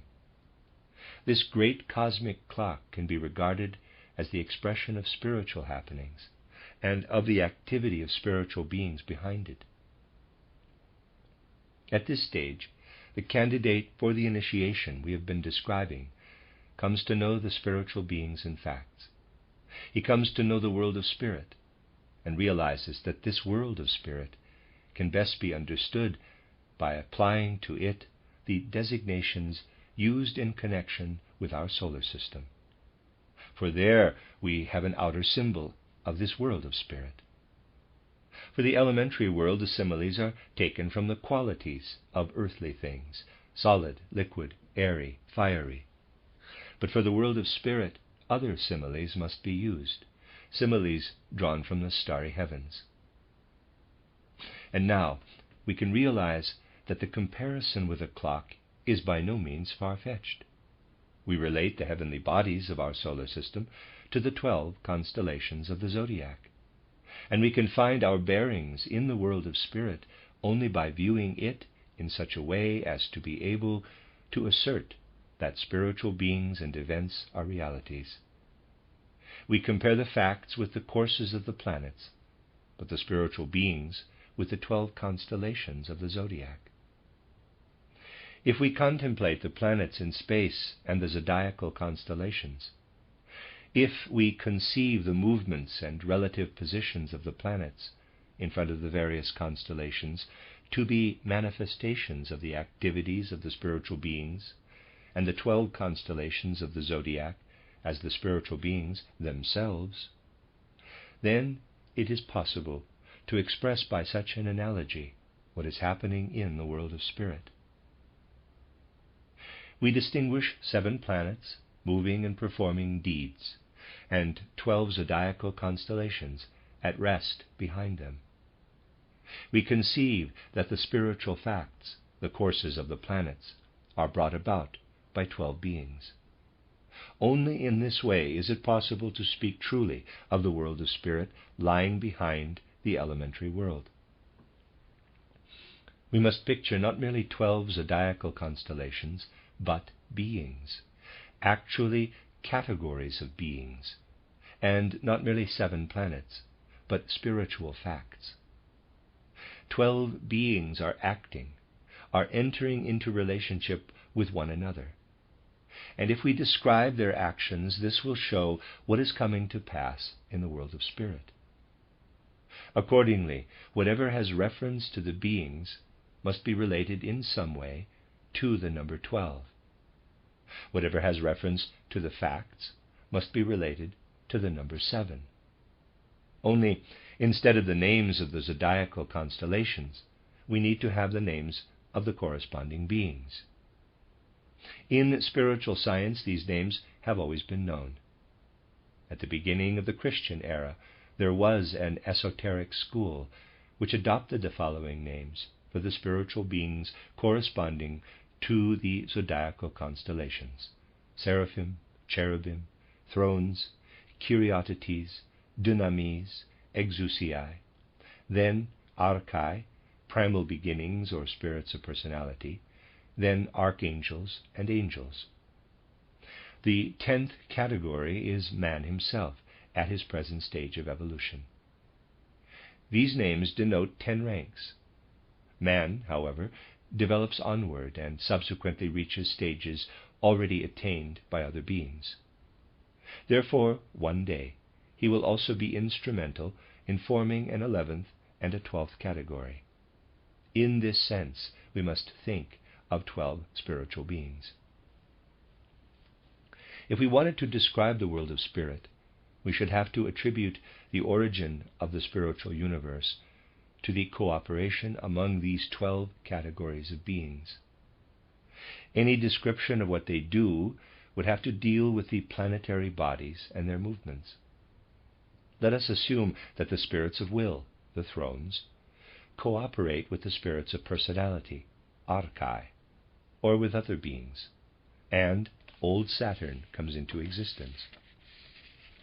Through the cooperation of other spirits, the planetary bodies we call Old Sun and Old Moon come into existence. We are speaking here of the deeds of these spiritual beings. A description of the world of spirit must include the elementary world, for that is the last manifestation before the physical world. Fire, air, water, earth must also be considered. On Old Saturn, everything was fire or warmth. During the Old Sun evolution, air was added. During the Old Moon evolution, water. In describing the world of spirit, we must begin with the beings.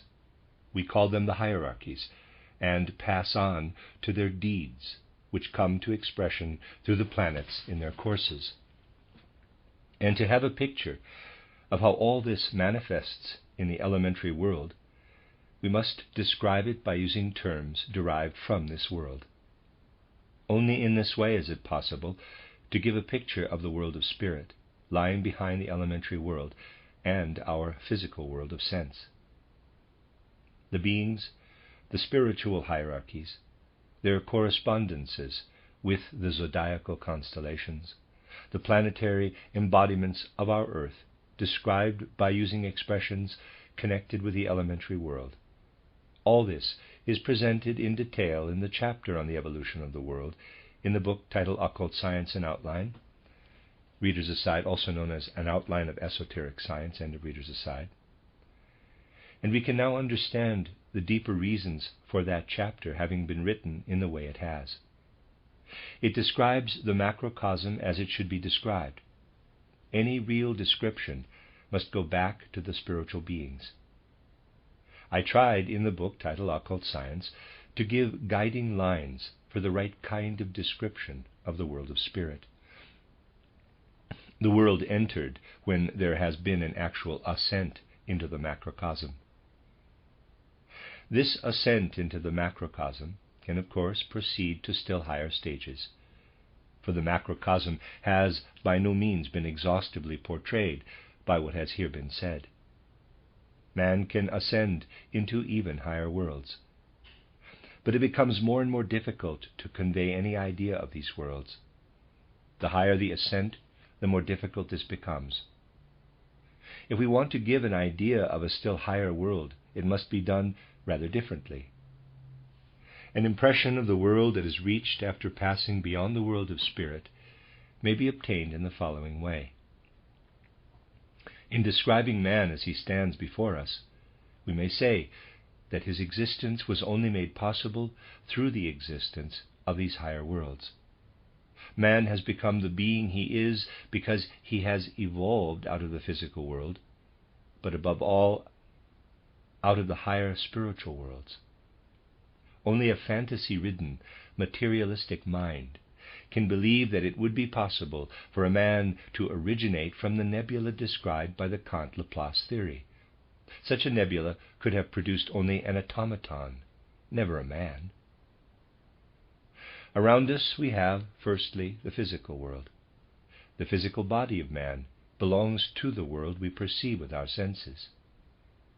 With ordinary consciousness, we perceive it only from outside. To what world do the more deeply lying, invisible members of man's nature belong? They all belong to the higher worlds. Just as with physical eyes we see only the material aspect of man, so too we see of the great outer world only what the senses perceive.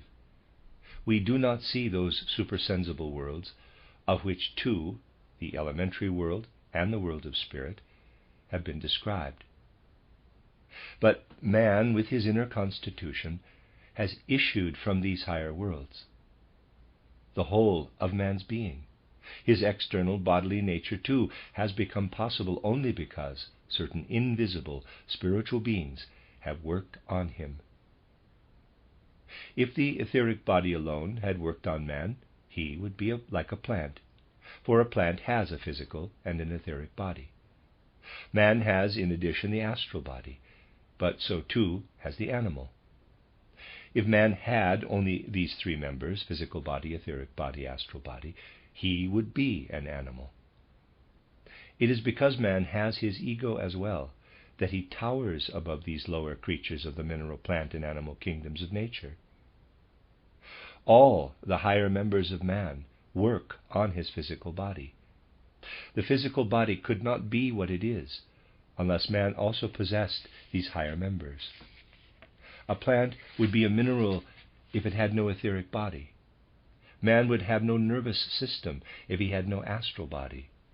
He would not have his present structure, his upright gait, his overarching brow, if he had not an ego. If he had not his invisible members in higher worlds, he could not confront us as the figure he is. Now, these different members of man's organism and constitution have been formed out of different spiritual worlds. To understand this, we shall do well to remind ourselves of a beautiful, profoundly wise saying of Goethe.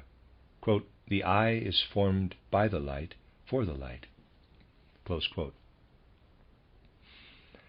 Schopenhauer and Kant, too, want to present the whole world as man's idea. This philosophy seeks to emphasize that without an eye we should perceive no light, that without an eye there would be darkness around us. That, of course, is true. But the point is that it is a one-sided truth. Unless the other side is added, a one-sided truth is being regarded as the whole truth, than which there is nothing more pernicious. To say something that is incorrect is not the worst thing that can happen, for the world itself will soon put one right about it. But it is really serious to regard a one-sided truth as the absolute truth, and to persist in so regarding it. That without the eye we could see no light is a one-sided truth. But if the world had remained forever filled with darkness, we should have had no eyes. When animals have lived for long ages in dark caves, they lose their sight, and their eyes go to ruin. On the one side, it is true that without eyes we could see no light. But on the other side, it is equally true that the eyes have been formed by the light, for the light. It is always essential to look at truths not only from the one side, but also from the other. The fault of most philosophers is not that they say what is false. In many cases their assertions cannot be refuted, because they do state truths, but that they make statements which are due to things having been viewed from one side only. If you take in the right sense the saying that the eye is formed by the light, for the light, you will be able to say to yourselves that there must be something in the light that admittedly we do not see with our eyes, but that has developed the eyes out of an organism which at first had no eyes. Behind the light there is something hidden. Let us say here, the eye-forming power is contained in every ray of sunlight. From this we can realize that everything around us contains the forces which have created us. Just as our eyes are created by something within the light, all our organs have been formed by something that underlies everything we see in the world outside as external surfaces only. Now man also has intellect, intelligence. In physical life he is able to use his intelligence because he has an instrument for it. Remember, we are speaking now of the physical world, not of what becomes of our thinking when we are free of the body after death, but of how we think through the instrument of the brain when we have wakened from sleep in the morning. After waking, we see light through the eyes. In the light, there is something that has formed the eye. We think through the instrument of the brain. Thus there must be something in the world that has formed the brain in such a way that it could become an instrument of thinking suitable for the physical world. The brain has been made into an organ of thinking for the physical world by the power which manifests externally in our intelligence. Just as the light we perceive with the eye is an eye-forming power, our brain is the surface manifestation of a brain-forming power or force. Our brain is formed from out of the world of spirit. One who has attained initiation recognizes that if only the elementary world and the world of spirit existed, man's organ of intelligence could never have come into being. The world of the spirit is indeed a lofty world, but the forces which have formed the physical organ of thinking must have streamed into man from a yet higher world, in order that intelligence might manifest outwardly in the physical world. Spiritual science has not without reason figuratively expressed this frontier of the world we have described as the world of the hierarchies by the word zodiac. Man would be at the level of the animal if only the two worlds that have been described were in existence. In order that man could become a being able to walk upright, to think by means of the brain, and to develop intelligence, an in-streaming of even higher forces was necessary, forces from a world above the world of spirit. Here we come to a world designated by a word that is totally misused today because of the prevailing materialism. But in a past, by no means very distant, the word still conveyed its original meaning. The faculty man unfolds here in the physical world when he thinks was called intelligence in the spiritual science of that earlier period. It is from a world lying beyond both the world of spirit and the elementary world that forces stream down through these two worlds to build our brain. Spiritual science has also called it the world of reason, German Vernunftwelt. It is the world in which there are spiritual beings who are able to send down their power into the physical world in order that a shadow image of the spiritual may be produced in the physical world in man's intellectual activity. Before the age of materialism, no one would have used the word reason for thinking. Thinking would have been called intellect, intelligence. Reason, German Vernunft, would have been spoken of when those who were initiates had risen into a world even higher than the world of spirit and had direct perception there. In the German language, reason is connected with perception, vernehmen, with what is directly apprehended, perceived as coming from a world still higher than the one denoted as the world of spirit. A faint image of this world exists in the shadowy human intellect. The architects and builders of our organ of intellect must be sought in the world of reason. It is only possible to describe a still higher world by developing a spiritual faculty transcending the physical intellect. There is a higher form of consciousness, namely clairvoyant consciousness. If we ask, how is the organ evolved which enables us to have clairvoyant consciousness? The answer is that there must be worlds from which emanate the forces necessary for the development of this clairvoyant consciousness. Like everything else, it must be formed from a higher world. The first kind of clairvoyant consciousness to develop is a picture consciousness, imaginative consciousness. This imaginative consciousness remains mere fantasy only for as long as the organ for it is not formed by forces from a world lying beyond even the world of reason. As soon as we admit the existence of clairvoyant consciousness, we must also admit the existence of a world from which emanate the forces enabling the organ for it to develop. This is the world of archetypal images, Urbilderwelt. Whatever can arise as true imagination is a reflection of the world of archetypal images. Thus we rise into the macrocosm through four higher worlds: the elementary world, the world of spirit, the world of reason, and the world of archetypal images.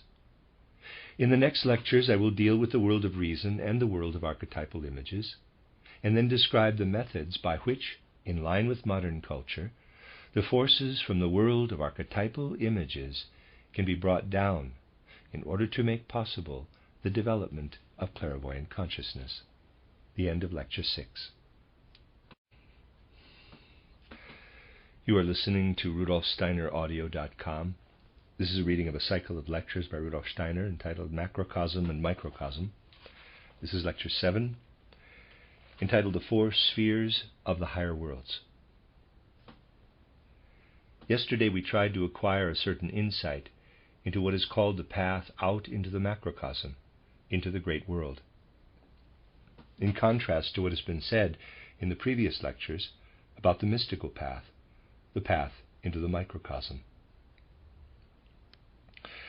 The ascent into the macrocosm leads the candidate for initiation, first of all, into what has been called in spiritual science the elementary world.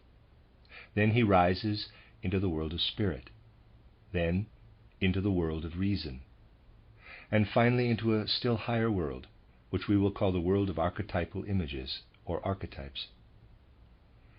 It was said that there are no longer any really adequate expressions for these worlds, for modern language has none, and the earlier German word Vernunft, reason, is now used in a more trivial sense for something that has significance in the world of the senses only. Hence the old expression, reason, used for the world above, the so-called world of spirit, might easily be misunderstood. Whatever was said in the last lecture could be no more than a sketch. It would, of course, be possible to speak of these worlds not merely for hours, but for many months, whereas all that is possible here is to clarify our ideas of them as best we may.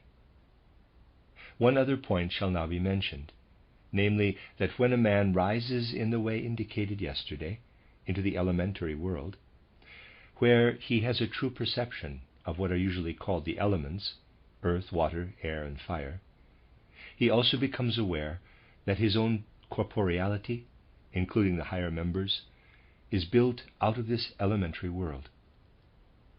He also acquires knowledge of something else, namely that the outer and inner aspects of the elementary world differ somewhat from each other. Studying our own being with ordinary, normal human consciousness, and not with clairvoyance, we find certain qualities which belong partly to our soul and partly to our outer constitution. These are the qualities of our temperament. We classify them as the melancholic, the phlegmatic, the sanguine, and the choleric. It was said yesterday that when a man passes into the macrocosm, he does not feel as if he were confronting objects as in physical existence, but as if he were within every object in the elementary world. He feels united with it. When we look at a physical object, we say, quote, "The object is there, we are here," close quote. And we remain sane and reasonable beings in the physical world as long as we can distinguish ourselves with our egohood quite clearly from objects and other beings. But as soon as we penetrate into the elementary world, this distinction becomes essentially more difficult, because, to begin with, we merge into the facts and objects and beings of that world. This was referred to yesterday in connection especially with the element of fire. We said that the fire of the elementary world is not physical fire, but something that can be compared with inner warmth of soul, inner fire of soul, although it is not quite the same. When we become aware of fire in the elementary world, it blends with us. We feel at one with it, within it. This feeling of oneness may also arise in the case of the other elements. The element earth is, in a certain respect, an exception. In the elementary world, what is called earth is something we cannot approach, something that repels us. Now, strangely enough, there exists in the elementary world a mysterious relationship between the aforesaid four elements and the four temperaments, between the melancholic temperament and the element of earth, between the phlegmatic temperament and the element of water, between the sanguine temperament and the element of air, and between the choleric temperament and the element of fire. This relationship is expressed in the fact that the choleric man has a stronger inclination to merge with beings living in the fire of the elementary world than with the others. The sanguine man is more inclined to merge with the beings living in the element of air, the phlegmatic man with the beings living in the element of water, and the melancholic man with the beings living in the element of earth. Thus, different factors play a part in the experiences of the elementary world. This helps us to realize that different people may give entirely different accounts of the elementary world, and none of them need be quite wrong if he is relating his own experiences. Anyone versed in these matters will know that when a man with a melancholic temperament describes the elementary world in his own particular way, saying that there is so much that repels him, this is quite natural, for his temperament has a hidden kinship with everything earthy in the elementary world, and he overlooks all the rest. The choleric man will speak of how fiery everything appears, for to him it all glows in the elemental fire. You need not, therefore, feel any surprise if there is considerable variation in accounts of the elementary world given by people possessed of a lower form of clairvoyance, for very exact self-knowledge is necessary before it is possible to describe that world as it really is. If a man knows to what degree his temperament is choleric or melancholic, he knows why the elementary world reveals itself in the form it does. And then this self-knowledge impels him to divert his attention from the things with which, because of his natural makeup, he has the greatest kinship. It is now possible for him to acquire concepts of what is called in spiritual science true self-knowledge. This self-knowledge presupposes that we are able, as it were, to slip out of ourselves and look at our own being as though it were a complete stranger, and that is by no means easy. It is relatively easy to acquire knowledge of soul qualities, which we have made our own, but to gain clear insight into the temperaments, which work right down into the bodily nature, is difficult. Most people in life always consider themselves in the right.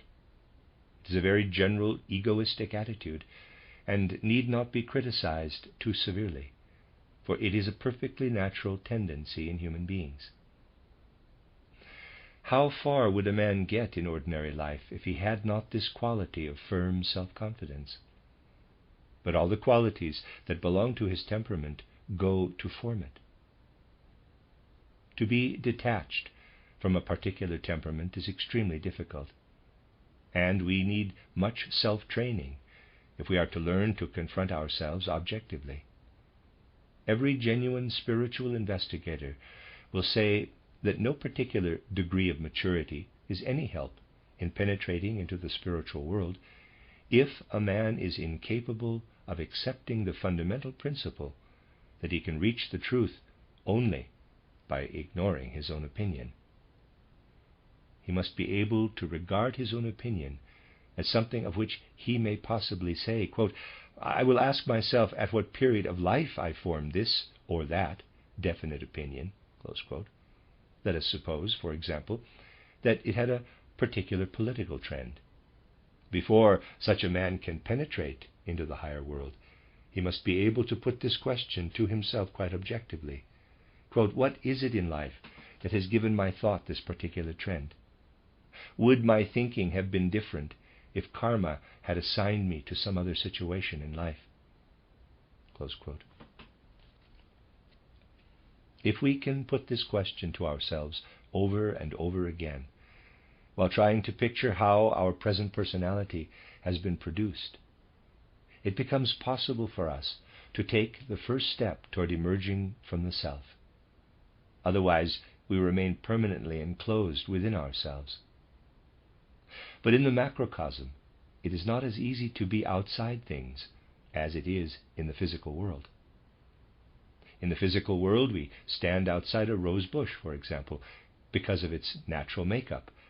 But in the elementary world, we grow right into the things there, identify ourselves with them. If we are incapable of distinguishing ourselves from the things while we are actually within them, we can never understand conditions in that world. Our choleric temperament, for example, becomes merged in the element of fire, and we can no longer distinguish between what is flowing from us into a being of the elementary world, or from that being into us, unless we have learned how to do so. We must, therefore, first learn how to be within a being, and yet to distinguish our own identity from it. There is only one being who can help us here, namely our own. If we gradually succeed in judging ourselves as in ordinary life we judge another person, then we are on the right path. Now, what is it that distinguishes a judgment about oneself from a judgment about another?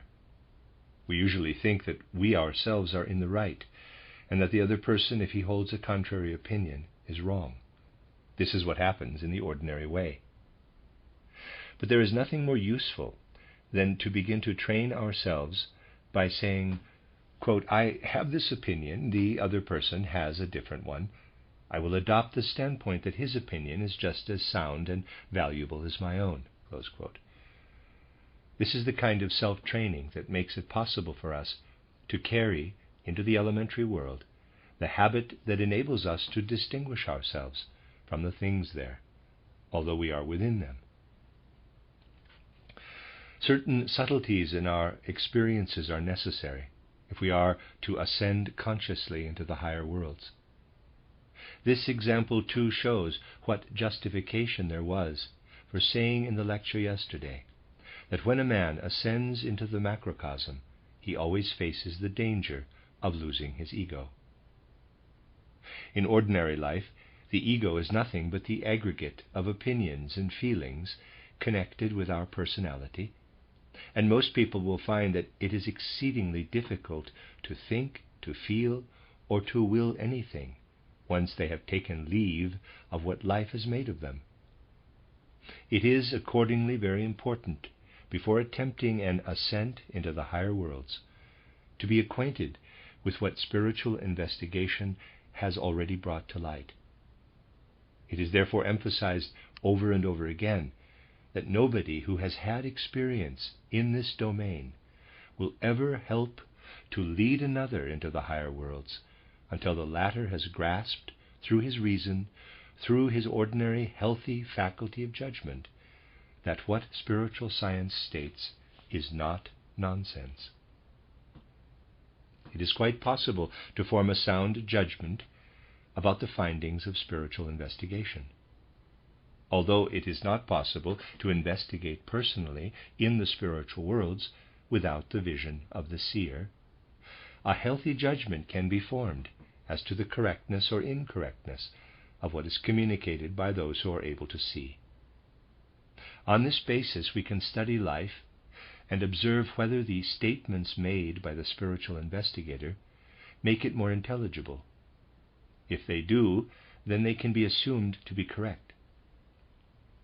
Such judgments will always have one peculiarity, namely, that we shall always, by holding them, transcend ordinary human ways of thinking in a certain respect. If we speak with unprejudiced minds, our ordinary sympathies and antipathies are discarded, and we shall find ourselves able to be in harmony, even with people who hold the most contrary opinions. In this way we transcend the ordinary way of forming human opinions. Thus, in spiritual science, we gain something which we retain even when we have relinquished our ordinary opinions, and which ensures that our ego is not immediately lost when we enter the higher world for the first time. For the ego is not lost when it is able to be active, when it can think and feel.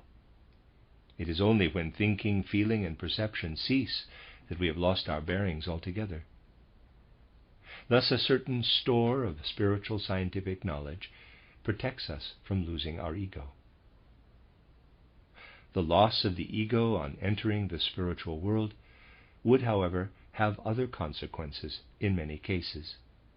We come here to something that must be briefly mentioned. These consequences often show themselves in ordinary life. It is important to know about them when describing the paths that can lead into the spiritual worlds. The spiritual investigator must not be in any sense a dreamer, a visionary. He must move with inner assurance and vigor in the spiritual world, as an intelligent man does in the physical world. Any nebulosity or lack of clarity would be dangerous on entering the higher worlds. It is, therefore, so very essential to acquire a sound judgment about the things of normal everyday life. At the present time, especially, there are factors in everyday life which could be highly obstructive on entering the spiritual world if no heed were paid to them. If we reflect about our life and about influences that have affected us from birth onward, we shall recall many things, even by a superficial retrospect. But we shall also have to admit that very much has sunk into oblivion. We shall have to admit, too, that we have no clear or definite consciousness of influences that had a share in forming our character and educating us. Would anyone refuse to admit that many influences have been forgotten? We shall not deny having had some experience just because it is not now present in our consciousness.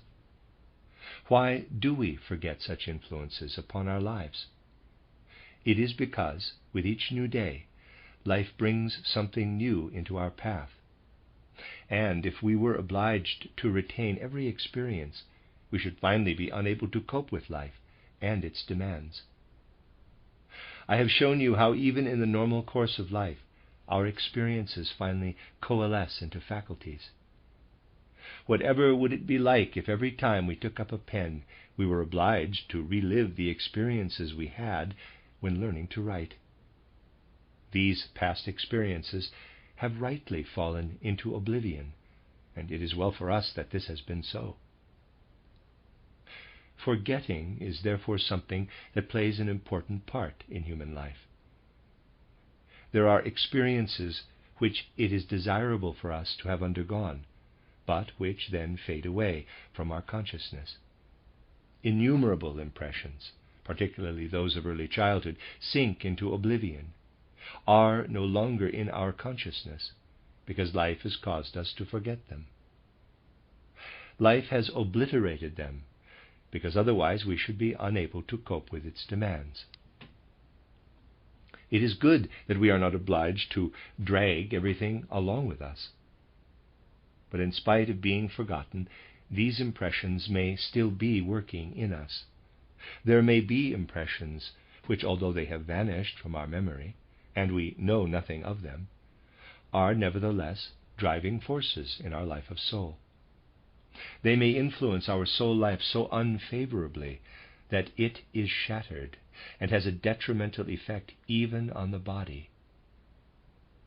Many pathological states, nervous conditions, hysteria, and so forth, can be understood when it is known that the range of the conscious life does not represent the full extent of the soul's life. Anyone with a knowledge of human nature may often be able to call the attention of a person who tells him of innumerable things that make life difficult to something that he has entirely forgotten, but is nevertheless affecting his life of soul. There are islands in the life of soul, unlike those we come across in the sea, where we have solid ground beneath us.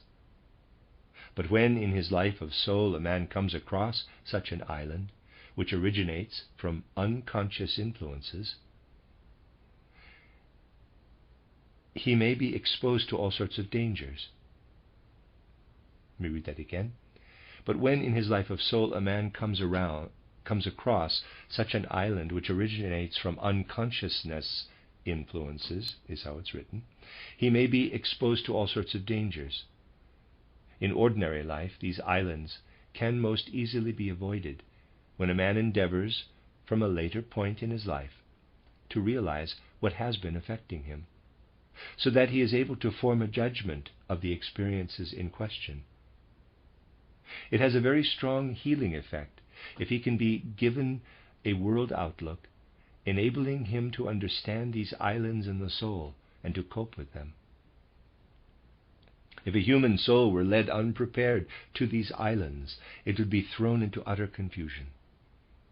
But if a person is helped to understand his own being, it is easier for him to deal with them. The more understanding we can introduce into our conscious life, the better it is for our everyday existence. Not only these unconscious islands in the soul, but many things of the kind confront one who enters into the macrocosm. As we have heard, man enters into the macrocosm every night when he goes to sleep, but complete oblivion envelops whatever he might experience there. Among the many experiences he might have, if he were to enter the macrocosm consciously, would be the experience of himself. He himself would be there within the macrocosm. He has around him spiritual beings and spiritual facts, and he also has an objective view of himself. He can compare himself with the macrocosmic world and become aware of his own shortcomings, his own immaturity. This experience affords abundant opportunity for him to lose his self-assurance, his self-confidence. His best safeguard against such loss of self-assurance is for entry into the higher world to have been preceded by inner preparation, leading toward a mature realization that, imperfect as he now is, there is always the possibility of acquiring faculties that will enable him to grow into the higher world. He must train himself to realize his imperfections, and he must also be able to sustain the vision of what he may become after overcoming these imperfections and acquiring the qualities he now lacks. This is a feeling which must come to the human soul when the threshold leading into the macrocosm is crossed consciously.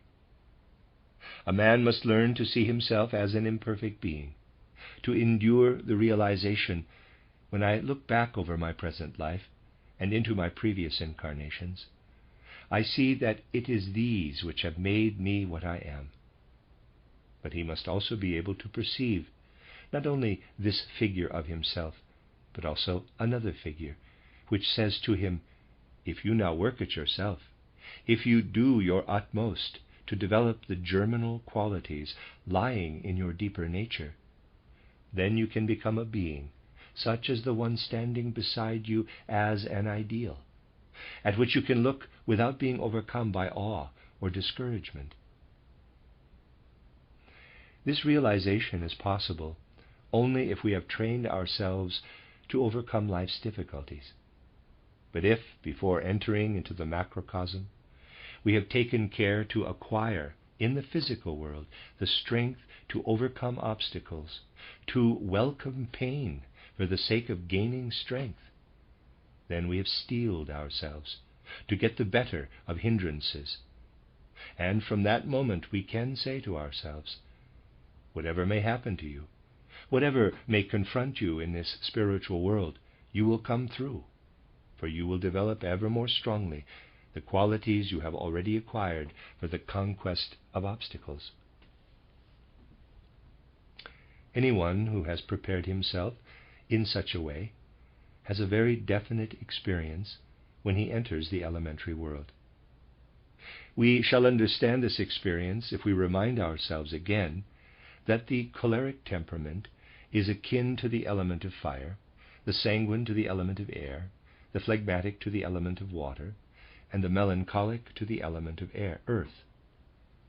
When a man passes into the elementary world, the beings of that world confront him in the form that corresponds with his own temperament. Thus choleric qualities confront him as if aglow in the element of fire, and so on.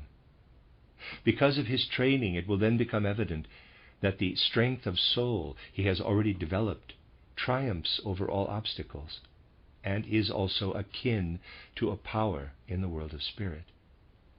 This power is related to that figure which, gathered together from all the four elements, confronts him in the world of spirit, in such a way that he beholds himself calmly and quietly as an objective being. The outcome of the resolve in his soul to overcome all imperfections is that this imperfect, in quotes, double, stands before him, but that the sight does not have the disturbing or shattering effect it would otherwise have upon him. In everyday life we are protected from this. For every night on going to sleep, we should be confronted by this imperfect being and be overwhelmed by the sight if consciousness did not cease.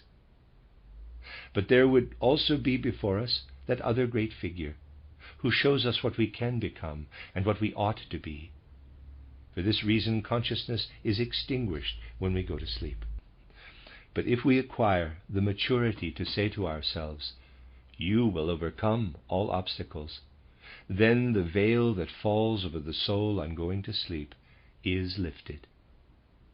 The veil becomes thinner and thinner, and finally there stands before us, in such a way that we can now endure it, the form that is a likeness of ourselves as we are. And by its side we become aware of the other figure, who shows us what we can become by working at our development. This figure reveals itself in all its strength, splendor, and glory. At this moment we know that the reason why this figure has such a shattering effect is that we are not, but ought to be, like it, and that we can acquire the right attitude only when we can endure this spectacle. To have this experience means to pass the greater guardian of the threshold. It is this greater guardian of the threshold who effaces consciousness when we go to sleep in the ordinary way. He shows us what is lacking in us when we try to enter into the macrocosm, and what we must make of ourselves in order to be able, little by little, to grow into that world. It is so necessary for the men of our time to form a clear idea of these things, yet they resist it. In this respect, our present age is involved in a process of transition. In theory, many people will acknowledge that they are imperfect beings, but usually they do not get beyond the theory. In the spiritual life of today, if you examine for yourselves, you will everywhere find evidence of an attitude that is entirely opposed to the one of which we have spoken. Everywhere you will hear this or that opinion expressed about things in the world. Again and again you will be able to read and hear it said, "One can know this, one cannot know that." How often we encounter this little word "one" in modern writings. In this word, man has set a limit to his knowledge, which he believes he is unable to overstep. Whenever a person uses this little word "one" in such a way, it shows that he is incapable of grasping the concept of true human knowledge. At no moment of life should it be said that one can or cannot know such and such a thing, but rather that we can know only as much as is consonant with our faculties and present state of development, and that when we have reached a higher level, we shall know more. Anyone who speaks about limits of knowledge shows himself to be a person who is incapable of grasping even the conception of self-knowledge, for otherwise he would understand that all of us are beings capable of development, and so are able to acquire knowledge corresponding to the measure of our faculties at that particular time. The spiritual investigator will accustom himself in reading modern literature to substitute he for one, for it is the writer in question who is saying this or that. Thereby the writer betrays how much he knows, but it begins to become doubtful when the writer goes further and actually puts into practice what he writes. Theories are dangerous only when put into practice. For example, if such a writer says, "I know what it is possible for a man to apprehend and grasp, so I need do nothing in order to make progress," then he is simply putting obstacles along the path, is blocking his own development. There are, in fact, very many such people today. It belongs to the whole mode of feeling of human beings today, that they actually like to make the veil constantly darker over the world, which cannot be entered in the right way without passing that mighty figure, the greater guardian of the threshold. This mighty guardian denies us entrance unless we take this sacred vow. Knowing well how imperfect we are, we will never cease striving to become more and more perfect. Only with this impulse is it permissible for anyone to pass into the macrocosm. Whoever has not sufficient strength of will to continue working at himself must set about acquiring it.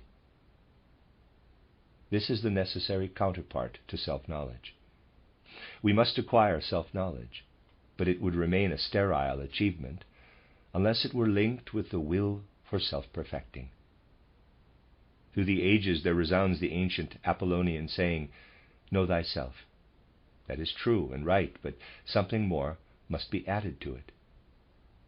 As was said yesterday, really erroneous ideas are not absolutely catastrophic, because life itself corrects them. But one-sided truths, half-truths, present much greater hindrances. The call for self-knowledge must also be a call for constant self-perfecting. If we take this vow to our higher self, we can confidently and without danger venture into the macrocosm, for then we shall gradually learn to find our bearings in the labyrinth that inevitably confronts us. We have now heard how our own nature is related to the elementary world. We have also found that our temperaments are related to what confronts us in that world. But there is still something else in the elementary world to which qualities of soul other than the temperaments are related. Within us there is that which is also outside us, for we have been formed out of the world that surrounds us. From what can be perceived in the physical world, temperament, we must move forward to the elementary or elemental world, and then ascend to the world of spirit. Again, we can pass from there into a still higher world, and of this we will speak briefly. As human beings, we pass from incarnation to incarnation.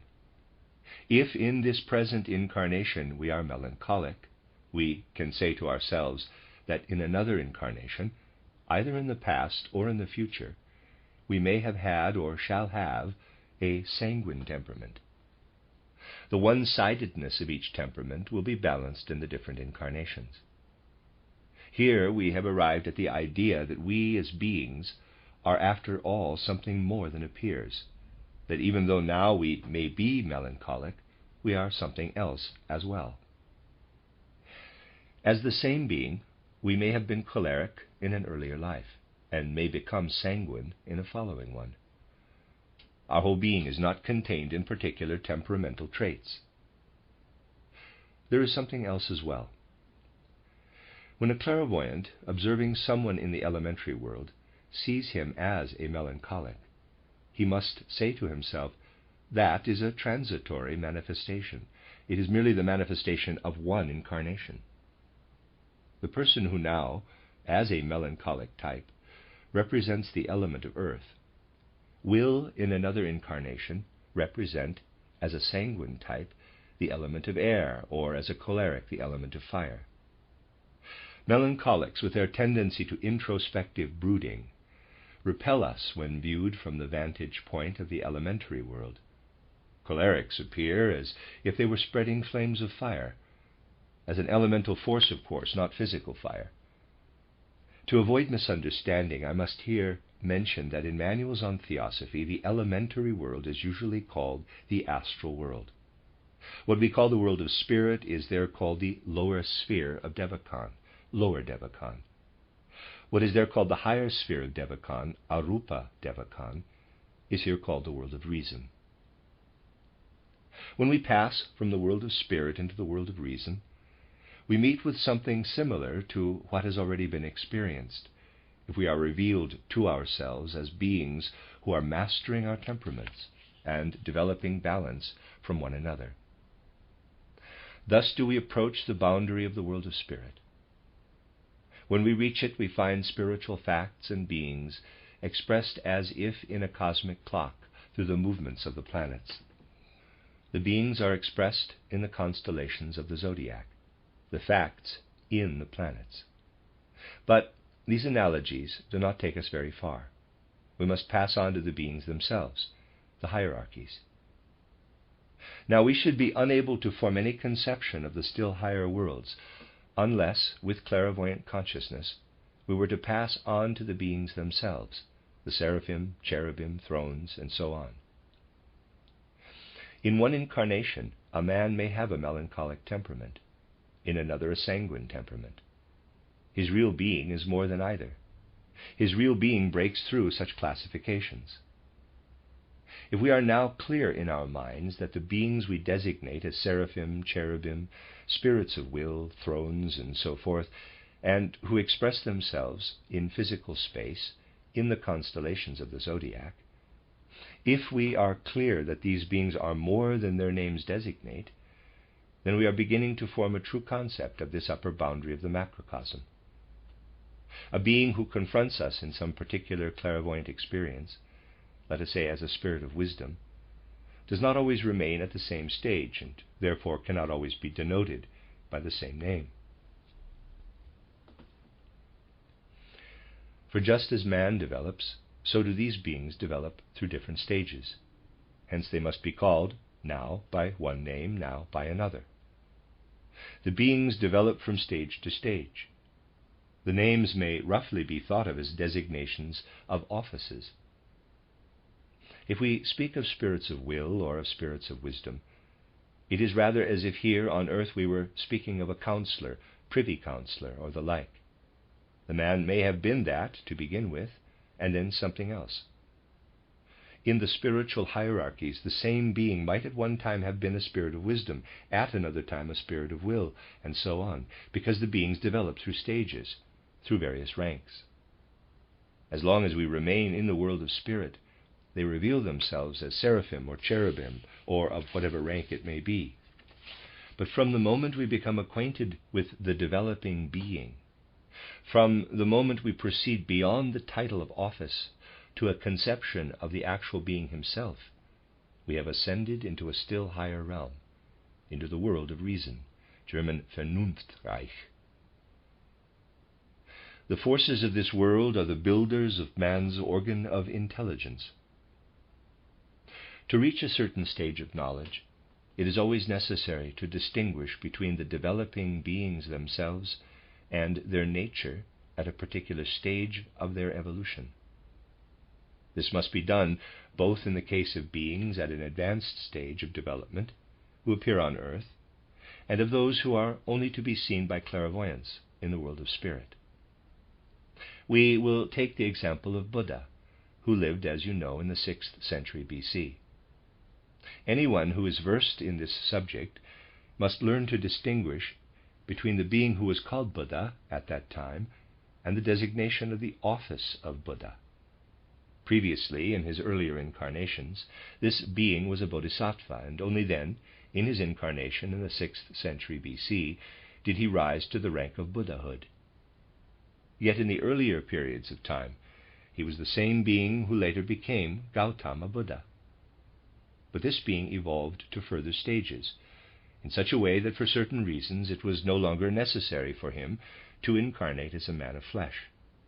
He lived on in another form. As a bodhisattva, he was associated for many millennia with earth evolution.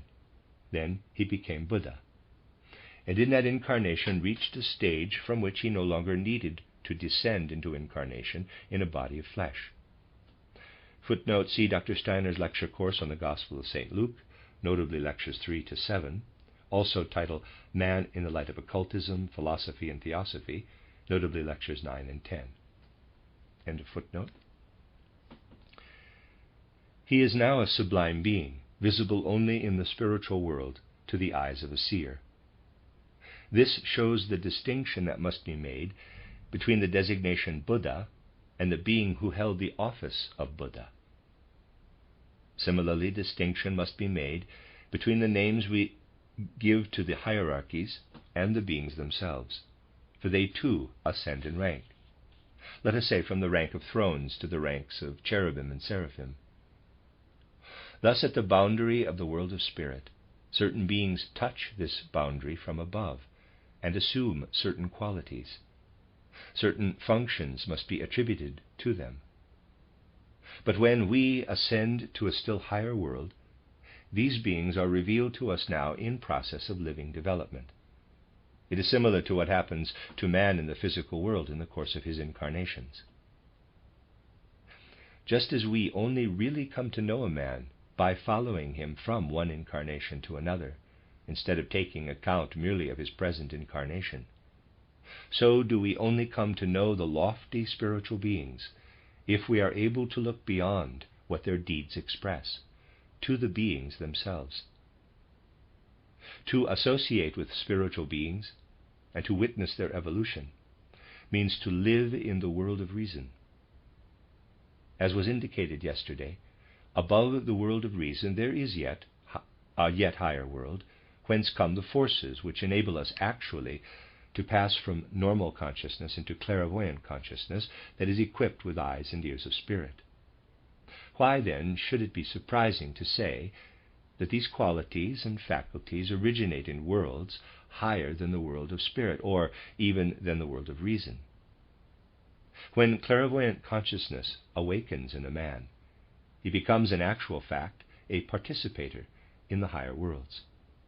No wonder, then, that the forces for awakening this clairvoyant consciousness come from a world whence certain higher spiritual beings themselves derive their forces. We derive our forces from the elementary world, the world of spirit, the world of reason. If these worlds are to be transcended, the forces for the ascent must be derived from even higher spheres. It will now be our task to speak of the first world revealed to man when clairvoyant vision awakens in him. It is the world of imagination. We shall show that the forces which form the organs in man for imaginative consciousness come from the world of archetypal images, just as the forces from the world of reason are those which enable man on the physical plane to be capable of intelligent judgment. Our next task will be to explain the connection between the first stage of higher knowledge and the spiritual world of archetypal images.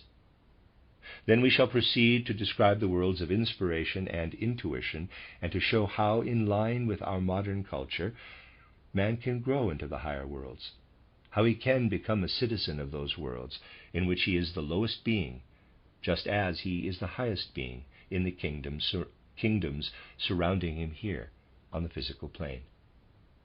Here he looks downward to plants, animals, minerals. In yonder worlds he can look upward to beings above him. As he pursues his path into the macrocosm with newly awakened faculties, new beings and realities enter perpetually into his ken. The end of Lecture 7. You are listening to RudolfSteinerAudio.com. This is a reading of a cycle of lectures by Rudolf Steiner entitled Macrocosm and Microcosm. This is Lecture 8, entitled Mirror Images of the Macrocosm in Man, Rosicrucian Symbols.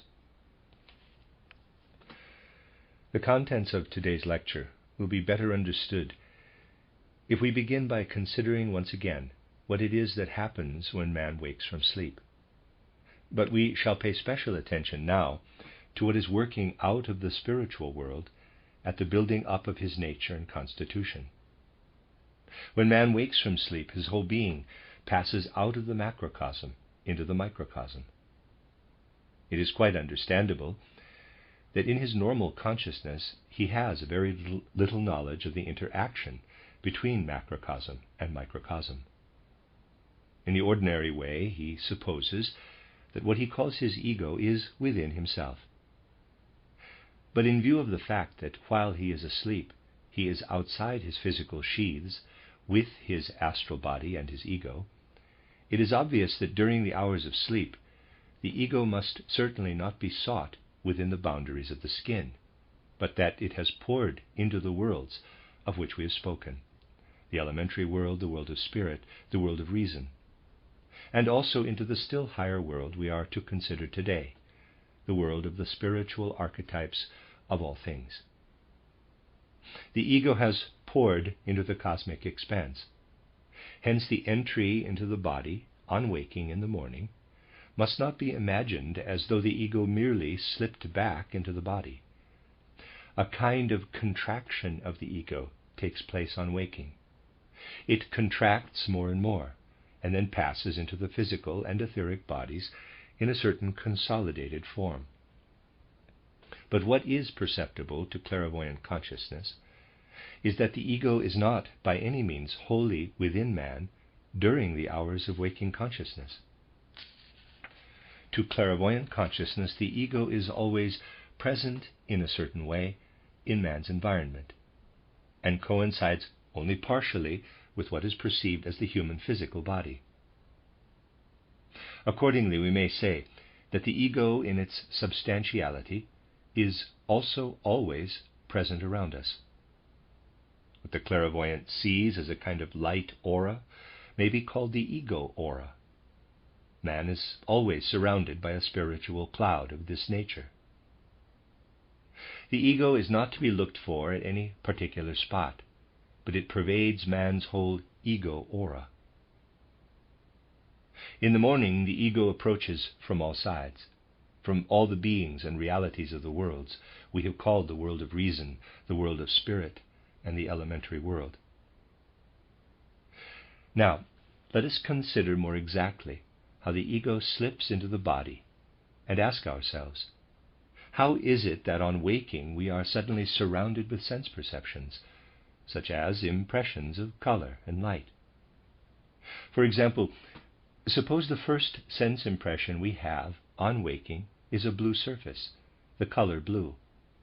What is the explanation of this impression? Ordinary consciousness is completely at sea here. The reason is that when the ego is passing out of the macrocosm into the microcosm, a kind of barrier is created against the in-streaming spiritual forces, against everything we call the elementary world. Something is held back, with the result that only a portion of the elementary world flows in. If we see a blue surface in front of us, then, through this blue surface, all these forces are flowing in, with the exception of a part of the elementary world. The part of the elementary world that is held back comes into our consciousness as a mirror image, a reflection, and this reflection is the blue color. The elements of fire, air, water, and earth, spiritually conceived as belonging to the elementary world, stream through the eye, EYE, with the exception of what we actually see. Sense perception arises to the fact that our eye holds back part of the light from the elementary world. Our ear holds back part of the sound. Our other organs hold back part of the fire or warmth. What is not held back streams into us. We can now supplement what was said in the previous lectures with the, quote, eye is formed by the light for the light. That is to say, the eye is not formed by what is reflected, but by what comes to us with the light, and that is part of the elementary world. Moreover, something also streams in from the world of spirit, indeed from all the worlds of which we have spoken. Accordingly, we may say, at this particular point, certain forces are held back by the eye, and also by the other senses. What does not stream into us, what is held back, is the sum total of our sense impressions. Thus it is what we do not let through that we see or hear. But what we do let through is what has formed the physical organism of the eye, for example. We hold back certain forces and allow certain others to pass through, these latter being forces of the elementary world. If we look at the eyeball in a mirror, then too we see only what it does not let through. Thus in the elementary world, there are forces which have formed our sense of sight and also our other senses. As sense beings, we are formed out of the elementary world. The world we see when we are able to look into the elementary world is the world which builds up our senses. At the inner, in quotes, wall of our organ of sight, there is a kind of second mirror, for there, from a further world, other forces flow in, with the exception of those that are reflected. There, the elemental forces themselves are held back and reflected. They cease to function, and it is only the forces of the world of spirit that stream through and are not reflected. These are the forces that form, for example, the optic nerve. Just as the eye has its optic nerve, so has the ear its aural nerves from the forces streaming in from the world of spirit. From there streams the forces of beings who are the builders of the whole nervous system. Our nerves are ordered according to the laws of the planetary world outside. For the planetary world is the outer expression of spiritual realities and spiritual worlds. If it is the case that the world of spirit works at the forming of our nervous system, it follows that underlying our nervous system there must be a certain law and order corresponding to that of the solar system. Our nervous system must be an inner solar system, for it is organized from the heaven world. We will now ask ourselves whether this nervous system really functions as if it were a mirror image of the solar system out yonder in the macrocosm. As you know, our measurement of time is governed by the relation of the planets to the sun, and again in the yearly cycle by the passage of the sun through the 12 constellations of the zodiac. That is an arrangement of time based upon the law contained in the number 12 as a number which expresses the movements taking place in the solar system. There are also 12 months in the year, and in the longest months there are 31 days. That again is based upon the mutual relations of the heavenly bodies and is connected with our time system. There is a certain irregularity for which there is a good reason, but we cannot go into it now. Let us try to picture this remarkable time system in the universe and ask ourselves how these cosmic processes would be reflected in our nervous system. If the forces underlying the macrocosm are also the forces which have formed our nervous system, we shall certainly find a reflection of them in ourselves.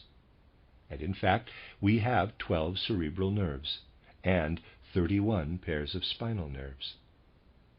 The cosmic laws are actually reflected in these spinal and cerebral nerves.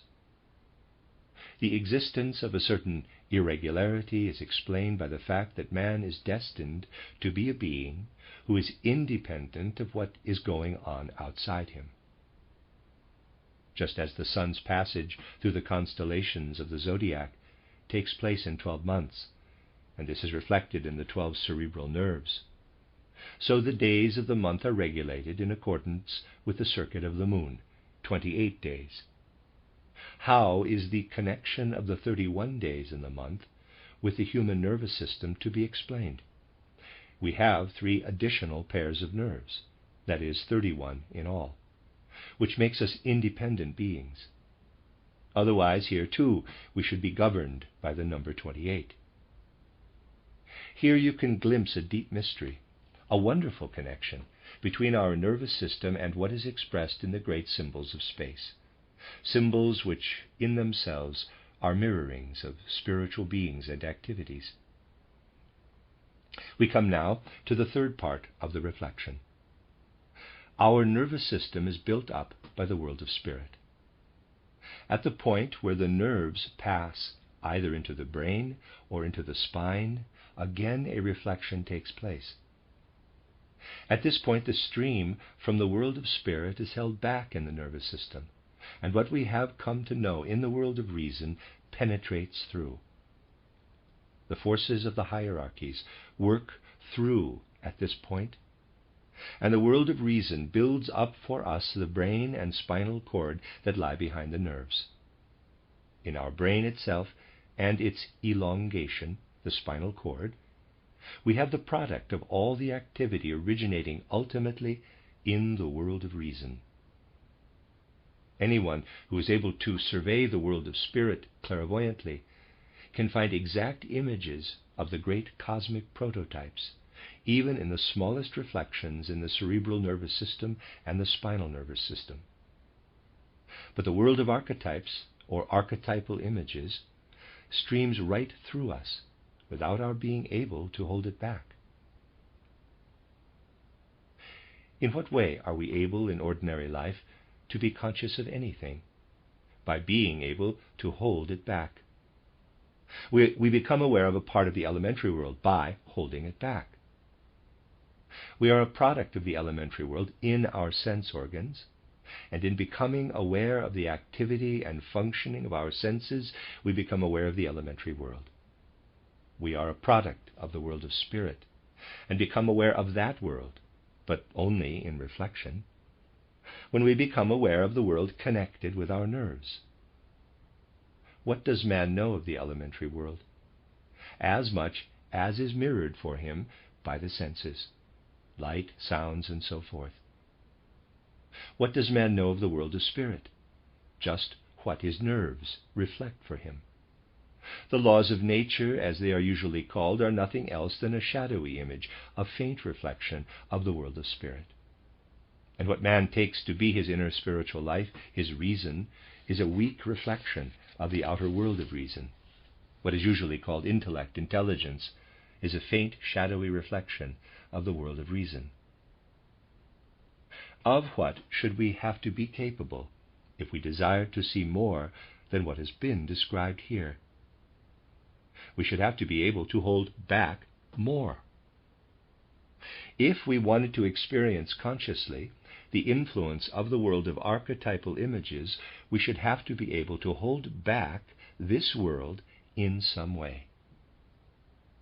It is only possible for us to have physical sense organs, eyes, for example, by admitting the elementary world into ourselves and then holding it back.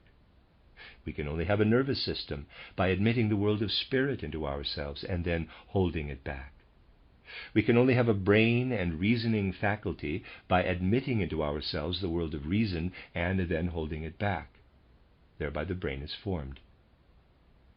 If higher organs are to be formed, it must be possible for us to hold back a still higher world. We must be able to send something toward it, as in our brain we send that which holds back the world of reason. Thus man must do something if he wishes to develop in the true way. He must derive forces from a higher world if, in the true sense, he wishes to develop to a higher stage. He must do something to hold back the forces of the world of archetypal images, which would otherwise simply pass through him.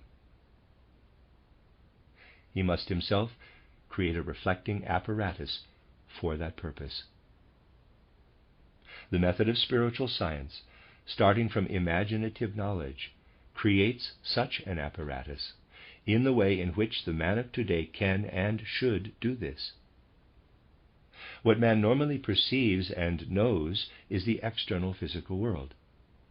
If he desires to attain higher knowledge, he must do something to create for himself higher organs.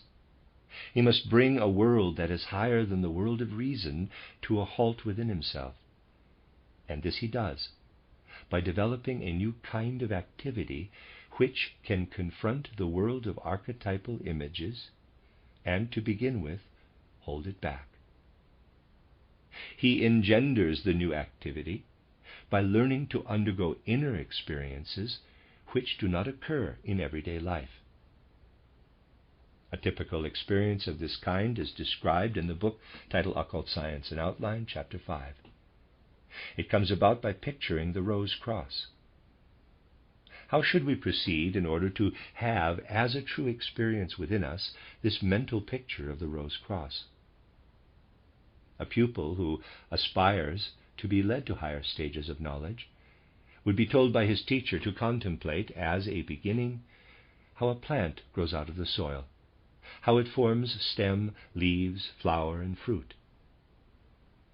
Through the whole structure flows the green sap. Now, compare this plant with a human being. Blood flows through the human being and is the outer expression of impulses, appetites, and passions. Because man is endowed with an ego, he appears to us as a being higher than the plant. Only a fantastic mind, although there are many such, could believe that the plant has consciousness similar to that of man and could reflect impressions inwardly. Consciousness arises not through the exercise of activity, but because an impression is reflected inwardly, and this man, but not the plant, is able to do. Thus, in a certain respect, man has reached a higher stage of development than the plant, but at the cost of the possibility of erring. The plant is not liable to error, neither has it a higher and a lower nature. It has no impulses or appetites that degrade it. We may well be impressed by the chastity of the plant, in contrast to the impulses, desires, and passions of man. With his red blood, man exists as a being who, in respect of his consciousness, has developed to a higher stage than the plant, but at the cost of a certain deterioration. All this would be made clear to an aspirant for higher knowledge. The teacher would tell him that he must now attain what, at a lower stage, the plant reveals to him. He must gain the mastery over his appetites, impulses, and so forth. He will achieve this mastery when his higher nature has won the victory over the lower, when his red blood has become as chaste as the sap of the plant, when it reddens in the rose. And so the red rose can be for us a symbol of what man's blood will become when he masters his lower nature. We see the rose as an emblem, a symbol of the purified blood. And if we associate the wreath of roses with the dead black wooden cross, with what the plant leaves behind when it dies, then we have in the rose cross a symbol of man's victory of the higher purified nature over the lower. In man, unlike the plant, the lower nature must be overcome. The red rose can be for us a symbol of the purified red blood, but the rest of the plant cannot be an emblem in this sense, for there we must picture that the sap and greenness of the plant have lignified. In the black wooden cross we have therefore the emblem of the vanquished lower nature. In the roses the emblem of the development of the higher nature. The rose cross is an emblem of man's development as it proceeds in the world. This is not an abstract concept, but something that can be felt and experienced as actual development. The soul can glow with warmth at the picture of development presented in the symbol of the rose cross. This shows that man can have mental pictures which do not correspond to any external reality. Those who are desirous of having normal consciousness only, where the mental pictures always represent some external reality, will speak derisively of the rose cross symbol and insist that mental pictures are false if they represent no external fact. Such people will ask, wherever is there any such thing as the rose cross? Do red roses ever grow on dead wood? But the whole point is that we shall acquire a faculty of soul that is not present in normal consciousness, that we shall become capable of elaborating mental images and conceptions which have a certain relation to the outer world, but yet are not replicas of it.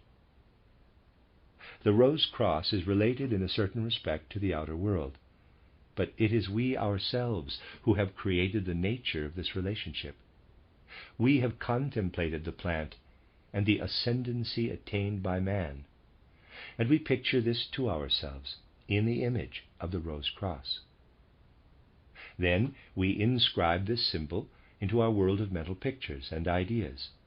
The same could be done with other symbols. In order that we may understand one another fully, I will speak about another symbol. Let us think of the ordinary life of man through the days of his existence. Day alternates with night, waking with sleeping. During the day we have a number of experiences. During the night, without our being conscious of it, forces are drawn from the spiritual world. Just as we have experiences in our conscious life, in the night we have experiences in the subconscious region of our being. If with the object of acquiring knowledge we take stock of our inner life from time to time, we certainly ask ourselves the question, what progress am I making? Has every experience during the day actually brought me a step forward? There are grounds for a man to feel satisfied if he makes only a slight advance every day, having his daily experiences and deriving new strength at night. A great deal must, of course, be experienced every day if he is actually to become more mature. Ask yourselves what progress you have made in this respect in a single day. You will find that in spite of innumerable experiences, the advance made by the ego from one day to the next is a very slow process in many cases, and a great many experiences are unnoticed. If, however, we look back to the most favorable period of our life, to childhood, we see how rapidly the child advances in comparison with what is achieved in later life. There are good grounds for stating that a traveler who devotes his whole energies to journeys round the globe in order to make progress through the acquisition of knowledge does not advance as far as a child advances through what he has learned from his nurse. The advance made by the ego can be indicated by a serpentine spiral. Two serpent forms, one light and one dark, wind around a vertical staff. The light curves represent the light curves represent the experiences of the day. The dark curves, the forces working during the night. The vertical line indicates the advances made. Here, then, we have a different symbol representing the life of man. We can make both complicated and simple symbols. The following would be an example of a simple one. If we concentrate on a plant growing until the seed is formed, and then gradually withering until everything except the seed has vanished, we can visualize this as a quite simple symbol of growth and decay. In the rose cross, we have a symbol of man's development from his present stage to his purification. In the staff of Mercury, we have a symbol of man's development through the experiences of day and night and the advance made by the ego. Symbol after symbol can be created in this way. None of them mirrors any external reality, but by surrendering ourselves in inner contemplation to the meaning of these symbols, we accustom our soul to activities which it does not otherwise exercise. These activities finally engender an inner force which enables us to hold back the world of archetypes or archetypal images in the same way as we have held back the other worlds. The symbols need not only be pictorial. They may also consist of words into which profound cosmic truths are compressed. When cosmic truths are compressed into symbolic sentences, we have there a force by means of which we can mold the substance of our soul. By working thus upon himself, man consciously builds up that which the external world has otherwise accomplished in him without his aid, forming his brain out of the world of reason, his nervous system out of the world of spirit, his sense organs out of the elementary world.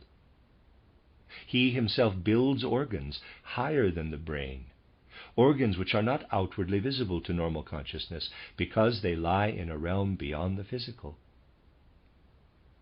Just as the eyes have been formed out of the elementary world, the nerves out of the world of spirit, the brain out of the world of reason, so out of the world of archetypal images, higher spiritual organs are formed and molded, organs which gradually enable us to penetrate into the higher world and to look into it.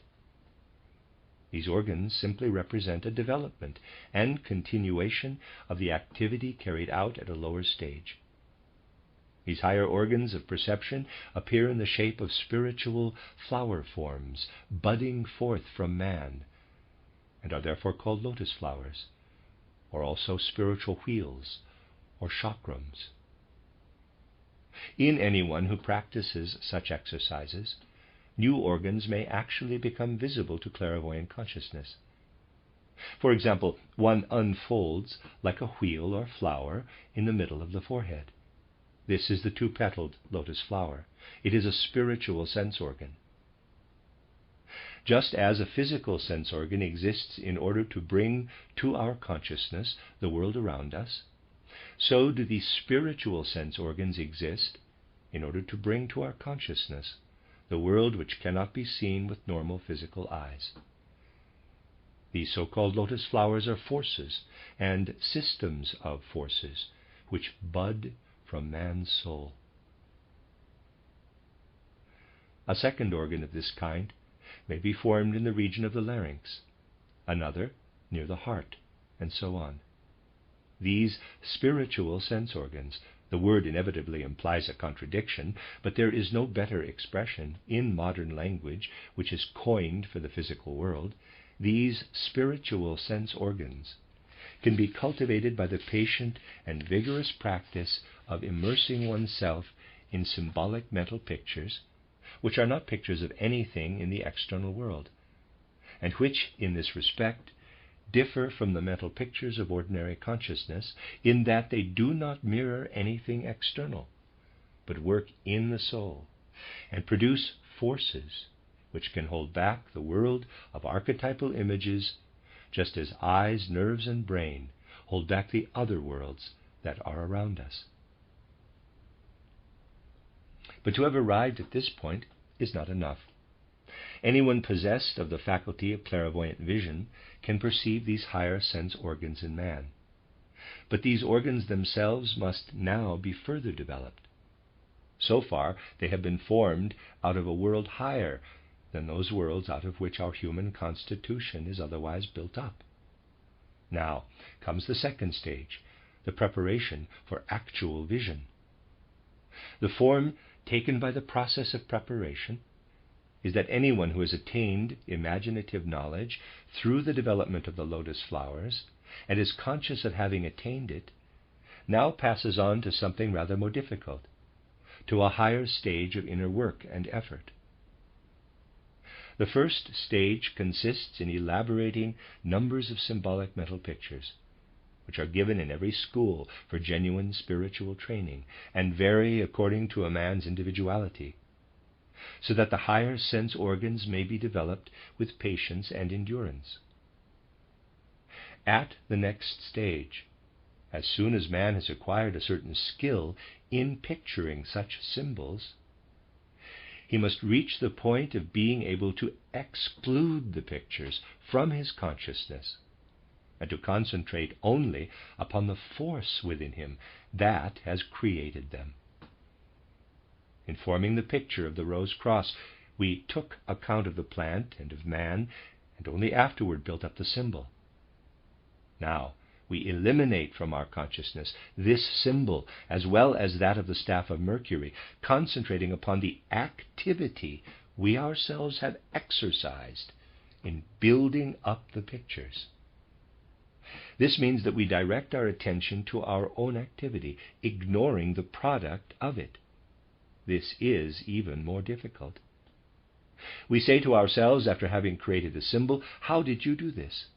Most people will need to make many, many attempts in order to pass from the symbol itself to the activity which created it. The process will take a very long time. Again and again it will be necessary to create the symbols until we reach the point where we can dismiss them, in order then to experience something quite new, without seeing anything external, namely the activity which created them. If after practicing this for a long time we feel a kind of seething and eddying within us, a certain progress has been made. We can then actually experience the moment when we do not merely possess higher organs or lotus flowers, but see flashing before us a new realm of which hitherto we had no inkling. We have reached the stage where we have a new field of vision and have our first insight into the world of spirit. The experience is as follows. We have already left the ordinary outer world. We have lived in a world of symbols, and now we eliminate the symbols and pictures. Then we have black darkness around us. Consciousness does not cease, but seethes and eddies, stirred by our own activity. At an earlier stage, we held back the world of archetypal images. Now we hold back the world of reason too, but not in the same way as before. We hold it back from the opposite side. We hold back what otherwise flows into us. Previously, we saw only the shadow pictures of the world of reason in our own intellectual activity. Now, we see the world of reason from the other side. We see the beings known as the hierarchies. Little by little, everything now becomes filled with life. This is the first step to be taken, but that is not all. A further step consists in acquiring the power also to suppress our own activity. First of all, the pictures have been suppressed, and now our own activity. If he really makes the attempt, the pupil will again realize how difficult this is. It is a longer process, for it will usually happen that he then falls asleep. Yet if any consciousness at all is left to him, he has advanced to the point where he holds back not only the world of reason, but the world of spirit too. He now sees the world of spirit from the other side, and the spiritual realities and beings in that world. Whereas the previous stage of knowledge, when the activity creating the symbols is held back, is known as inspiration, knowledge through inspiration. This further stage, when we also eliminate our own activity, is called intuition. Through intuition, we glimpse the true configuration of the world of spirit, which otherwise we see only in its shadow pictures, the laws of nature. We now become conscious of the beings and their activities, which have their outward expression in the realities and laws of nature. We have now described a path of knowledge differing somewhat from the one that is followed when a man simply becomes conscious of entering into or passing out of the world of spirit when he goes to sleep or wakes. This method first creates the organs in that world of archetypal images. I'll read that again. This method first creates the organs in that the world of archetypal images is held back, and its forces used for the creation of these organs that are needed by man. And then he is led through imaginative and inspired knowledge into the world of spirit, into which he is now able to gaze. But when he has reached the stage of intuitive knowledge, he can also grow into the elementary world in such a way as not to enter it unprepared, but fully prepared, seeing it before him as a final experience. Certainly this path is a hard one for many people because it demands much renunciation. A man must first practice for a long time with symbols and wait until the requisite organs are formed. But to begin with, he cannot see with these organs. It is very often the case today that people do not want to go along a sure path, but above all to see something quickly, to have rapid success. Success will surely come, but it must be achieved by practicing a certain renunciation. First, we must work upon ourselves for a long time in order, little by little, to find entrance into the higher worlds. And truly, what we first see of the world of reason and of the world of spirit is a very colorless vista. Only when we come back from these realms into the elementary world, when we are far advanced in intuitive knowledge, only then does everything acquire color and vividness, because then it is all permeated by the elementary world and its effects. It is only from the vantage point of intuitive knowledge that these things can be described. Moreover, only when we have joy in building up the symbols, when we work with patience and perseverance at the development of the organs, can we be aware of a certain progress. But although at the beginning we see only little of the higher worlds, it is a sure path, and one that protects us from illusions. The reward comes only later, but it is a path that is a safeguard against idle fantasy. If we have worked our way to the stage of imaginative knowledge, We already stand in the world immediately above our own, and we feel that we have membered into ourselves something from a higher world. Then we gradually rise to higher and higher stages, and finally achieve a real understanding of the higher worlds. You will find an outline of this process of development in the book titled Knowledge of the Higher Worlds and Its Attainment, and in the later part of the book titled Occult Science, an outline. The accounts given there are intended for a rather wider public and are therefore somewhat condensed. I wanted today to speak of certain more intimate matters which will add something to what is contained in those books on the subject of the path to higher knowledge. I have tried to make it clear that in the microcosm, in the nervous system, in the brain, men are mirror images of the activities and beings of the macrocosm. It has been shown that before we begin to work on ourselves, in order to unfold higher qualities, other work has already been applied to our development as human beings. We have realized that we are actually only continuing the work that has already been applied to us. Just as our physical constitution has been built up out of the higher worlds, so do we ourselves build up our spiritual man. We transcend our ordinary selves by advancing in our development.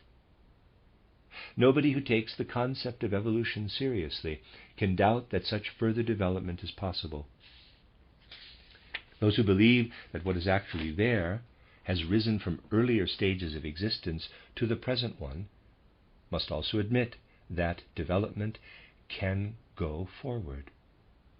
But because man has become a conscious being, he must also take his development consciously in hand.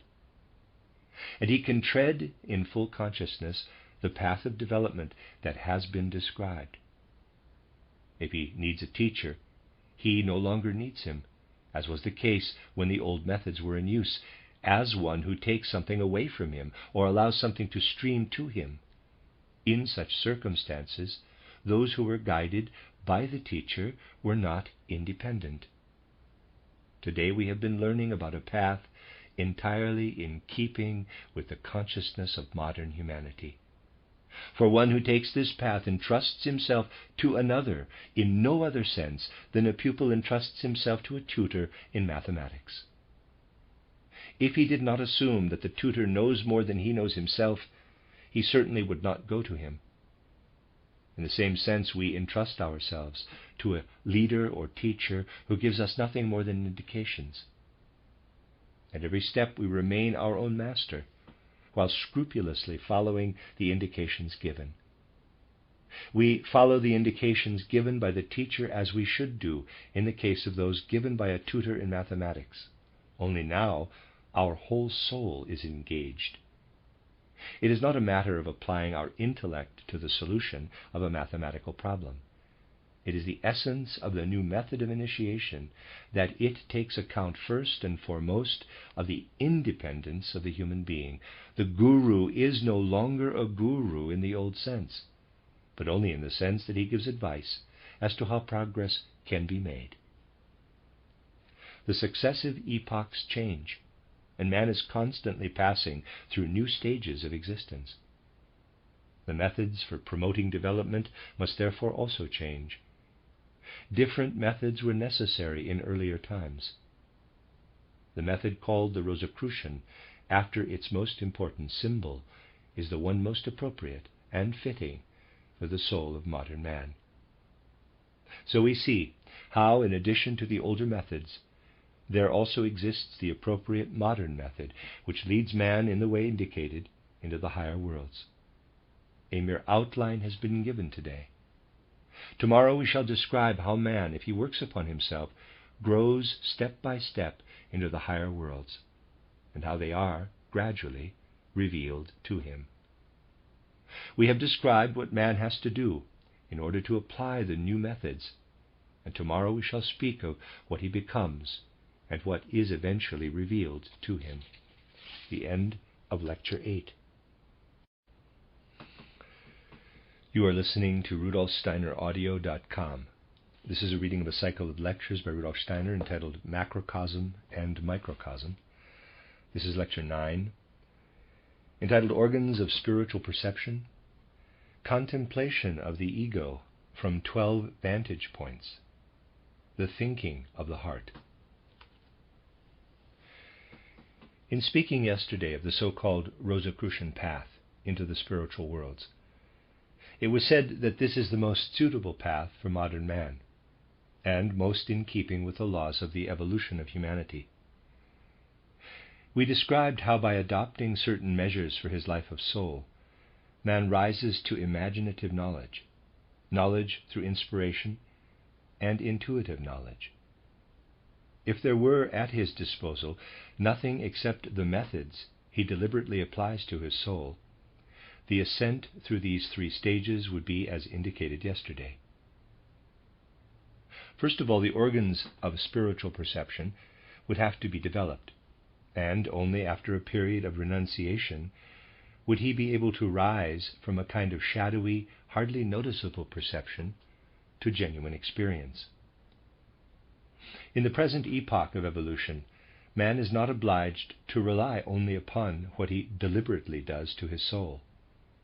Although in a far distant future he will have to rely upon this, the laws of evolution will then be quite different, so that from the beginning he will enter consciously into the spiritual worlds. Certainly this is also possible today, but only because something comes to man's aid, namely the strengthening forces of sleep. We have not yet spoken of the effect of the strengthening forces of sleep upon one who is undergoing this process of spiritual development. If during his development a man had not the help of sleep, he would require a very long time before being able to notice the delicate experiences that occur as a result of the methods indicated. But because his life alternates between waking and sleeping, the forces of sleep come to his help while he is developing the organs of higher perception, referred to yesterday as the lotus flowers. Although at first it is not possible to perceive anything by means of the lotus flowers, nevertheless, during sleep, forces are imparted to man out of the higher worlds, out of the macrocosm. It is due to these forces that sooner or later, after a man has turned again and again to the symbols and has so strengthened himself inwardly that his life of soul is greatly enriched, these organs make real experience of the spiritual world possible, with some degree of vision. When imaginative knowledge is actually attained, it already enables man to have a certain insight into the higher world.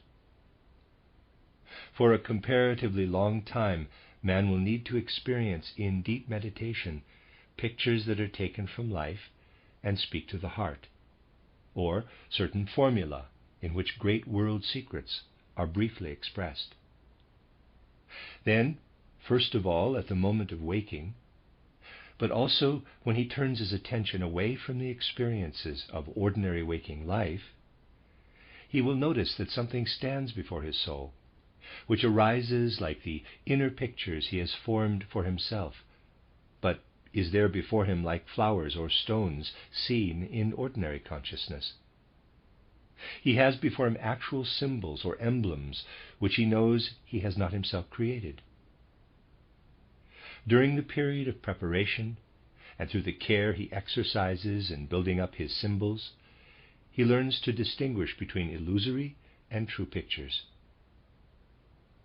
A man who prepares himself conscientiously, and above all has learned to eliminate his own personal opinions, wishes, desires, and passions from his higher life, who has trained himself not to regard a thing as true simply because it pleases him, but to exclude his own opinion, such a man can immediately distinguish between a symbol or picture that is true and one that is false. An activity now begins of which it is important to take account in connection with distinguishing between true and false pictures. It can only be called thinking of the heart. This is something that comes about in the course of the development of which we spoke yesterday. In ordinary life, we have the feeling that we think with the head.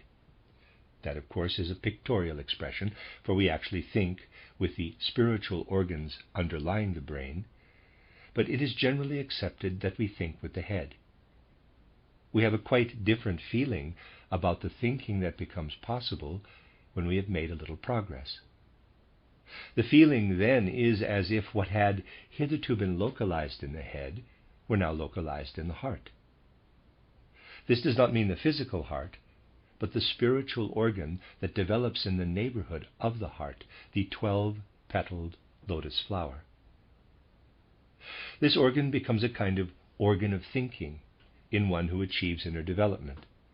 And this thinking of the heart is very different from ordinary thinking. In ordinary thinking, everyone knows that reflection is necessary in order to arrive at a particular truth. The mind moves from one concept to another, and after logical deliberation and reflection, reaches what is called knowledge. It is different when we want to recognize the truth in connection with genuine symbols or emblems. They are before us like objects, but the thinking we apply to them cannot be confounded with ordinary brain thinking. Whether they are true or false is directly evident without any reflection being necessary, as in the case of ordinary thinking. What there is to say about the higher worlds is directly evident. As soon as the pictures are before us, we know what we have to say about them to ourselves and to others. This is the characteristic of heart thinking. There are not many things in everyday life that may be compared with it, but I will speak of something that may make it intelligible. There are events which bring the intellect almost literally to a standstill. For example, suppose some event confronts you like a flash of lightning and you are terrified. No external thought intervenes between the event and your terror.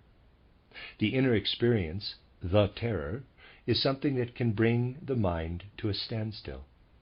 That is a good expression for it, for people feel what has in very fact happened. Similarly, we may fly into a rage at the sight of some act we see in the street.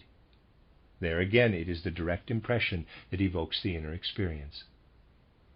If we begin to reflect about what happened, we shall find, in most cases, that we form a different judgment of it. Experiences which arise when an action or inner state of mind directly follows the first impression are the only kind in everyday life that may be compared with those of the spiritual investigator when he has to say something about his experiences in the higher worlds. If we begin to reason, to apply much logical criticism to these experiences, we drive them away. And furthermore, ordinary thinking applied in such cases will usually produce something that is false. Essential as it is, first of all, to undergo the discipline of sound, reasoned thinking before attempting to enter the higher worlds, it is equally essential to rise above this ordinary thinking to immediate apprehension. And just because it is necessary to have this faculty of immediate apprehension in the higher world, the preparatory training in logical thinking is essential, for otherwise our feelings would quite certainly lead us into error.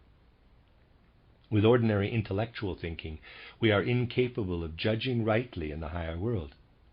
But, equally, we are incapable of judging rightly in that world if we have not first trained our intellectual thinking in the physical world, and then, at a suitable moment, are able to be oblivious of it. Some people consider that this characteristic quality of the higher kind of thinking, the thinking of the heart, is a reason for discarding ordinary logic altogether. They say that as it has eventually to be forgotten, there is no need to assimilate it first of all. But in saying this, they disregard the fact that logical thinking is a training for making oneself a different man. In logical thinking, we experience above all a kind of conscience.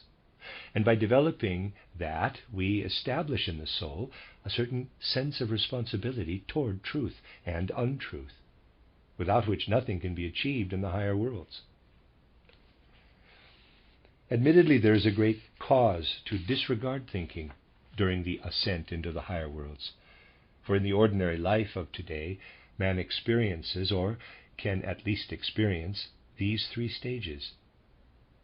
The majority of people are at the stage where in their normal consciousness an immediate innate feeling tells them this is right, that is wrong. You ought to do this, you ought not to do that. A man usually lets himself be guided by this kind of spontaneous impulse. Not many people take the trouble to reflect upon what are their most sacred treasures. Because they were born, let us say, in Middle Europe and not in Turkey, they have an inherent tendency to consider Christianity, not Mohammedanism, the true faith in Europe. This must not be misunderstood. Further reflection upon it leads to a true understanding of life. In by far the great majority of people, an immediate feeling determines what they consider to be true or false. That is the first stage of development. At the second stage, man begins to reflect. More and more, people will be prone to abandon their original feeling and to reflect about the circumstances and conditions into which they have been born. This is why there is so much criticism today of creeds and of sacred traditions from the past. All this criticism is the reaction of the intellect and the reasoning mind against what has been accepted out of feeling and left unproven by the intellect. Modern science is dominated by the same attitude of mind that adopts a critical attitude to whatever is innate or traditional. What is universally called science is, after all, essentially the work of the same soul forces that have been characterized above. Everything is focused upon outer knowledge and upon perceptions made either directly through the senses or through enhancements of sense perceptions by means of instruments such as the telescope, microscope, and so forth. The observations made are then formulated into laws with the help of the intellect. Thus there are these two stages in the development of the human soul.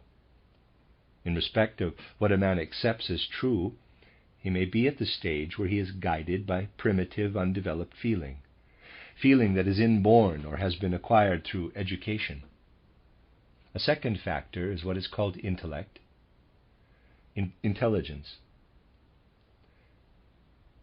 But anyone who has a little insight into the nature of the soul knows that a very definite quality of this intelligence is that it has a deadening effect upon the emotional life. Is there any close observer who could fail to realize that all purely intellectual development deadens feeling and emotion? Hence those who, out of certain primitive feelings, which are entirely justifiable at one stage of development, incline toward this or that truth, are reluctant to let these beliefs be affected by the withering and devastating effect of intellectuality. This reluctance is understandable. If, however, it goes so far as to make people say that in order to rise into the higher worlds they will avoid all thinking and remain in their immature emotional life, then they can never reach the higher worlds. All their experiences will remain on a low level. It is inconvenient but necessary to train the power of thinking, which is of course invaluable for life in the external world, although for those who aspire to reach the higher worlds, thinking serves merely as a preparation, as training. The validity of truths of the higher worlds cannot be established through logic. The thinking that is applied to machines, to the phenomena of outer nature, to the natural sciences, cannot be applied in the same way to experiences connected with the higher worlds. Anyone who understands this will not sing the praises of what is usually called an intellect in connection with knowledge of the higher worlds. For if anyone were to attempt to draw intellectual conclusions about these worlds, he would only be able to produce commonplace truths of little depth. Whereas for the external physical world, the application of thinking is absolutely necessary. Without intellect, we could not construct machines, build bridges, or study botany, zoology, medicine, or anything else. Its use in those domains is apparent inasmuch as it is applied to the immediate objects. For higher development, intellect has approximately the significance that learning to write has in youth. Learning to write is the exercise of a faculty that must be behind us when it has to be applied. It has significance only when we have got beyond it. As long as we are still learning to write, we cannot express our thoughts through writing. We must be able to write before we can learn anything from what is written. So it is too with thinking. Anyone who wants to undergo higher development must for a certain time also undergo training in logical thinking, and then discard it in order to pass over to thinking with the heart. Then there remains with him a certain habit of conscientiousness with regard to the acceptance of truth in the higher worlds. Nobody who has undergone this training will regard every symbol as a true imagination or interpret it arbitrarily. But he will have the inner strength to draw near to reality, to see and interpret it rightly. The very reason why a thorough training is necessary is because we must then have an immediate feeling as to whether something is true or false.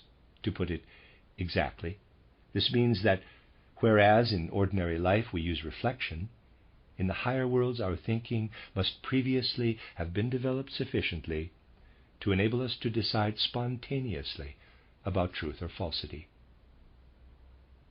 A good preparation for such direct vision is a quality that must also be acquired, and in ordinary life is present only to a very small extent.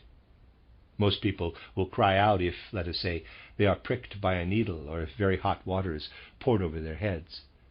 But how many really feel anything akin, I say expressly akin, to pain when a foolish or absurd statement is made? Countless individuals can tolerate that quite easily. But anyone who wants to develop the immediate feeling of one thing being true and another false, in such a way that the imaginative world plays a part in the experience, must so train himself that error causes him actual pain, and that the truth also to be encountered in physical life gives him gladness and joy. To acquire this quality is an exacting process, and it is connected with the effort involved in the preparation for entry into the higher worlds. To be indifferent to truth and error is, of course, more comfortable than to feel pain in face of error and joy. Maybe that again. To be indifferent to truth and pain is, of course, more comfortable than to feel pain in face of error and joy in face of truth.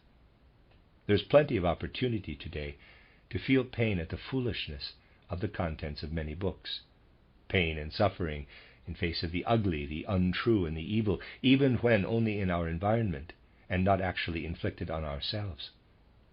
Pleasure in the beautiful, the true, the good, even when we are not personally concerned.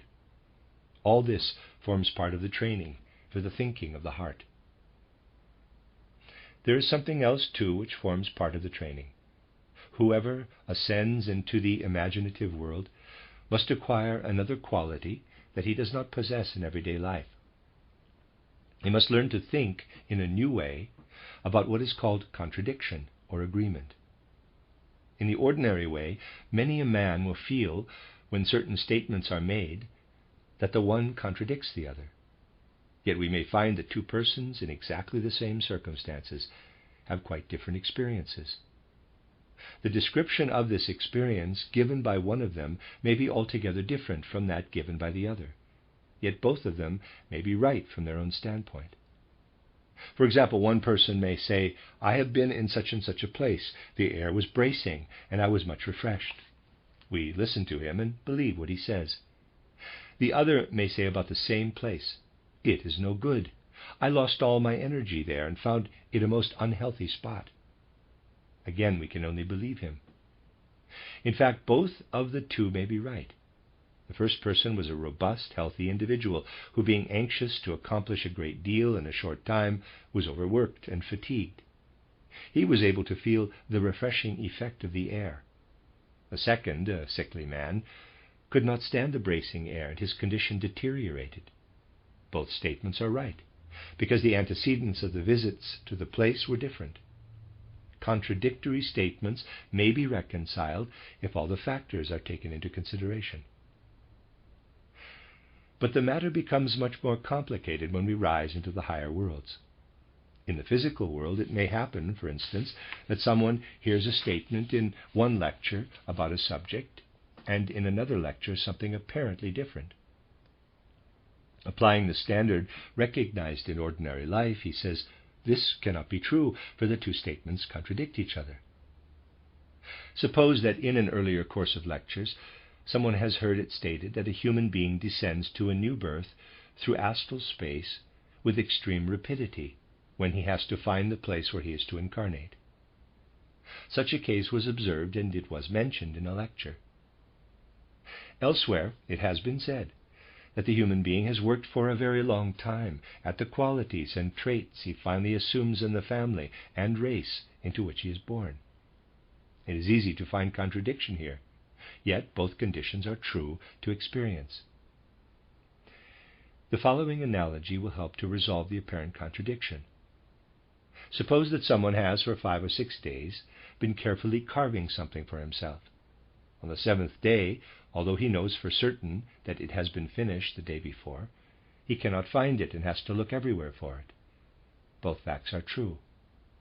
And when incarnation is to take place, something similar holds good in the higher worlds. Preparation has been made, but because experiences in the higher worlds are so complicated, it is possible that just at the moment when a human being is about to descend from those worlds to unite with the etheric and physical bodies, he is still obliged to seek for them because a clouding of consciousness has taken place.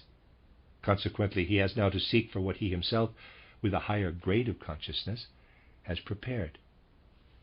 From such an example, we can see that something is essential when we rise into the higher worlds. We must always be mindful of the circumstance that in trying to enter into the realm of imagination, the matter in question presents itself to us in a definite picture. If, through the thinking of the heart, we have acquired a strong enough feeling of the truth of this picture, it may happen that when, at another time, with trained clairvoyance, we follow a similar path, we arrive at a quite different imagination. Yet immediate feeling again says, that is true. We must be aware of this, for it is naturally confusing to one who is entering the world of imagination. But the confusion is cleared up if our attention is duly directed to it. We shall acquire the right attitude to this whole question by seeking for our ego itself in the imaginative world. We have described how it is possible to look back upon the ego from outside. On passing the guardian of the threshold, the ego is objectively before us. But we may look at this ego once, twice, 3 times, 4 times, and each time obtain different pictures. According to conditions prevailing in the physical world, we might say to ourselves, now I have seen what I am in the higher world. And the second time, now I have found myself again and am something different. And the third time again, we find something different. When, through the training described, we enter the imaginative world and see a picture of our ego, it is essential to know that 12 different pictures of the ego can be seen. There are 12 different pictures of every single ego, and only after contemplating it from 12 different standpoints have we a complete picture. This view of the ego from outside corresponds exactly to what is reflected in the relationship of the 12 constellations of the zodiac to the sun. Just as the sun passes through the 12 constellations and has in each a different power, just as it illumines our earth through the course of the year and even of the day from 12 different stations. So the human ego is illumined from 12 different stations in the higher world. Therefore, in rising into the higher worlds, we must realize the necessity of not being satisfied with one standpoint only. Footnote, see title Human and Cosmic Thought, 4 lectures given in Berlin, January 1914, end of footnote. Those are not, readers aside, those are not on this website yet, end of footnote, end of readers aside. We must train ourselves in this in order to escape confusion. We can only do so by accustoming ourselves in the physical world to realize that salvation is not achieved by contemplating any matter from one standpoint only. There are people who are materialists, others are spiritists, others monists, others dualists, and so forth. The materialists insist that everything is matter. The spiritists assert that everything is spirit, and attribute importance to spirit alone. The monists declare that everything proceeds from unity. In the outer world, people fight and wrangle with each other on every possible occasion. The materialists against the spiritists, the monists against the dualists, and so on. But everyone who wants to prepare himself for real knowledge must pay heed to the following facts. Materialism has a certain justification. We must learn how to think as the materialist does, in terms of the laws of matter, but this thinking must be applied to the material world only. We must comprehend these laws, for otherwise we cannot find our bearings in the material world. If someone were to attempt to explain a clock by saying, quote, "I believe there are 2 little demons sitting inside it and making the hands go round. I do not believe in machinery," close quote, such a man would be laughed to scorn. For a clock can be explained only by applying the laws of the material world. Those who try to explain the movements of the stars by material laws are simply telling us of a mechanical system. The mistake does not lie in materialistic thinking itself, but in the supposition that it can explain the whole universe, and that there is no other valid kind of thinking. Haeckel does not err when explaining by the laws of materialistic morphology phenomena of which he has exceptional knowledge. If he had confined himself to a certain category of phenomena, he would have performed an enormous service to humanity. It can therefore be said that materialistic thinking has its justification, but in a certain domain only. Spiritual thinking must be applied to whatever is subject to the laws of spirituality, and not to those of mechanics. When someone says, quote, "You come along with a peculiar psychology alleged to have its own laws, but I know that there are certain processes in the brain which explain thinking," close quote, he is introducing matters of a different nature, and in another domain he is making the same mistake as the man who believes in the 2 demons in the clock. As little as the clock can be explained by demons, as little can thinking be explained by movements of atoms in the brain. Again, anyone who attributes fatigue in the evening to the accumulation of toxins may be giving the right explanation as far as the outer facts are concerned. But as far as the soul is concerned, he is explaining nothing whatever, for a spiritual explanation is essential there. And then take monism. By attempting to explain the world only from the aspect of harmony, one is bound to arrive at unity, but it is abstract unity and means impoverishment. Philosophers whose only aim is to arrive at unity have in the end gained nothing at all.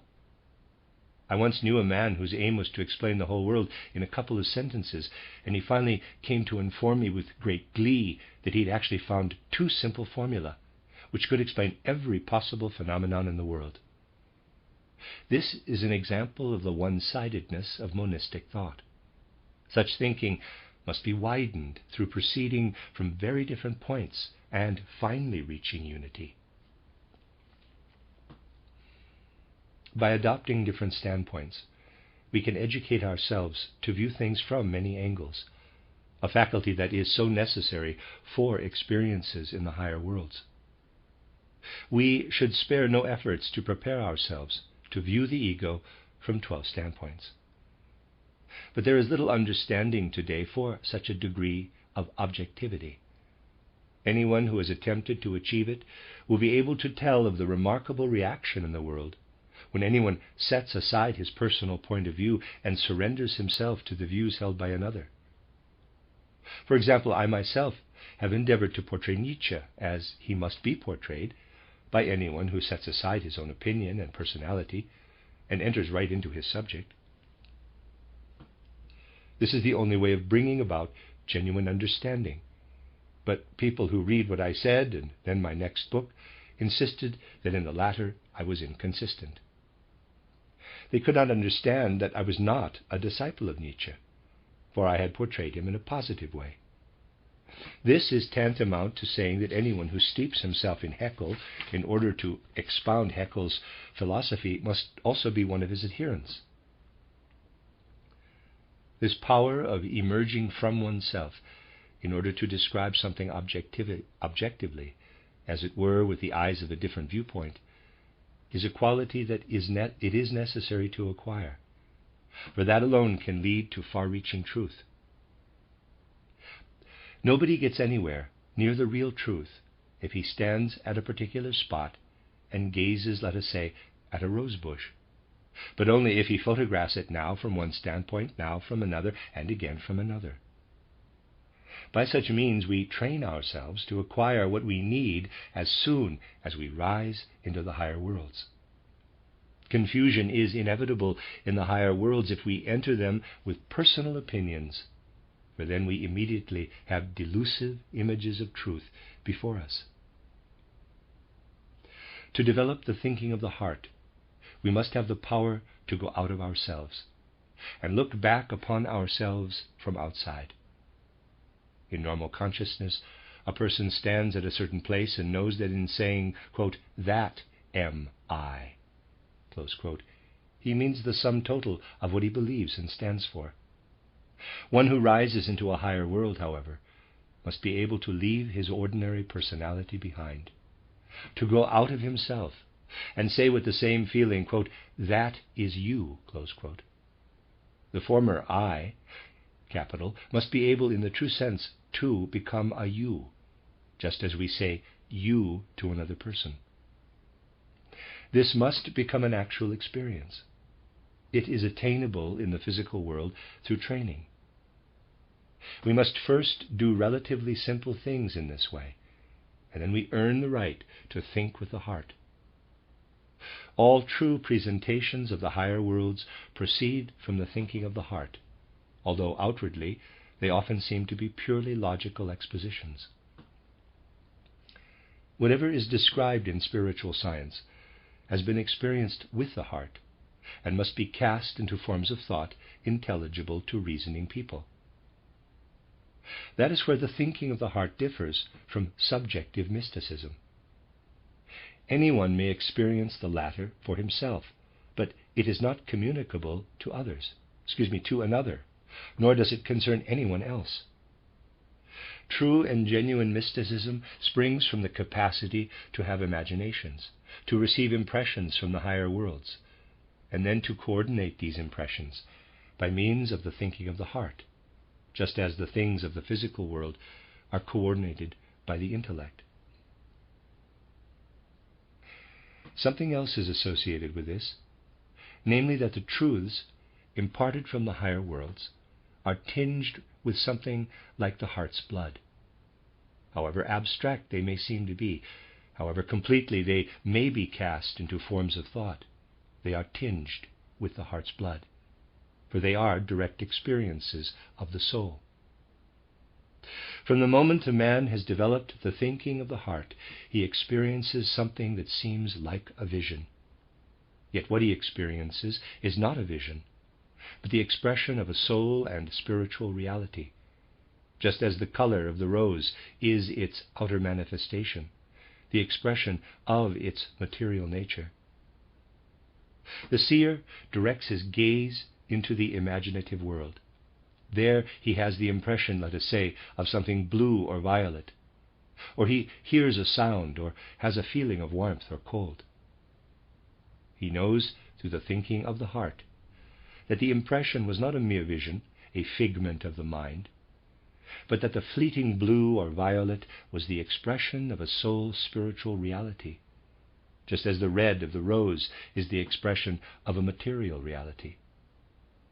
Thus do we penetrate into the realities, into the spiritual beings themselves, and we have to unite with them. That is why all research in the spiritual world is linked in a far higher sense and to a far greater extent than is the case in other experiences, with the surrender of our own personality. We become more and more intensively involved in the experience.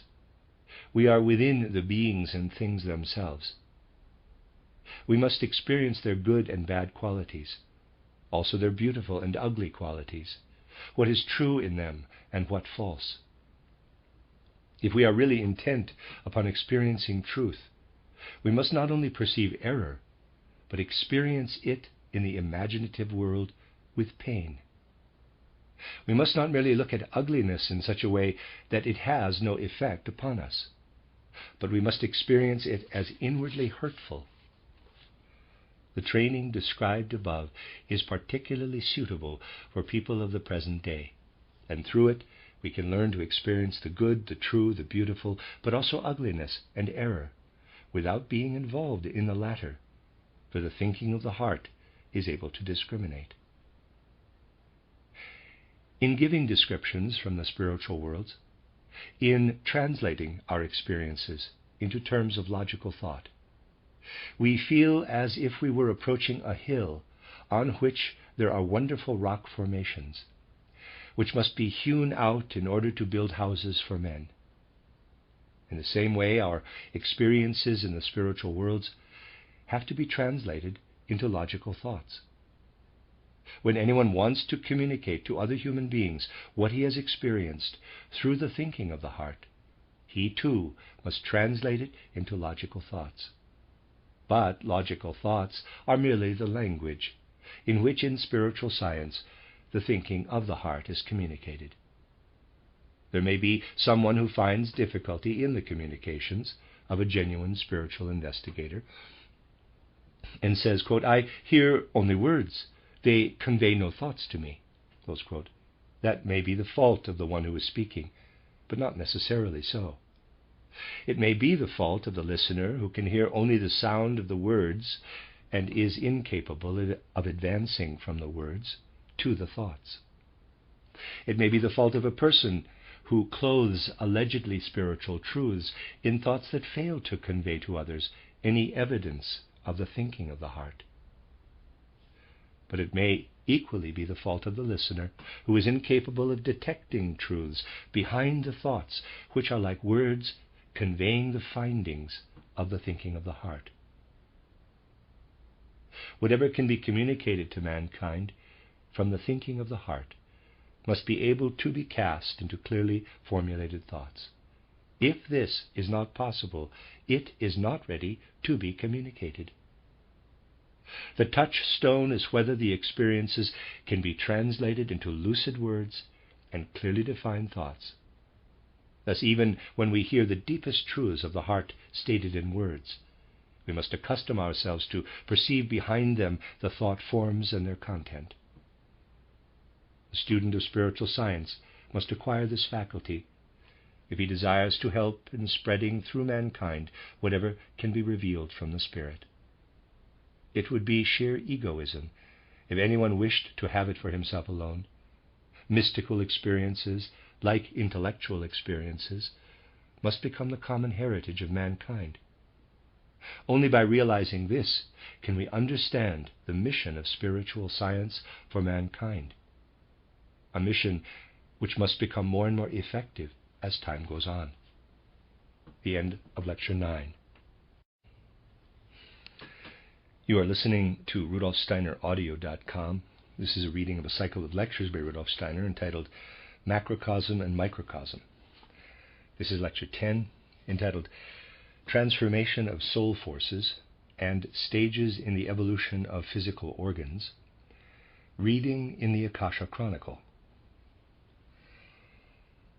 In these lectures I have tried to present items of knowledge which, for reasons connected with the evolution of humanity, should now be communicated, and this from a standpoint rather different from that of books which may be accessible to you.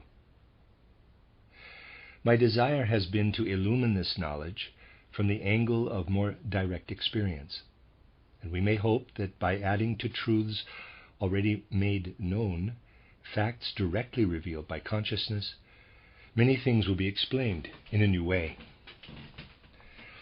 At any rate, those who have heard only these lectures will be able to find in books such as Occult Science titled Knowledge of the Higher Worlds, information supplementing what has here been said.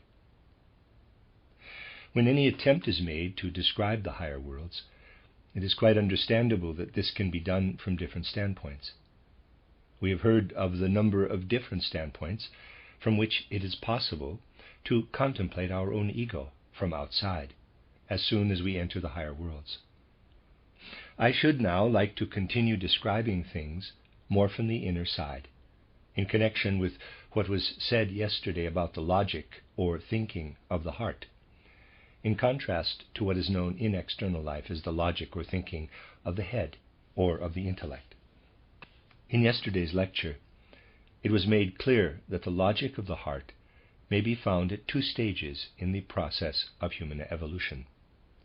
Firstly, it may be found at that stage of development where the thinking of the heart is not yet permeated by the logic of the head and of the intellect. Attention was called to the fact that there are still people today who would prefer not to concern themselves at all with the logic of the intellect. This state of development can no longer be said to exist in the real sense at the present time. For no matter where you were to look among the people of today, you would everywhere find at least a few concepts and ideas born of the intellect. To find a stage of evolution entirely devoid of intellect, we should have to go back a very long way in the evolution of humanity, to a far-off prehistoric stage. From what has been said, therefore, it follows that our present state of development points back to an earlier one, when the heart judged out of the subconsciousness, out of a consciousness not yet permeated with intellect. Today, this original faculty of the heart is permeated with concepts, with ideas, in brief, with what we call the logic of the intellect. But bearing in mind what was said yesterday about man's possibilities of development, we may point forward to a future stage of evolution, even now striven for by a few who, with their present-day consciousness, already have the longing, the urge, as it were, to forestall the future. We can look toward a future humanity when the logic of the heart will again be functioning to the fullest extent, when, out of direct feeling, man will behold the truth. But he will then have assimilated the fruits of the intermediate stage of development, the stage of the logic of the intellect. It may therefore be said that we are now passing through the evolutionary stage of intellectual thinking in order to regain on a higher level what had already been attained on a lower, namely the logic of the heart. Whereas, on the lower level, it was not illumined by the intellect, on the higher level it will later on be irradiated by what man has acquired through the logic of the intellect. Thus we can conceive of three stages of human evolution, one preceding that of our present time, one of today, and one that will come in the future. From this we can also perceive what evolution means, namely that to what has been acquired at an earlier stage, something new is added and is to live on into the future. We can glean still more precise information from the experiences of those who already now have reached what was described yesterday as an attainable state of higher consciousness, through which it is possible to look clairvoyantly into the higher worlds. Not only is the faculty of thinking affected by such a transformation, but other soul forces too will assume new forms when the faculty of thinking changes. When, through spiritual scientific training, someone works his way upward to a higher stage of cognition, from the logic of the intellect to the logic of the heart, from the thinking of the head to the thinking of the heart, do the other faculties of the soul change too? Let us elucidate this by taking an example, the example of memory. Memory, like thinking, is a faculty of the soul. The character of thinking changes when, from being thinking of the head, it becomes, at a higher spiritual level, thinking of the heart. What is there to be said of memory? In the normal consciousness of everyday life, we find that memory works in the following way. Man has consciousness of what is around him in the immediate present. He sees the things around him, makes his observations, forms his ideas. He can incorporate all this in his consciousness. Then he proceeds from what his soul can experience in the present to something it experienced in the past. Through memory, man passes out of the present into the past. When he recalls something he experienced yesterday, he is looking backward in time. Therewith, he surveys something that was once in his environment but is no longer so. Anyone who studies memory from this point of view realizes that just as our consciousness of the present is connected with the space immediately around us, this memory, this extension of consciousness over the past, is connected with time. For a genuine seeker, however, the nature of this particular activity of consciousness changes completely. Obviously, there is no need for the spiritual investigator to apply his higher faculties at every moment of ordinary life. He possesses these faculties, but puts them into operation only when he wishes to carry out research in the higher worlds. When he does this, head thinking becomes heart thinking, and his ordinary memory changes into a different form of soul activity. But for the experiences of everyday life, there is no need for him to be constantly passing into his higher states of consciousness, no need to be continually using and giving evidence of the faculties of soul that have been described. When he returns to the everyday world, he has a memory and a faculty of thinking, just like those of anyone else. It is therefore the capacity to transpose himself from the normal into a supernormal state of consciousness that the pupil must possess. This should always be kept in mind. Now, whenever the pupil is in the state of consciousness in which he is investigating the spiritual world through a faculty analogous to that of ordinary memory, what he observes in that world presents itself not in time, but spatially. Memory is completely transformed. Whereas ordinary memory looks back in time in order to recall events of yesterday, when progress in spiritual knowledge has been made, the investigator experiences the past as if, standing here, he were looking through the door into the adjacent area. He looks at something that is separated as if by space, as if yesterday's events are separated spatially from those of today. We can therefore say that for the spiritual investigator, the events which usually appear to memory one after another in time now present themselves beside one another in the spatial sense. And he must, as it were, move from one event to another, pass from one entity to another. On thinking over this carefully, you will see that this statement is entirely in accordance with what has previously been said.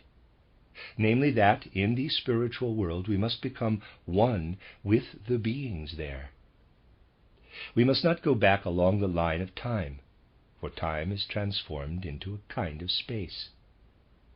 We must pass along this line as if it were a line in space in order to be able to unite with the beings. For the sole faculty of memory, S-O-U-L, for the sole faculty of memory, time changes into space as soon as we enter the spiritual world. Memory has become an essentially new faculty. We see something belonging to the past as though it were still there in the immediate present. The length of time that has elapsed is estimated according to the distance. The past presents itself to the pupil as something placed side by side in space. When this form of memory has been attained, it is actually a reading of events that have remained. This is the reading in the Akasha Chronicle. It is a world in which time has become space. Just as our own world is known as the physical, so the world in which time has become space can be termed the Akasha world. This alters the whole attitude of the true mystic, for what in everyday life is called time no longer exists in this form in the higher world. We can recognize from this example how wonderfully things harmonize when viewed from the right standpoint. What would become of man in everyday life if he were unable to harmonize his thinking with his memory?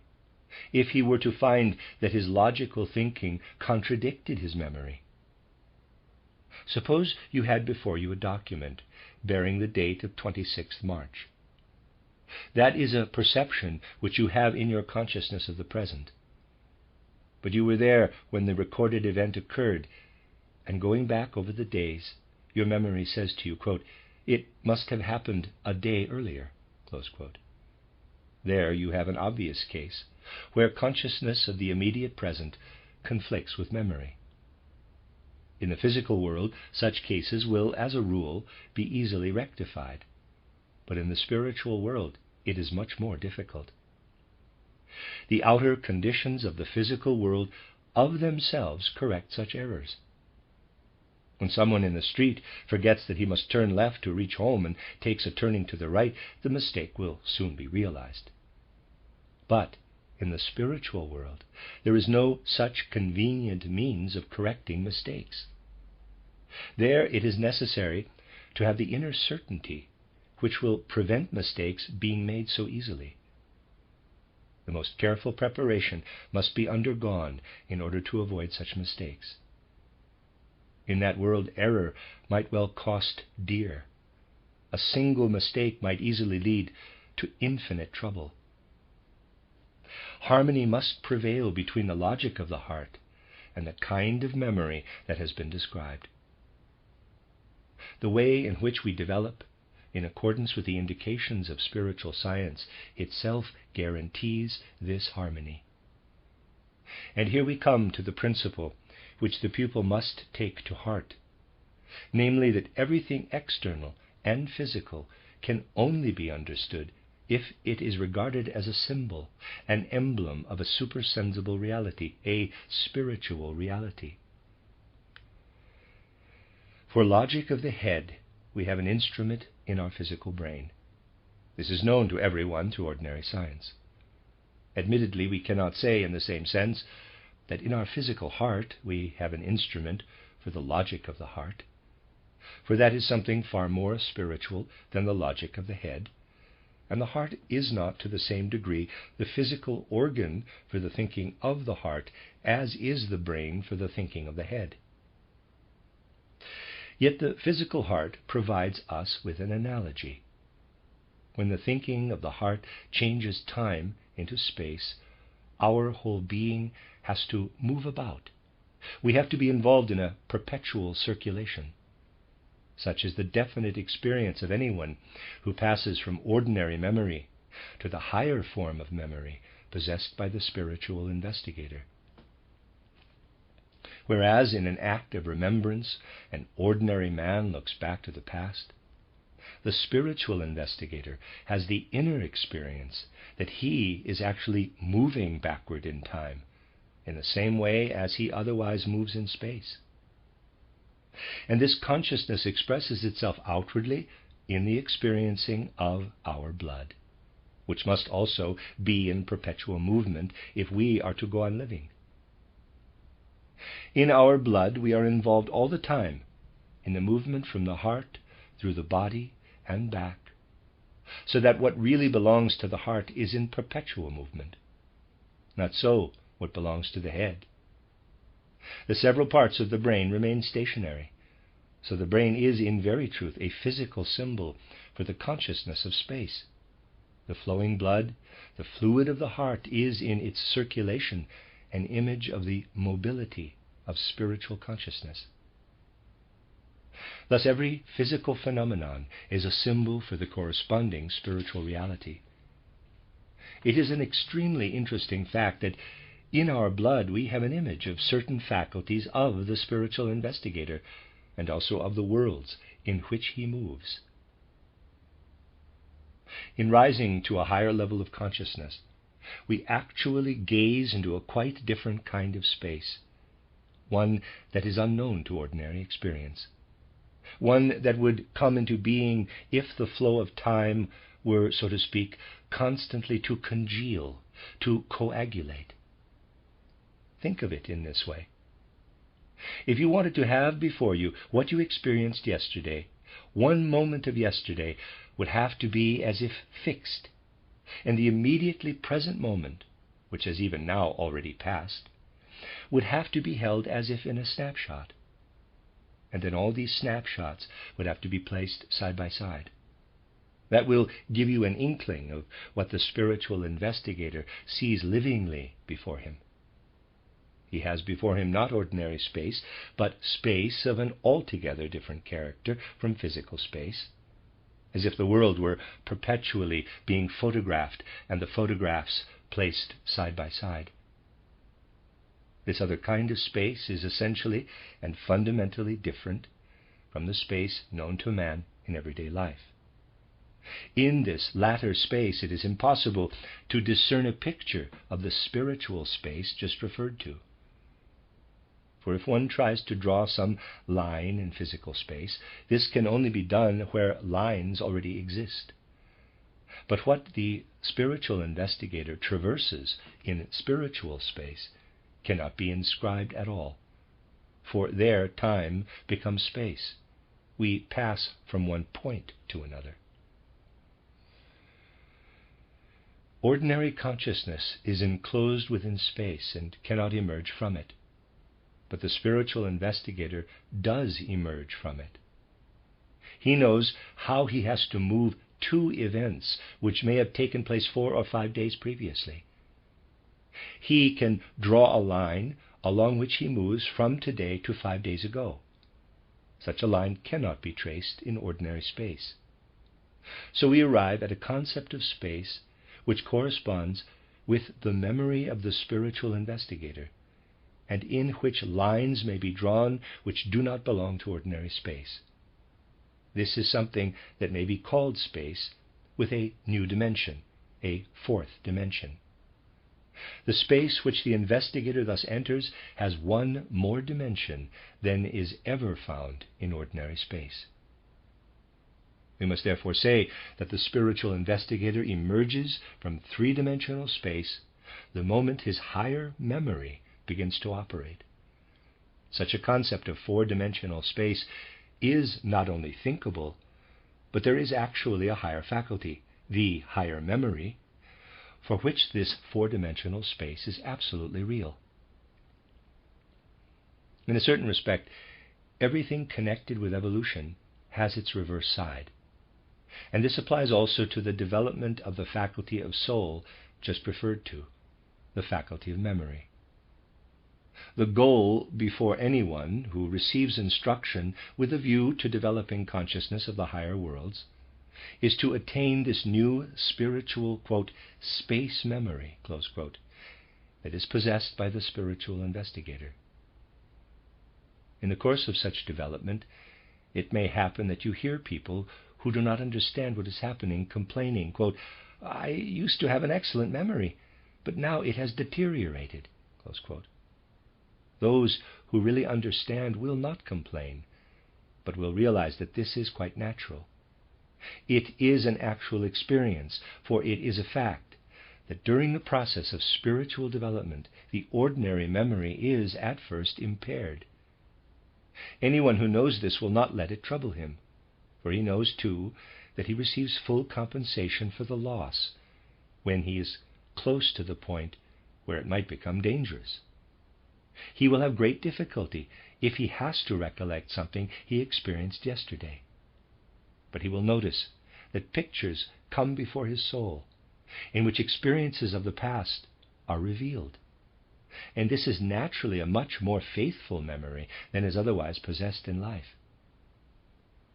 Therefore, we may hear such people speak of having suffered a kind of obscuration of the memory, and having then acquired a new kind of memory, superior to the ordinary one, for that has one great flaw. It reveals things in a shadowy way, and details are lost. But in the memory, which presents pictures in space, the details appear again. Faithfulness and exactitude of memory increase enormously. Thus we see arising a new faculty of soul that is not like remembrance in thought of bygone time, but like vision. Between what at present corresponds to this faculty and what it can become, kind of clouding of the faculty in question takes place, and then the new faculty begins to operate more and more frequently. This clouding of such a faculty intervenes as a state of the soul between the other two states. So we have to distinguish three states of soul faculties. First, that of the ordinary memory, which may have a certain exactitude. Secondly, a kind of clouding. Thirdly, the memory which lights up in a new form. The state in which such a faculty is revealed at its height is called a manvantara of the state in question. And when clouding sets in, we speak of a pralaya. These are expressions drawn from Oriental philosophy. We can therefore speak of a manvantara of the memory of ordinary consciousness, of a kind of pralaya of this memory of ordinary consciousness, and a return into the manvantara state when the new kind of memory arises. Reminding ourselves of what has been said about human evolution, it may be affirmed that in earlier epochs man already possessed a kind of logic of the heart. At the present time, he is passing through the stage of logic of the intellect, and in the future he will regain a logic of the heart, in which the logic of the intellect has been absorbed and elaborated. But in the earlier stage of a logic of the heart, there must have been among man's other faculties of soul something similar to what will have to be acquired in the future when logic of the heart arises in a new form. Thus we are not only referred back to an ancient state of the thinking of the heart, when intellectual thinking did not yet exist, but also to something similar to the higher kind of memory described above, only then it was at a lower level. It was a kind of memory that worked in pictures, just as will be the case at the stage to be reached by mankind in the future. And now, we can really form some idea of the nature of a primeval man. He did not think like a man of today, for thinking in ideas and concepts was a faculty acquired much later. He had only the logic of the heart, unillumined by intellectual reasoning or scientific thinking in the modern sense. But with that logic of the heart, a kind of space memory was connected. Time became space. Nowadays, if a man wants to look back into the past, he must exert his memory as far as it reaches. If it does not reach far enough, he is obliged to turn to documents and records. You know how the past is investigated today. It is investigated through the study of evidences preserved in traditions, in stone tablets, in fossilized bones, or shells, or stones, whose forms indicate the transformations that have taken place since earlier stages of evolution. All these things are explored in order that, in this way, we may have a picture of the past. We are now looking back to an earlier stage of humanity, when man had the past before him as an immediately present reality, as a picture in space. This gives us a clue to an earlier stage of the human soul, when man did not need to make investigations into his origin, for he was able actually to behold it. According to the degree of his development, he could look far back or less far back into the past, and see whence he himself originated. This explains the great reverence with which in ancient times man looked back into the past and his direct knowledge of the past. Having envisaged these three successive stages of humanity, we must now look rather more closely into the nature of man if we want to increase our understanding of human evolution. Man was not always as he is today. He has become what he is gradually and by degrees. He has evolved out of other states, out of other forms of existence, into his present state.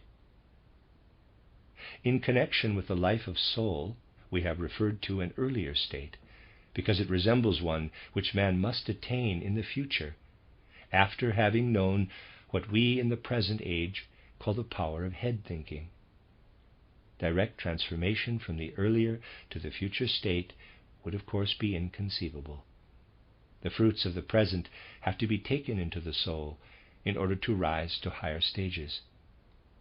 Anyone who wants to reach the stage of logic of the heart must have assimilated what can be gained from logic of the intellect, although then, admittedly, it must be forgotten.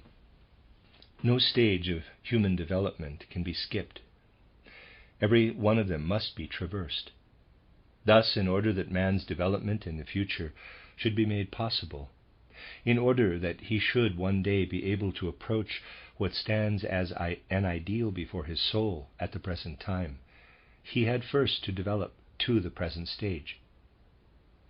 Before he reaches the stage of logic of the heart, the logic of the head had to be unfolded by means of the organs of the brain and spine. Brain and spine were formed out of the forces that flowed into man from the world of reason. Everything else was kept back. This was possible because man had succeeded in excluding from the wonderful formation of his brain all the forces of other worlds, admitting only those of the world of reason. Just as we must now work with the brain as a foundation, so had the work of the world of reason formally to be carried out. The brain as an instrument, and the work of the world of reason, presupposes the work of the world immediately below it. We are here looking back upon something that developed under the influence of the world of spirit, when as yet the world of reason was not yet active at all. But we look into a future when forces will flow into us from the world of archetypal images or archetypes, just as we look back to a past when the foundation corresponding to an earlier stage of development was formed out of the world of spirit. We shall find this easy to understand if we apply to it all that has been said. Our brain is formed out of the world of reason. We have found that an earlier logic of the heart preceded the logic of the intellect. The logic of the heart was only made possible through deeds from a spiritual realm. It thereby becomes intelligible that the present human heart was formed at a previous stage. The ordinary unconscious logic of the heart is much more closely related to the present physical heart than is the higher logic of the heart, which is naturally much more spiritual. But the ordinary logic of the heart actually has a kind of medium of expression in the physical heart, as intellect or reason has in the brain. Whenever man regards a thing as being true, beautiful, good, not through dispassionate intellectual reflection, but by a direct approach. A quickened pulse makes him conscious of the heart's assent. Reader's aside, assent spelled A-S-S-E-N-T. End of reader's aside. The heart actually beats differently in response to the beautiful than in response to the ugly or pernicious. In this original logic of the heart, there is something that may be called spontaneous sympathy. When this logic of the heart, which functions in the subconscious, becomes more clearly articulate, the heart shows quite plainly, by the circulation of the blood, that it is an expression of this logic. And the painful experience repeatedly brought before our eyes can influence our bodily nature by way of the heart to the point of causing actual illness. There can be physiological confirmation of this. Our brain was formed out of the world of reason, and our spiritualized heart of the future will be formed out of the world of archetypal images. As we have heard, our present heart was formed out of the world of spirit. Thus, the heart is revealed as an organ indicating the foundation which existed in man before the organ of thinking was formed. The brain, therefore, could only have been created at a later stage than the heart. All this gives one a quite different conception of man's external bodily nature. The several organs are not all equally developed. The brain is a later structure than the heart. The heart is the older organ and had to be elaborated in a certain respect before the brain could develop on that foundation. But an organ does not cease to evolve when another is in existence. When the brain came into being and proceeded to develop, the heart, too, continued to evolve. The heart, as it now is, affords evidence of two transformations, the brain of one only. We cannot understand the heart by equating it with the brain and regarding it as of equal development, but only by conceiving it as the older organ of the two, as an older ancestor of the brain. Anyone who puts the heart on a level with the brain is like someone who puts a person of 40 by the side of a 15-year-old and says, "These two are standing side by side, so I will study them together and form an idea of what they are simply by looking at them beside each other." That would be sheer stupidity. For in order to understand them individually, the period of their development must be taken into account. To understand the one, a life period of 15 years must be taken as a basic factor, and the life period of 40 years in the case of the other. Perhaps the boy of 15 is the son of the 40-year-old father. It is an absurdity not to take this factor into account, yet modern anatomy has fallen into this trap. It does not know that different organs must be differently viewed, because they are at different stages of development. As long as we are without a science of anatomy which studies the various organs not merely in spatial juxtaposition, but according to their value as older or younger formations, we shall not understand much about the true nature of man. Spiritual science must supply the key for understanding what is shown to us by ordinary science, if true knowledge is to be attained. Anyone who is undergoing genuine development attains nothing at all of importance through ordinary ratiocinative thought. For it is not possible from outside to detect which organ is older or which younger. Success can be achieved only by one who enters the spiritual worlds and learns how to distinguish things there. When looking back with his space memory, he need not go so very far to find the beginnings of the brain. But to find the origin of the heart, he must go much farther back. The human physical organism can be understood only when explained by spiritual science. Now, we will remind ourselves of what has been said, namely that between the soul faculty belonging to normal consciousness, for example, the faculty of memory, which points back to an earlier memory, and the new faculty of space memory, Between these two soul faculties there lies a kind of darkening. The spiritual investigator finds something corresponding to this darkening, to the pralaya state after the manvantara state, in the process of evolution as a whole. Let us, for example, picture the heart and the brain of a man as they coexist today in the physical body. For a while, they have developed side by side. But at an earlier stage, there was not much connection between them. We can therefore distinguish a state of man when the highest forces flowing into his being were those of the world of spirit, and then a state when the forces of the world of reason also flow into him. Between the two states lies a pralaya, when human development is extinguished and then passes into a new phase. So we look back from present-day man, who has both heart and brain, to one who had a heart only, not yet a brain, and between the two is the state of pralaya. When some day in the future the higher state is reached, the higher state, which is attained in spirit today by the clairvoyant investigator, we can understand that it will also express itself in the body, that man will also have a quite different external appearance. The clairvoyant investigator today is not yet able to alter his bodily constitution. If a god descends, he has to appear in a human body at the present age.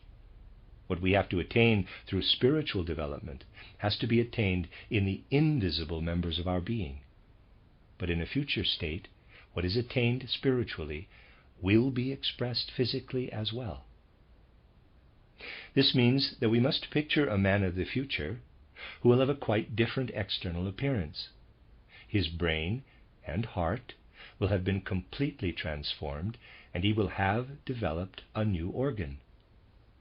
Just as the brain now lies above the heart, the transformed heart of the future will have a new position in relation to the brain. But between these two states there will again be a pralaya. Man's present existence will be obliterated physically, and a new state must follow. There are, therefore, 3 successive states of humanity. 1, man as heart man. 2, present-day man, when everything is related to the brain and its activity. 3, man of the future, of whose nature we can have a faint inkling. When we contemplate man as he is today, we are bound to say that in his present form he can be imagined only on the earth. Anyone who contemplates man in his connection with the whole of earth existence will say, man is as the earth is, for he is connected with the forces of the earth. In his body the substances can be combined in no other way than they actually are. Imagine the earth only slightly altered, and man in his present form simply could not live on it. The air must be constituted exactly as it is, and substances combined as they are. We cannot picture present-day man as a being with a physical body without picturing the whole earth as it is. If therefore reference is made to an earlier stage of man, to the earlier heart man, we must picture him connected with a different planetary condition. And if at some time in the future man acquires the faculties which the spiritual investigator of today already possesses, we must again picture him on a different planet, not on our earth as it is at present. If we are to find our bearings by means of a kind of Ariadne thread, we must picture to ourselves that just as man has evolved from an earlier state, so the whole earth has evolved with him. That it, too, points to an earlier planet out of which it has evolved, to a new state in the future. Between the two lies a period of darkening. The state out of which the earth is evolved, and whence man derives his earlier form, is the old moon state of the earth, and the state into which the earth will evolve in the future, when man will have a new form, is the Jupiter state. The Earth has evolved out of an old moon planetary state and will evolve into a Jupiter state. Picture to yourselves that such transformations can only take place as a result of all conditions in the human kingdom being changed. During the old moon state, it was the forces of the world of spirit that flowed into man.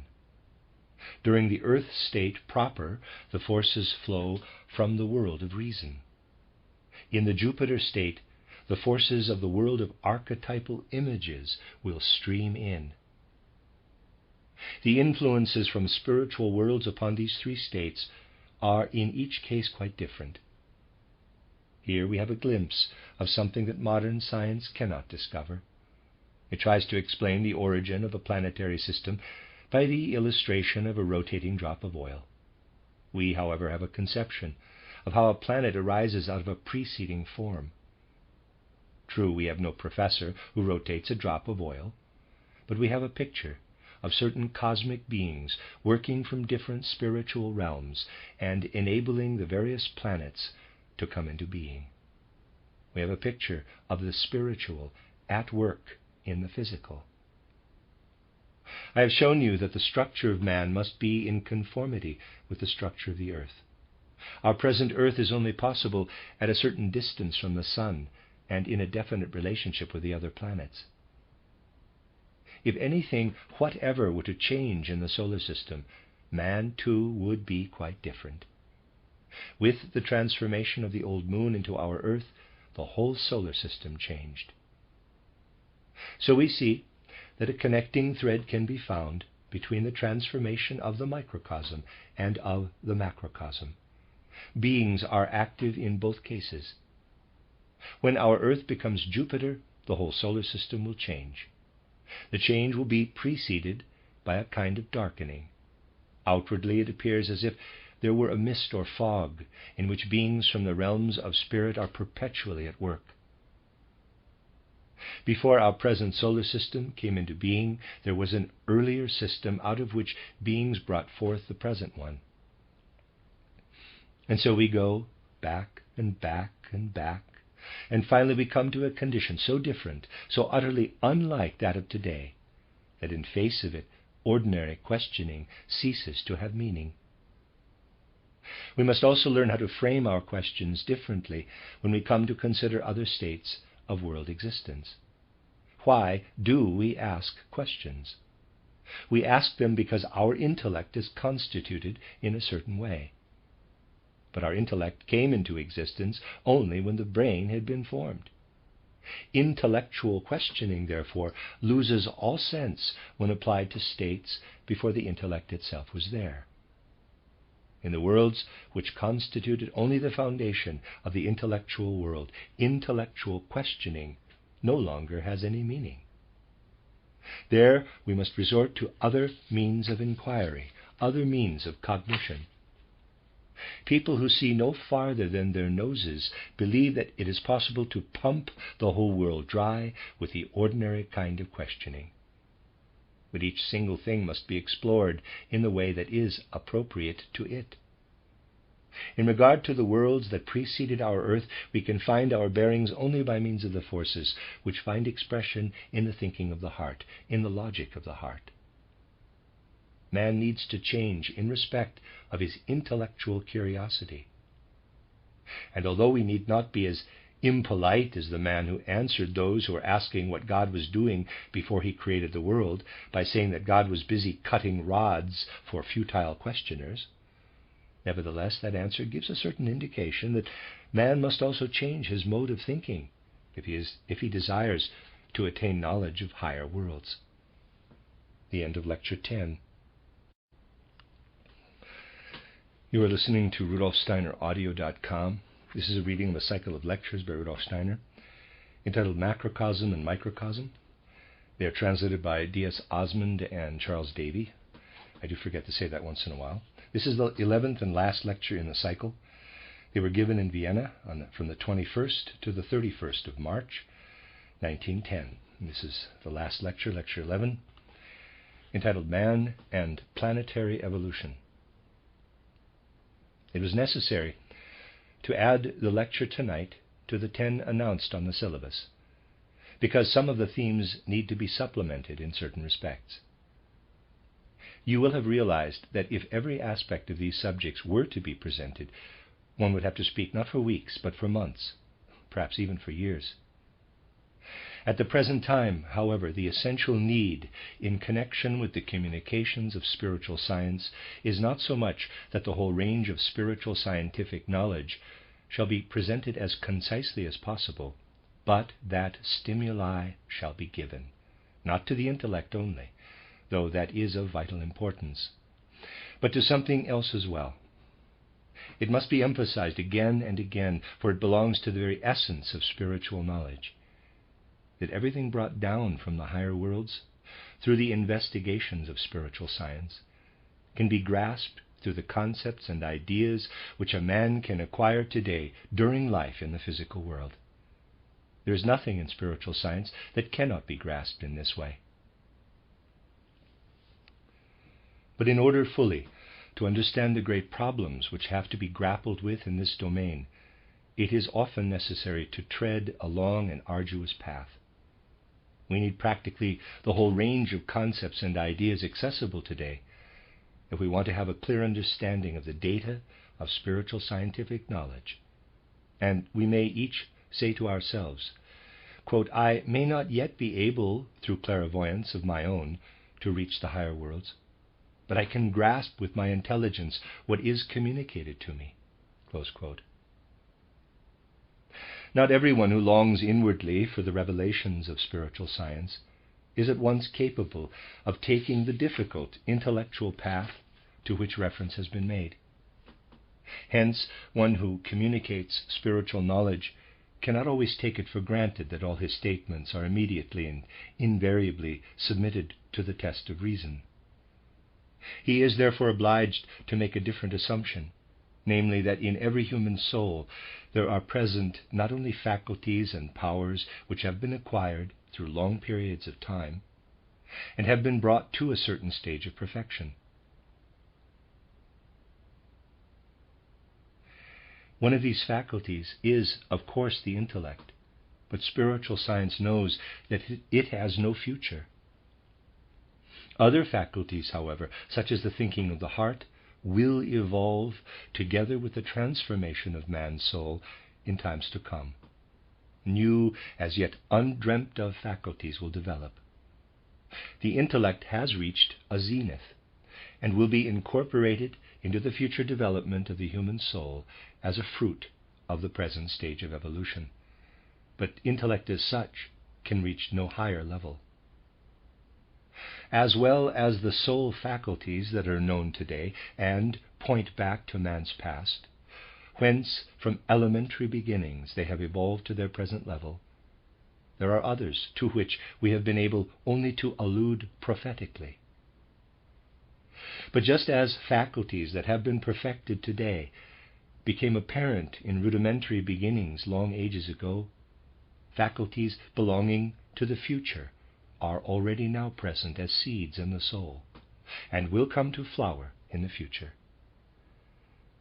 The faculty of acquiring knowledge through the logic of the heart is not by any means active yet to any great extent, but the aptitude for it is already present in numbers of human beings. Men have a natural sense of truth in regard to what it will be possible through the logic of the heart to comprehend fully only in the future. Besides addressing himself to the reasoning mind, the spiritual investigator turns to these faculties that are slumbering within men, and he assumes that the human soul is organized not for error and falsehood, but for truth. That long before the soul, out of its own deepest knowledge, will recognize and accept the truths brought down from the higher worlds, spontaneous response in the life of feeling is already present. In other words, that truth about the higher worlds can be felt by numbers of human hearts before it is actually understood. That there are souls today possessed of this sense for spiritual truths is proved by the fact that a large number of people are not satisfied by current explanations of the great problems of existence, and come to spiritual science longing to find answers to these problems. These are people whose higher faculties say yes to the communications of spiritual science, although at first they only feel through their natural sense of truth what later on they will intuitively understand. Thus, the spiritual investigator appeals more directly to the human soul than do other investigators at the present time. These others try to compel acknowledgement of their findings by quoting experiments, adducing mathematical proofs, and the like, so that their listeners can hardly do otherwise than admit the validity of what they say. The spiritual investigator is in a different position. He must appeal to far more intimate provinces of the human soul. He is not yet in a position, like other scientists, always to supply external proofs. But he knows that the same sense of truth which lies in his own heart is present in the hearts of all men, and that they, provided only they understand their own nature, can agree with him spontaneously, even if they do not yet fully grasp everything he has to impart. Thus he appeals to the sense of truth in the hearts of men, and leaves it to the free judgment of souls whether they will agree with him or not. He does not try to convince by his own expositions, but he maintains that what lives in his soul lives in every human soul, and that his task is to give the stimulus for something which can and should well forth of itself from every soul. He seeks only to give expression to the truths which every soul, given sufficient time, could experience in itself. But because we human beings are dependent upon one another, we should seek together, especially in matters connected with the spiritual realm. Spiritual science should be a stimulus to a common search for truth. Only by bearing this in mind can we see in the right light much of what has been said in the preceding lectures. There must be an appeal to every soul to see whether it cannot find within itself the possibility of understanding what has been presented here. Account has been taken of the fact that understanding cannot be immediate, but only when the stimulus has taken root in the heart, germinates there, and becomes an active force. In this sense, certain supplementary remarks will now be made. We reached the point yesterday of speaking about an experience of clairvoyant vision, namely that our Earth is the successor of another planetary evolution, having evolved out of an ancient planetary body we call the old moon, not the present moon. We also spoke of what clairvoyant vision sees prophetically, namely the emergence of a new planet after a state of twilight, after a pralaya, a condition of darkness. The Earth will then be transformed into another planetary body, Jupiter. Again, this is not the Jupiter we know today, but the future incarnation of the present Earth. I have explained that the Earth passes through successive incarnations, just as the human being passes from one incarnation to another. If we extend this thought, the question arises, does this other planet, the old moon, in turn originate out of some other? Has the Earth had even earlier incarnations? This is a quite natural question. In order to be able to answer it, we shall have to explore somewhat further afield. We must remind ourselves, first of all, how in his daily life man alternates between the states of waking and sleeping. This has been a guiding motif through these lectures. In sleep, man is divided, as it were, into two parts. The physical and etheric bodies are left lying in the bed, while the astral body and the ego pass out into a spiritual world, into the macrocosm. Thus, in the sleeping state, there is the body that remains visible on the physical plane, together with the invisible etheric body, and the supersensible part of man's being consisting of astral body and ego. This latter part is beyond the range of external investigation, and is revealed only when clairvoyant vision is directed to the human being in the state of sleep. Now, we will ask ourselves whether there is in the external world something in any way analogous to what is left of man during sleep at night, something that has a physical and an etheric body. We know that man's physical body is subject to quite different laws. Immediately the etheric body leaves it at death. It then becomes subject to purely physical and chemical laws and finally disintegrates. The faithful fighter, which from birth until death maintains the human body intact during sleep, is the etheric body or life body. But man possesses what we call his life principle in common not only with the animals, but also with the plant world as a whole. When we look out into our environment, we perceive the plant world all around us. A plant reveals itself to us as a being which, like man, is not subject entirely to physical and chemical laws. It follows these only when it dies. It is the mineral kingdom that follows physical and chemical laws alone. Primarily, the laws of the mineral kingdom are ascribed to man's physical body. But this body is permeated by a higher system of law belonging to the etheric body, which abandons the physical body at death. The latter then becomes subject to purely physical and chemical laws. The external part of man which remains in the physical world during sleep consists of physical body and etheric body. The plants, too, consist of physical and etheric bodies. Therefore, man has the etheric body in common with the plants. But there is nevertheless a radical difference between the physical body of man and the physical body of the plant. For in man the two bodies, physical and etheric, are permeated by the astral body and ego, whereas the plant has only the physical and etheric bodies. Hence, even externally, man is bound to confront us as an essentially different being, because in him these bodies are permeated by the ego and astral body. Thus man stands among the beings of the plant world, similar to them in his lower members, the physical and etheric bodies, and rising to a higher level of virtue by his astral body and ego. In our human nature, we are therefore akin to the plant only insofar as the plant has developed the two lower members. But in the earthly world, we are dependent upon the plant world. Physically, man cannot but feel this dependence. As far as his body is concerned, he can dispense with animal nature. He need not, unless he so chooses, feed on animal substance. But he needs the plants in order that his physical body may be able to live in this world. The physical human body presupposes the existence of the physical body of the plant.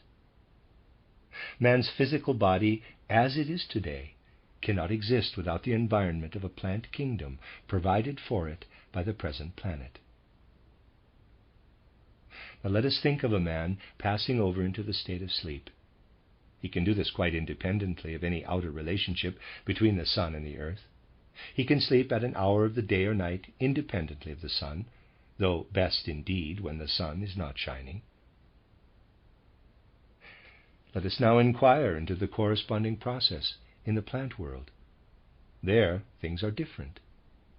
Man can maintain the connection between his physical and etheric bodies independently of the influence of the sun's rays and of the relative position of the sun to the earth. This the plant cannot do. The plant is in a definite respect dependent upon the relation of the earth to the sun. True, there are perennial plants, but they too, together with dying nature, lose something of the essential characteristics of plant life in the autumn and must receive new forces in the spring. When in spring the rays of the sun regain their warmth-giving power, plant life awakens. When in autumn the sun begins to lose its power, plant life passes into a kind of quiescence. Even the perennials come near the mineral state during the winter. They preserve their life, but in their woody parts they approximate to a dying condition. The essential life of the plant dies away in winter and reawakens in spring to reach its highest point of unfolding in summer. In autumn the plant must let its etheric body go forth from itself, somewhat as happens in the case of man at the approach of death. In the plant and in man, the connection between physical and etheric body is different. The plant is dependent upon the relation of the sun to the earth. Man has made himself independent of it. Remembering that one part of his being is constituted like the plant, and that this part is in evidence at night when man is asleep and the sun has withdrawn, we cannot but realize that the plant is an illustration of what we should be as human beings, if we had not succeeded in integrating astral body and ego into our plant-like nature. The plant presents to us a part of our own being, which we could not otherwise perceive. Even the sleeping man does not function like a plant, for astral body and ego are working upon him. The plant is an example, an illustration of a being which consists only of physical and etheric bodies. Hence it must be obvious to us that there is not merely a physical relationship between man and the plant world, but also a moral and spiritual one. Man can very easily become aware of this moral and spiritual relationship to the plant world by giving his natural feeling free play. He needs the plants, not only for food, but also for his inner life, in order to nourish within himself the feelings and experiences necessary for his life of soul. He needs the impressions from the plant world on the physical plane if his life of soul is to be fresh and healthy. That is something which cannot be overemphasized. A deficiency in the human soul soon becomes apparent if it is shut off from the fresh, vitalizing influence of the plants.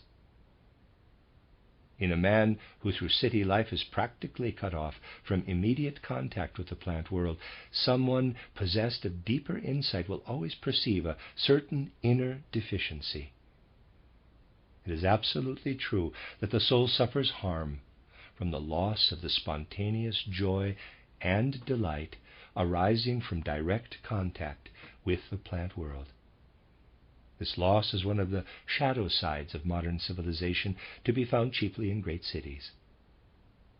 We know that there are people who can scarcely distinguish a grain of oat from a grain of wheat. Yet to be able to do so belongs to a healthy human nature. This may be regarded as indicative. One must view with regret any prospect of a future when man might be altogether deprived of any direct contact with the world of plants. The following may indicate the deep foundation of this relationship. Man, as an evolving being, could not always be in a state of sleep, for then he could not live. Man has a physical and an etheric body, but he is only conceivable in his present form through being permeated in the waking state with astral body and ego. On the other hand, in the sleeping state, he has no consciousness of the physical world, and in order to have consciousness, there he must come down into his physical and etheric bodies. He begins to have consciousness only when he plunges down into these bodies.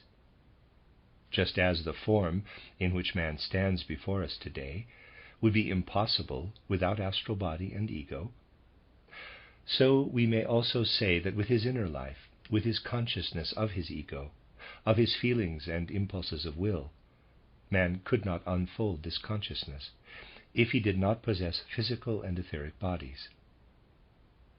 He needs these bodies as the foundation for his inner life. It follows from this that they are the necessary antecedents for the evolution of his astral body and ego.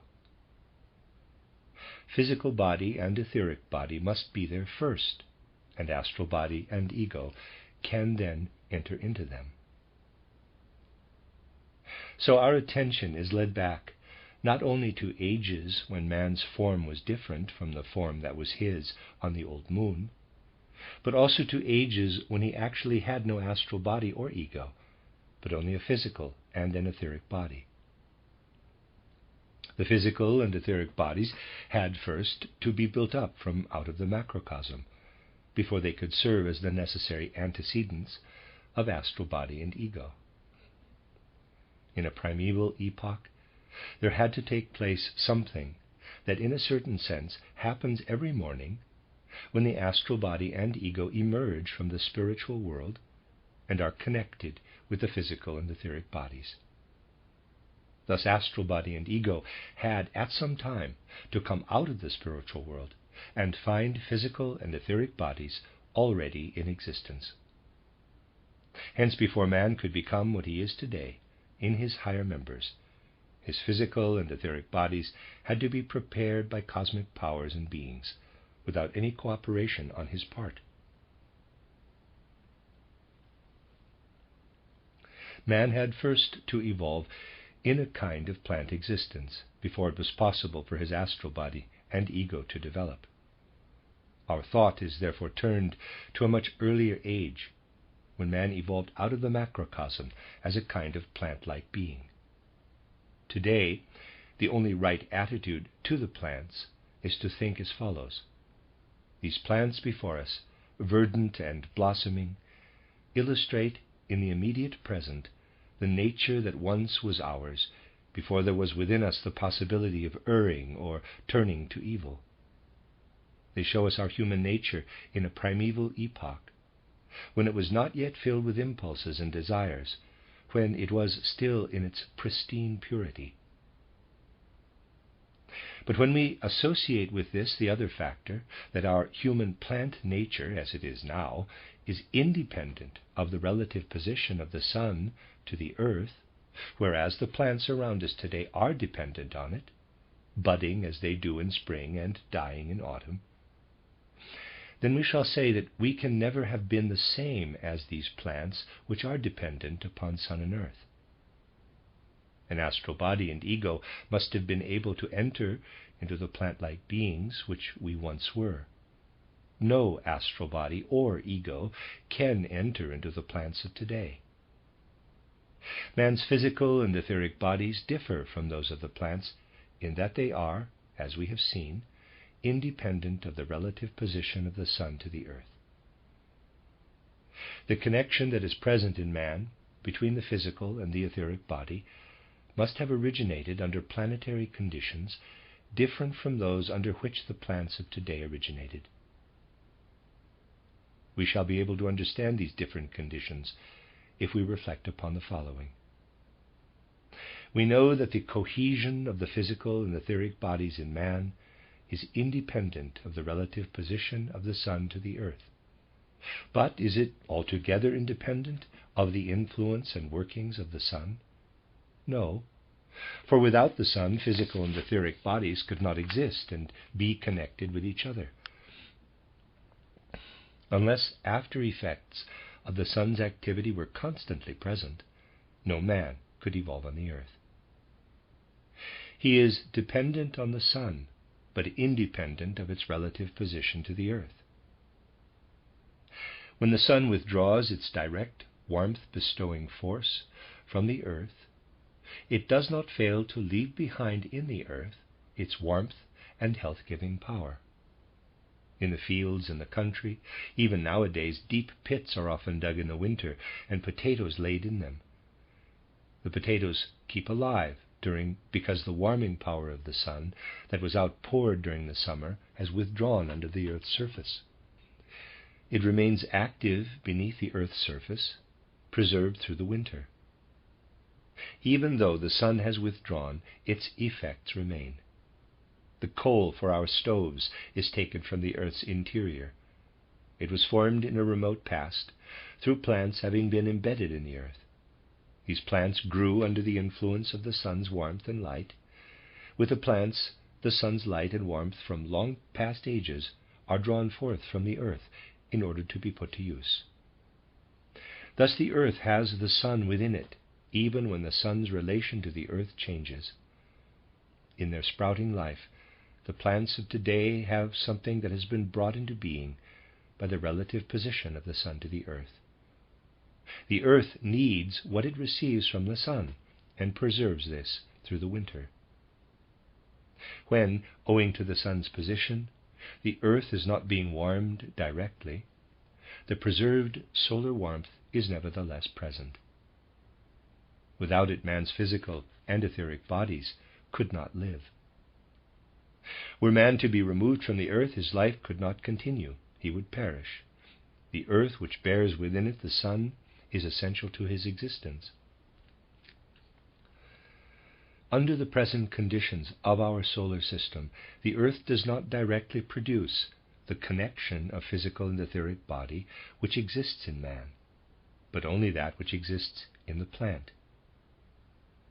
The connection in man must today come about indirectly, but in order that he may exist at all, man needs the sun that is stored up and concentrated in the earth.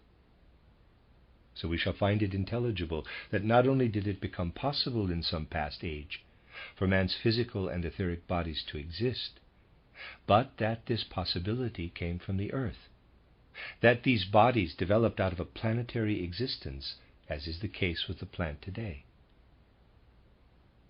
Just as today the plant is a child of the earth, so were man's physical and etheric bodies the children of an earlier planetary state of the earth. Entirely different conditions must have prevailed at that time. Spiritual science points to these different conditions when it reveals that the old moon state was preceded by another state, one that we rightly call the old sun state. In this old sun state, the sun could not shine from outside. Otherwise, man would not have been able to develop not only as a being with physical and etheric bodies, but already with astral body and ego as well. No solar activity could have come from outside at that time. But without solar activity, the physical and etheric bodies of man could not be formed. Therefore, the solar activity that is preserved today must have been within the earth itself. The earth itself must have generated the effects which today are produced by the sun. The earth was itself sun at that time. Therefore, if we are looking for an earlier state of our planet, we can only find one in an age when the sun did not shine from outside. The effects which now come from the sun must have proceeded from the earth itself. What is visible to the eye of clairvoyance now becomes comprehensible, namely that the earth was preceded by an old moon state, and this in turn by a state when the earth itself was a radiant, warmth-giving body. At that time, no plants as we know them today could be formed, but man's physical and etheric bodies could come into existence. It is likely that someone will say at this point that if the earth was once a sun and man had physical and etheric bodies, he would necessarily have been burned up. Yes, certainly, if the human physical body had been as it is now, but it was quite different. The physical body of man at that time could obviously not have had its present earthy or solid constituents, not even the fluid constituents, for water could not have existed in a cosmic body of that nature. But the aeriform or gaseous state was possible, and certainly what we call the warmth ether. We are thus led back to an earlier planetary incarnation of the earth, in which man is found to be prefigured in his physical and etheric bodies, but under conditions altogether different from those of today.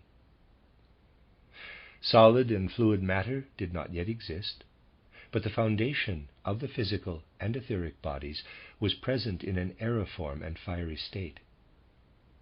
Man has become what he is today after the transformation of the old sun into the old moon and then into the earth in its present form. In those ancient periods, man was adapted to the prevailing planetary conditions.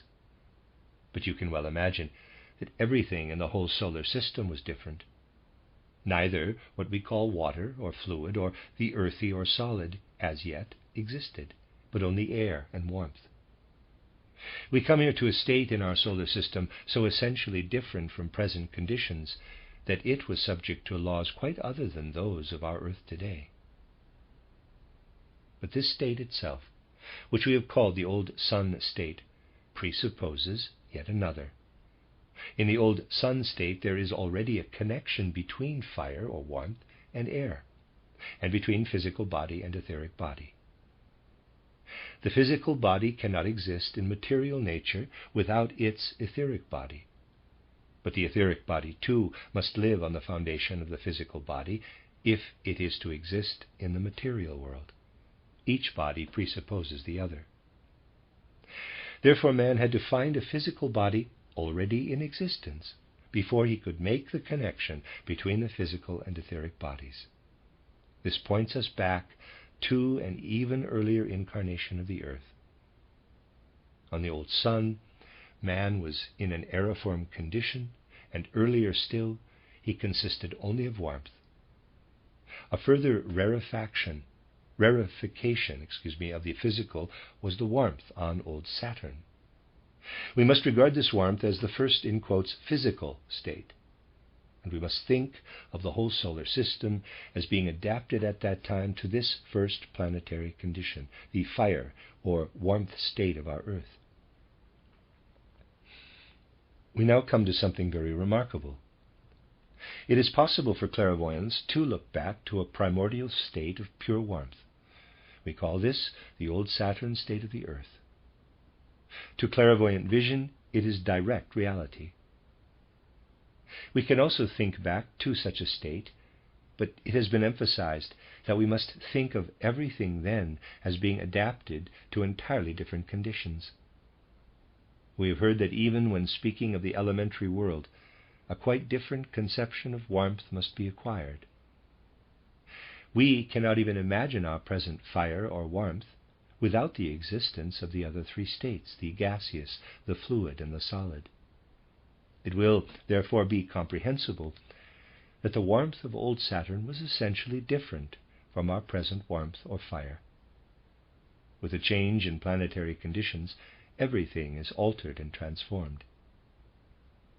Today, fire is burning gas or some other burning substance, but on old Saturn there was no air or gas. Imagine warmth permeating all space, and then you will feel how warmth becomes a quality of soul. What we call warmth today is something that we feel, as for example when we put a finger near a solid object that is red hot. But during the age of old Saturn there was nothing solid in existence. There was nothing but undifferentiated warmth pervading space. It is only possible to picture it by turning from the notion of external warmth to that of inner warmth, warmth of soul. When we have a high ideal, our soul glows with warmth. But this works right into the physical, and we become physically warm as well. The blood is warmed and circulates differently. To a sensitive observer, it is quite evident that warmth experienced in the life of soul works right into the physical constitution. We must think of this warmth that pervades man's constitution as the result of some spiritual activity in connection with the first planetary incarnation of our earth, when spirit and warmth work together out of the macrocosm. If an impression of a soul and spiritual nature warms man, it would be absurd to ask, how does it come about? For no one can understand how a high ideal can make a man glow with warmth unless he himself is able to be warmed by an ideal. Such a process must be understood inwardly. There are individuals who see that others are inwardly warmed by an impression of a spiritual nature, but they find this incomprehensible, and they will often be heard saying, quote, "Those people are fools. They get excited by something that leaves me cold." Close quote. Such an utterance shows that the speakers are incapable of any similar experience. If they were, they would find that man's constitution itself provides the explanation. What then do we need to realize in connection with the warmth of old Saturn? How can we understand it? only by realizing that the warmth of Saturn is born out of the spirit. From the earth we go back to old moon, from old moon to old sun, from old sun to old Saturn. But we realize that old Saturn issued directly from the spirit. Therefore we can understand the origin of our earth by going back to the spirit, not to a cosmic nebula, but to the spirit, and by picturing how the beginning of earth evolution originated from the combined work of spiritual beings. With this in mind, we can understand why it is said in my book Occult Science that certain spirits, the spirits of will, let their own essence stream forth. The spirits of personality, and then other spiritual beings, worked with them. Read what is said in that book of spiritual beings who let their deeds flow together in the macrocosm, and through these convergent streams, old Saturn came into existence.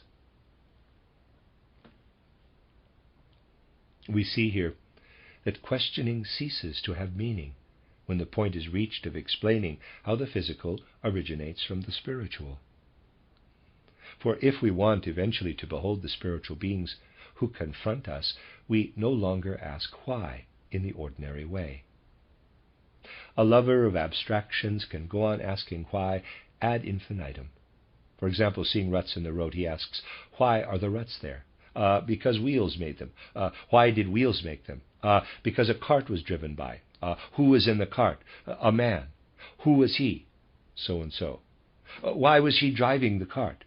Here we come to the driver's purpose, which is the final thing to be asked about, for nobody can get beyond that by means of questions.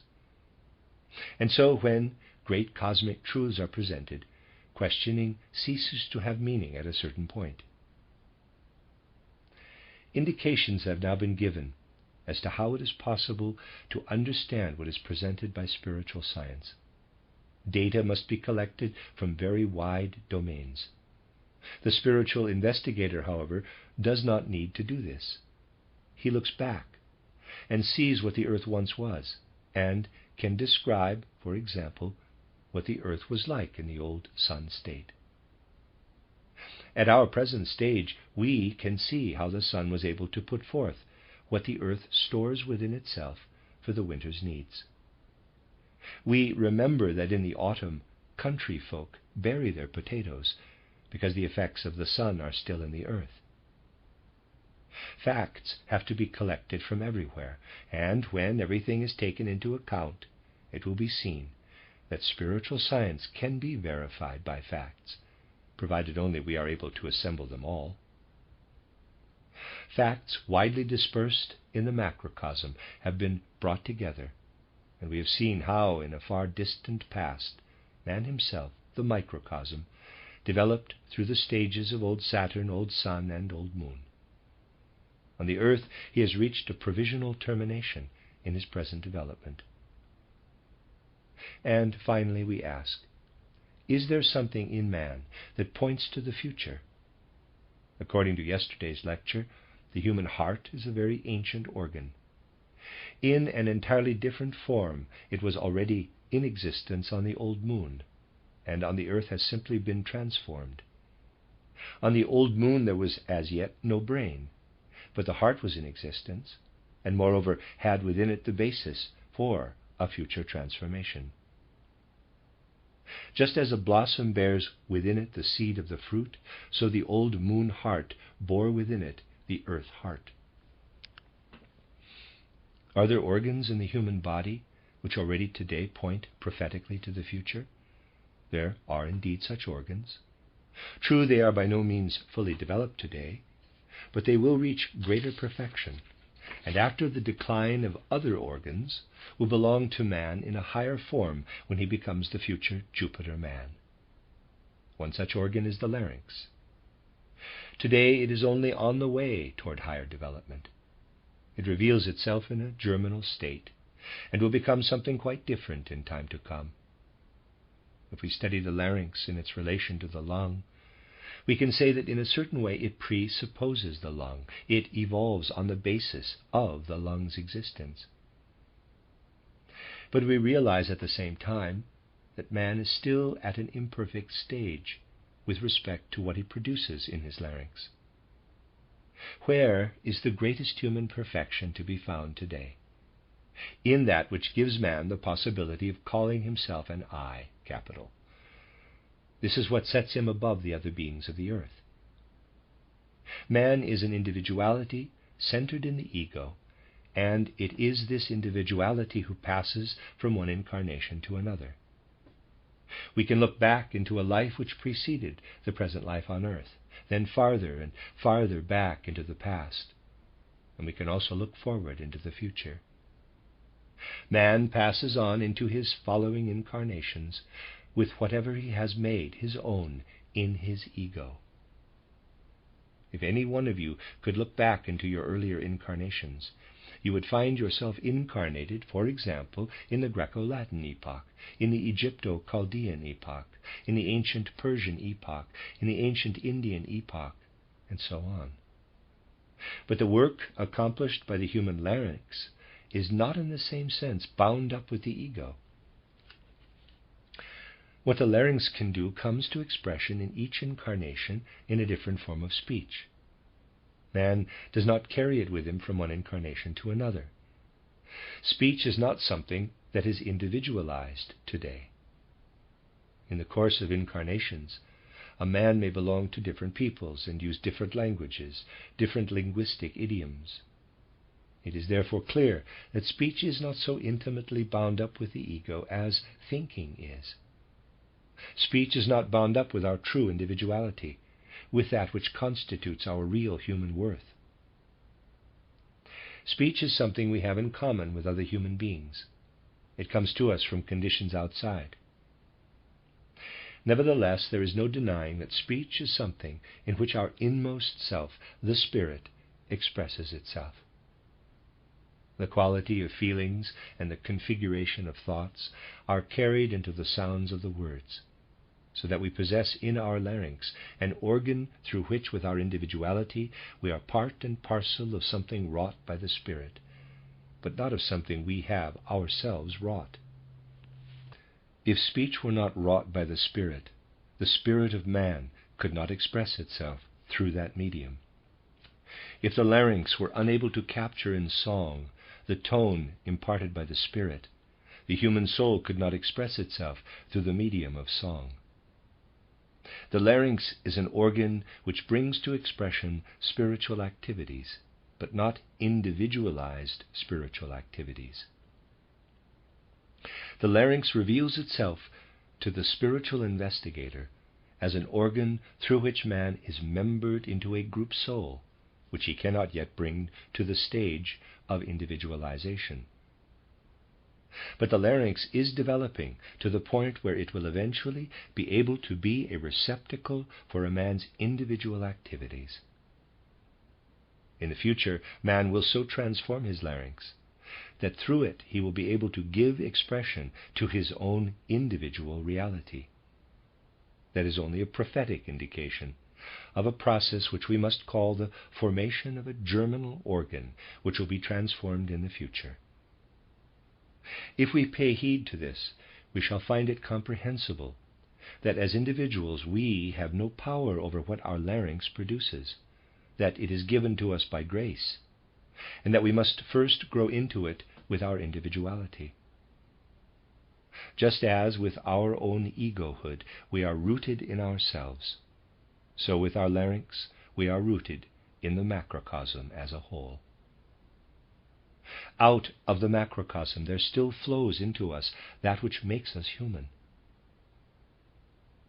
Through our heart we make ourselves men. Through the larynx, the macrocosm makes us men. When in a new incarnation we grow into the microcosm, we grow into an organism of which the heart is the center.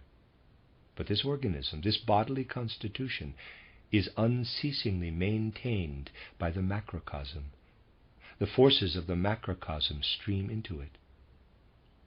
Through the larynx there streams into us from the macrocosm something that is a supreme manifestation of the Spirit.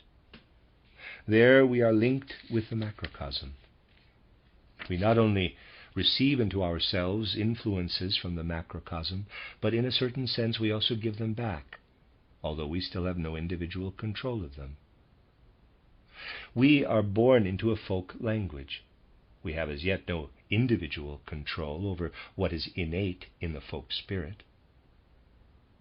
Hence a great truth is contained in what is said at the very beginning of the Bible, that man's earthly evolution waited until there could be created for him the crowning structure of his breathing apparatus, the larynx, which is created by the Spirit, bestowed by God himself. Quote, God breathed into man's nostrils the breath of life, and he became a living soul. Close quote. This is an indication of the point of time when there flowed into man that which is connected with the divine, with the macrocosm. The human is connected with the heart, the divine with the larynx. In that man not only breathes, but can also transmute his breathing processes into song and speech produced by the larynx, he has in his breathing a faculty capable of the highest possible development.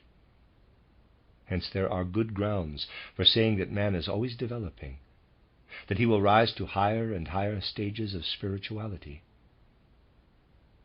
In Oriental philosophy, the highest member that man, as spirit man, will develop in the future is called Atma, a word derived from Atmen, which is breath.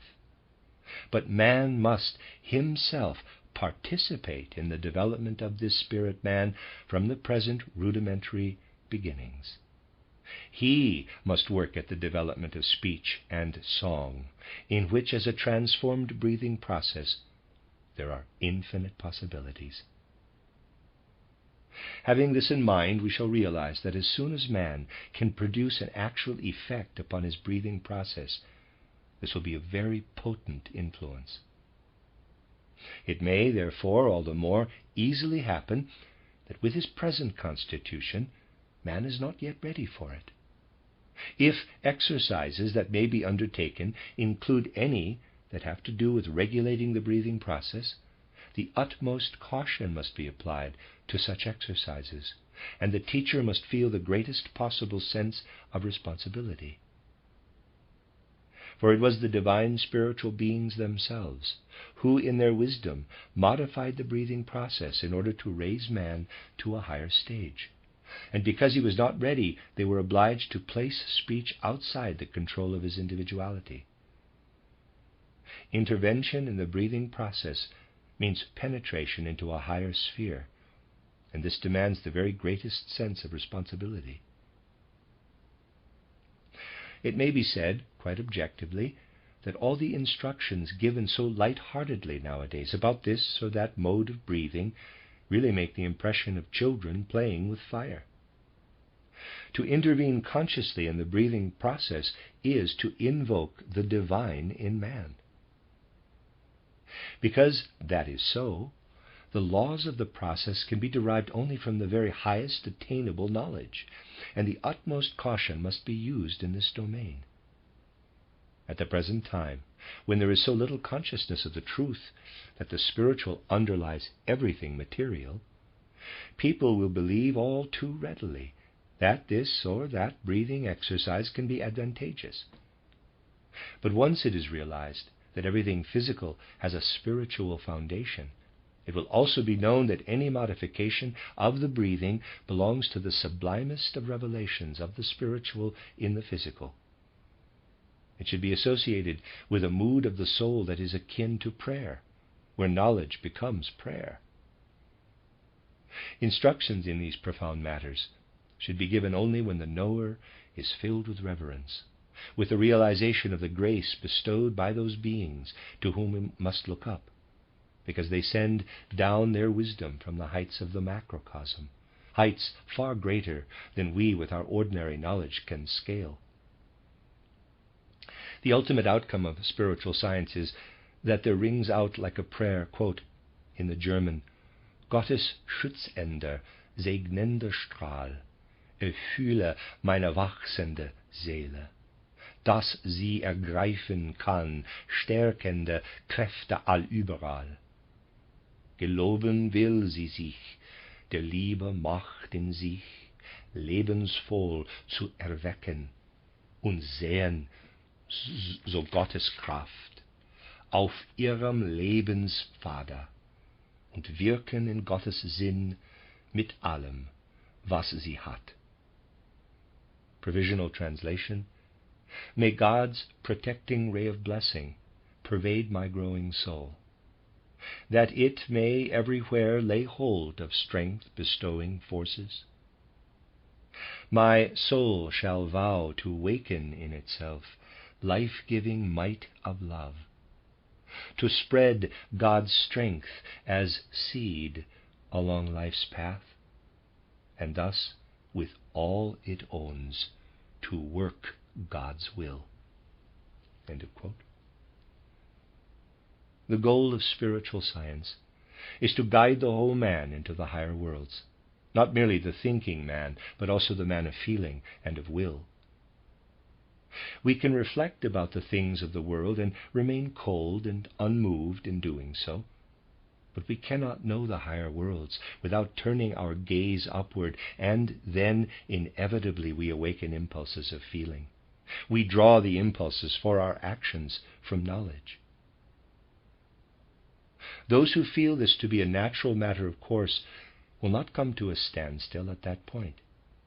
They will endeavor to emulate the great ideals which shine down from the spiritual world. Our will, too, as well as our feeling, becomes devout when we reach the last test in the quest of spiritual knowledge. Anyone who professes to have knowledge of the Spirit and remains indifferent in his feeling and will has not been rightly affected by this knowledge. Spiritual science culminates in a mood of reverence and in the dutiful practice of the principles of action recognized as right. Spiritual knowledge must be received into the will. When we absorb spiritual knowledge in its true meaning, something works within our soul like a spiritual sun. But because the facts revealed by spiritual knowledge must be received into the heart, it is natural that they should flow through our civilization by way of communion between human beings. Other knowledge may well be attained by a hermit, but when the heart is involved, man feels himself drawn to other hearts. Spiritual knowledge is a bond of union between men. Hence it is natural that those who have the same aspiration for a spiritual ideal today feel the urge to come together. It is of infinite significance that when spiritual science spreads in this way, it brings human beings together, gathers together those who in a certain sense recognize each other and feel akin. Where else in the present world of social chaos could we find human beings with whom we feel inwardly akin? The world is so dismembered today. There are people who sit side by side in offices or workrooms or factories doing the same kind of work, but they may be far, far apart in soul. This is a consequence of modern life. We may be sitting together with others, yet circumstances are such that we have no understanding of one another. But if we go somewhere, knowing that here are others who have seen the same light and cherish the same love as we have in our souls, who revere the same holiest treasure, then we are right to assume that they have within them something that is akin to our own soul in its innermost depths. People otherwise strange to us may then reveal themselves to be the bearers of an inner being whom we know, and we realize that there can be kinsfolk in the Spirit. In the measure in which these ideals spread, we shall find kindred souls over the whole globe. Therewith something is said of untold significance for our age, for modern spiritual life. Knowledge brought down from heights of spirit changes human beings, makes them into individuals who, in the essential part of their nature, are related in spirit, however far apart and indifferent to one another they may have been. In spreading such knowledge, we not only spread wisdom of the higher worlds, but something that engenders love between human souls. We do not promulgate human brotherhood by means of programs, but we lay foundations of brotherhood whenever similar ideals are kindled in a number of human beings, whenever others look up as we ourselves do to what we hold sacred.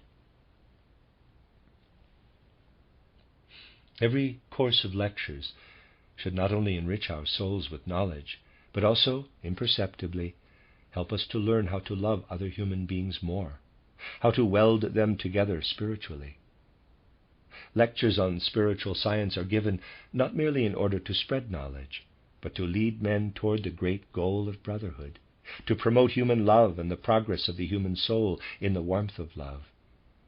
This has been the aim of these lectures, too. We have endeavored to bring together, at times from far-off regions, knowledge that may give us understanding of the world, of its existence, and of its spiritual origin. By rising to the Spirit, as is our duty, we find the innermost core of our own being through true self-knowledge. True love is rooted in the Spirit. Only when a man finds his fellow man in the Spirit does he find him with indissoluble, unswerving love. This is the life-giving element in all human existence.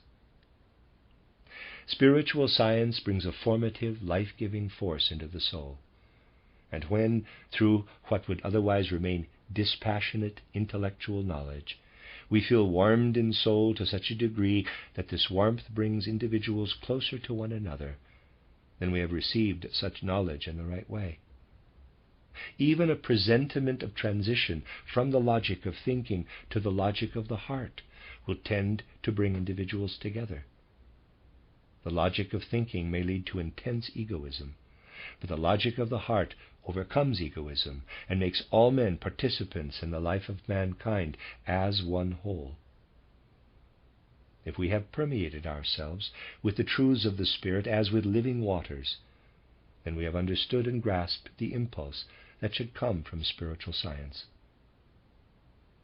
If we go away from a lecture course such as this, not only with an enriched store of knowledge, but also with an enhanced warmth of soul, which will last for the rest of our lives, the course will have fulfilled its aim.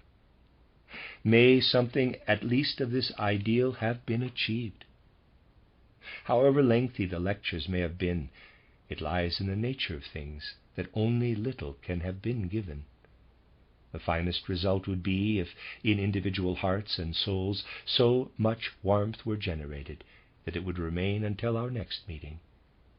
May its glow continue until the time in anticipation of which I now say to you, from the bottom of my heart, Auf Wiedersehen. The end of Lecture 11, and that is the end of the lecture cycle Macrocosm and Microcosm by Rudolf Steiner, translated by D.S. Osmond and Charles Davy, given in Vienna from the 21st to the 31st of March, 1910.